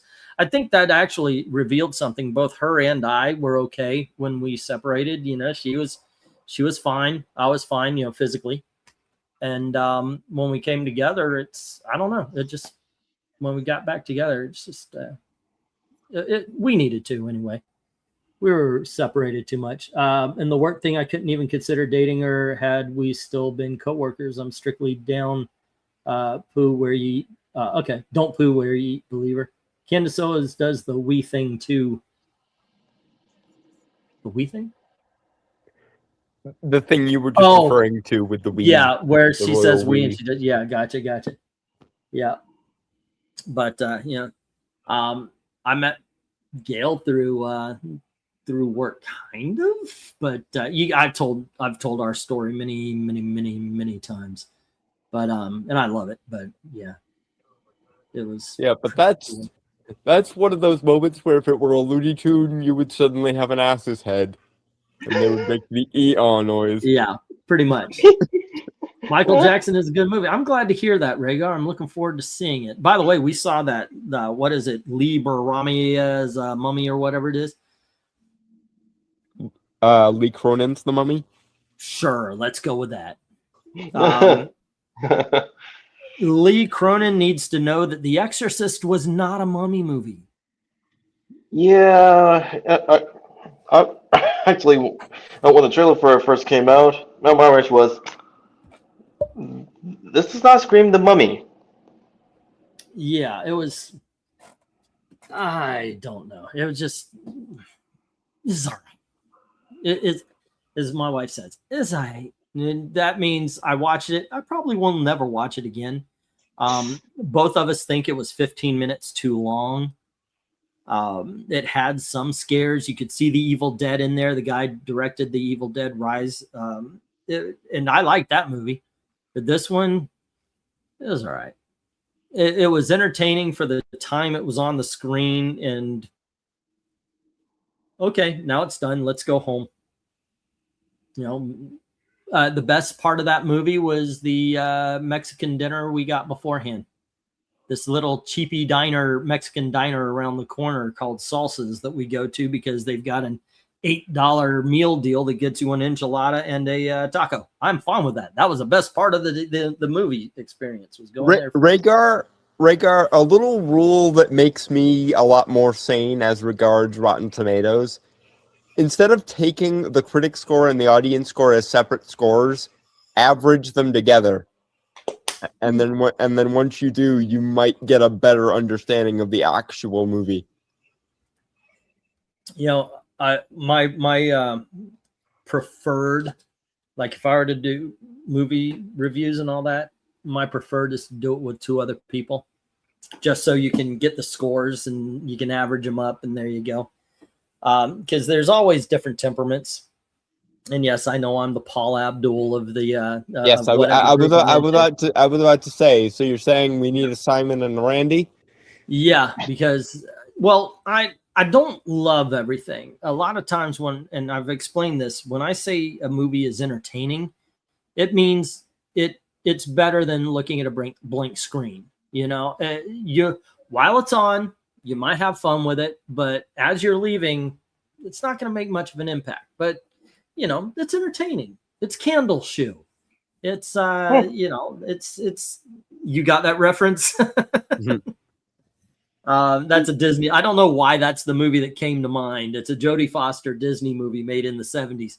Yeah, I caught it. Like, well, that's a deep cut.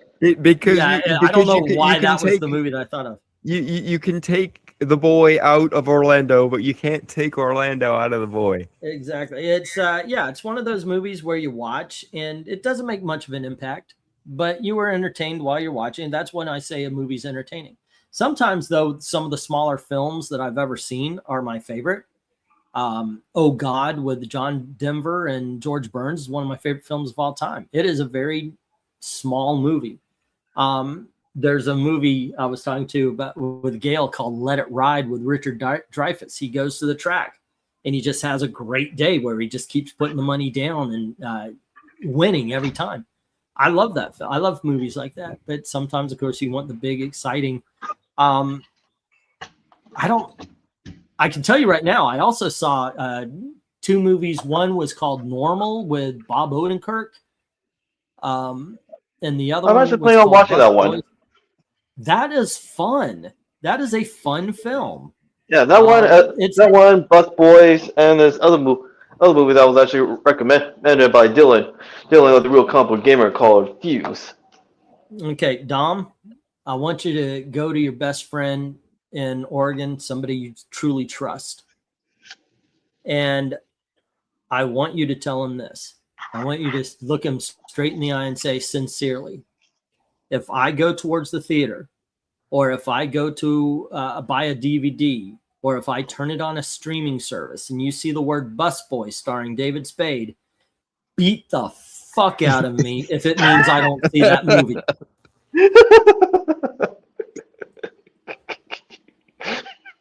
I got to admit, just like everybody else that doesn't admit, I look before I flush. That is better watching than Busboy the movie. That movie sucked.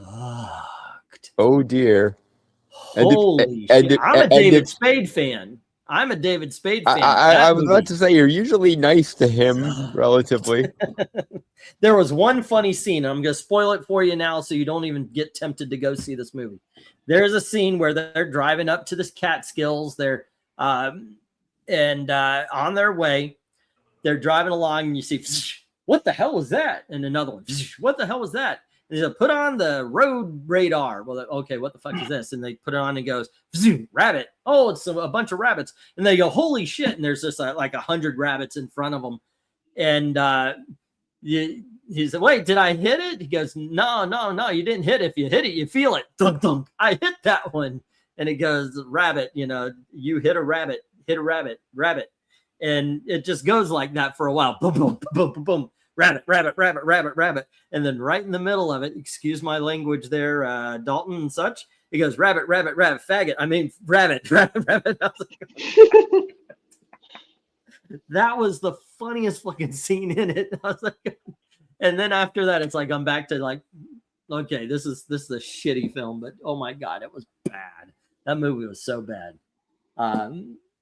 Let's see. What's the movie where it's like guys say, oh God, oh man, oh God, oh man, oh God, oh man. Okay, that is Ryan O'Neal. It's not The Paper Chase. What is I believe that? that's Troll 2, isn't it? No. It's Ryan. It's a Ryan O'Neal movie. He's on the beach. I don't know what that is though. I got my own taste and quality system. My own letterbox scores usually averages out and how strong it either is in viewing, says Austin. Oh, that's the movie David Spade and the Idiot from the it's not. Oh wait, no. There was one other part that I chuckled. Chris Elliott plays the guy from the podcast. I forget the comedian's name, but he plays his father. And David Spade and the comedian you're talking about are Theo his Von. employees. Theo Von, okay. And Chris Elliott runs a septic cleaning service. And his other son is very jockish, I guess chaddish is the way of saying it. And he comes and he's bragging and look at you guys cleaning shit, ha ha ha, you suck. And he starts driving away, gets into a car wreck and dies. And you see the next scene, they're at the funeral. Chris Elliott's crying and the guys are standing there, the casket's there. And he says, oh my gosh, I miss my son. I love him so much. But a contract's a contract, and then they show him in another grave, and he's sucking the shit out of the septic tank. I thought, oh, okay, I love that. I love shit like that. Well, but yeah, that made me laugh as well. But otherwise, yeah, it's really bad, really bad. All right. Anyway, guys, I've been chatting up. It's Theo Vaughn. I give him a hard time because every time he opens his mouth about anything that is not comedy, he sounds real dumb. Yeah, not a good movie. Normal was a good movie. I like that one. But I have to say, definitely don't just cross it off the list, Dom. Do yourself a favor for Bus Boys. Normal's good. Normal was good. I assume we've I was all surprised to seen hear- Project Hail Mary and how awesome it is. I have dude, not. It's a You've solid not seen adaptation Project Hail of the Mary? book. Dude, you need to watch Project Hail Mary. I will see Project Hail Mary. Yeah. But yes, I haven't seen that one yet. It's from the same writer who did The Martian and from the same guys that gave us the Spider-Verse movies and the Lego movie. Okay. So I'm trying to think. What do I think the best movie of the year so far is? I'm having a hard time remembering what the movies were. But go figure. We haven't gotten a superhero film this year, did we? not yet, I don't know. as far as I remember. But I really did. Movie release schedule 2026. Yeah, it's I haven't gone to as many as I usually do. I didn't have my card for a while. Let's see. Primate was okay. That was fine. 28 Years Bone Tipple. I haven't seen that. That's on Netflix right now. No, The Rip was okay with Matt Damon and Ben Affleck. That was fun. Mercy. What was Mercy? Oh, Mercy was. It's an action film. It was good. It's one of those. It was good while I was watching. Oh, Mel Brooks, the 99-year-old man on HBO Max. They separated. It's like a 5-hour documentary. But it was really good. I enjoyed that. Wrecking Crew. Markiplier's video game movie this year, that was pretty good. Which one? Markiplier's video game movie. I forget what game. Oh, Iron Lung. I haven't seen it yet. Lung. Oh, dude. Yeah. No, that was a solid. That adaptation was of a video that game. was pretty Okay. good. I think my favorite so far this year is Project Hail Mary. The Backrooms movie looks pretty good. Bathrooms? The Backrooms. I'm still hearing you say bathroom. Backrooms. Backroom. Okay. Wrecking Crew was an action film with Jason Momoa and what's his name from Guardians. That was fun. Dave Bautista. Dave Bautista. Send Help was good. I actually liked that one. That was an actual good one. I'm interested to see the next Leica movie, which I believe is called Wildwood, if I'm remembering correctly. Okay. Yeah. Solo Mio. So far from what I'm reading, Solo Mio was my favorite movie. It's a romantic comedy starring Kevin James. President Scarlet, Sierra, Twisted. Let's see, Cold. Oh, I want to see Cold Storage. Haven't seen it yet. Good haven't luck, seen have that one fun, either. don't die. That was a lot of fun as well. I think I Oh, sent you a message, Dalton, saying you should see that. You still need to did. I watch have that not yet. I will, however, see it at some point. I thought What is- that the what is it? They're going to kill you or something along those lines. Oh, yeah, I want to see that as well. What were you saying, Dom? Also, I still need to watch like Have Fun, Don't Die. Yeah, it's a lot of fun. I wanted to see How to Make a Killing. Haven't seen that one yet. This is not a test. Let's see. Like I said, I haven't seen as many as The Bluff. The Bluff could possibly. That's in the running for worst film. That might be the second worst film after Bus Boys. The Bluff on Prime Video. It's a pirate movie. I don't know. I think the worst movie released this year is going to be the Andy Serkis, Seth Rogen Animal Farm thing. It may just be just for what it represents. I'm trying to see what else did I see. Matter Napa Boys, Operation Space Cowboys. I'll put haven't it seen this the way: If there go ahead. is a worse movie this year than the Andy Serkis Animal Farm, I don't want to see it because that's about as low as I think my I know, tolerance could go. I didn't mind The War Machine, that movie with Reacher. That was all right. I wanted to see Undertone, but missed it. Body Cam it's on Shudder. Body Cam is actually a pretty decent horror film. I can't believe I missed Kiki's Delivery Service on the big screen again. But I haven't seen as many movies as I usually do, but maybe I'll do like a catch-up video like we did that one time before. Well, there are also some new comics. There are new comics, manga, and graphic novels that are worth your time.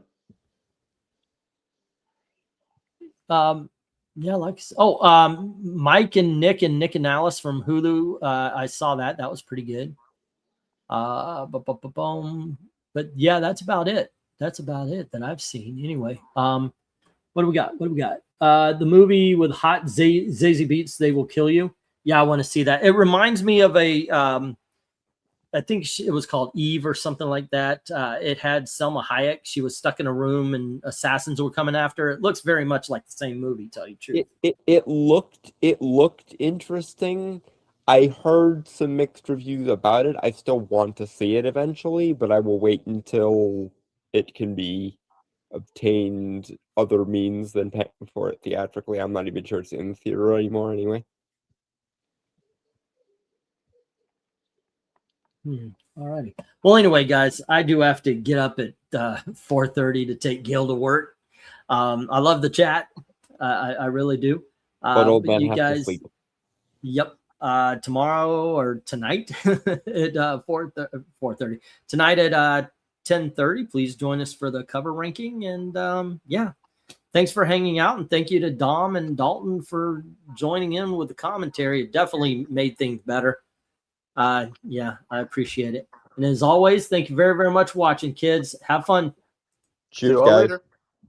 All righty.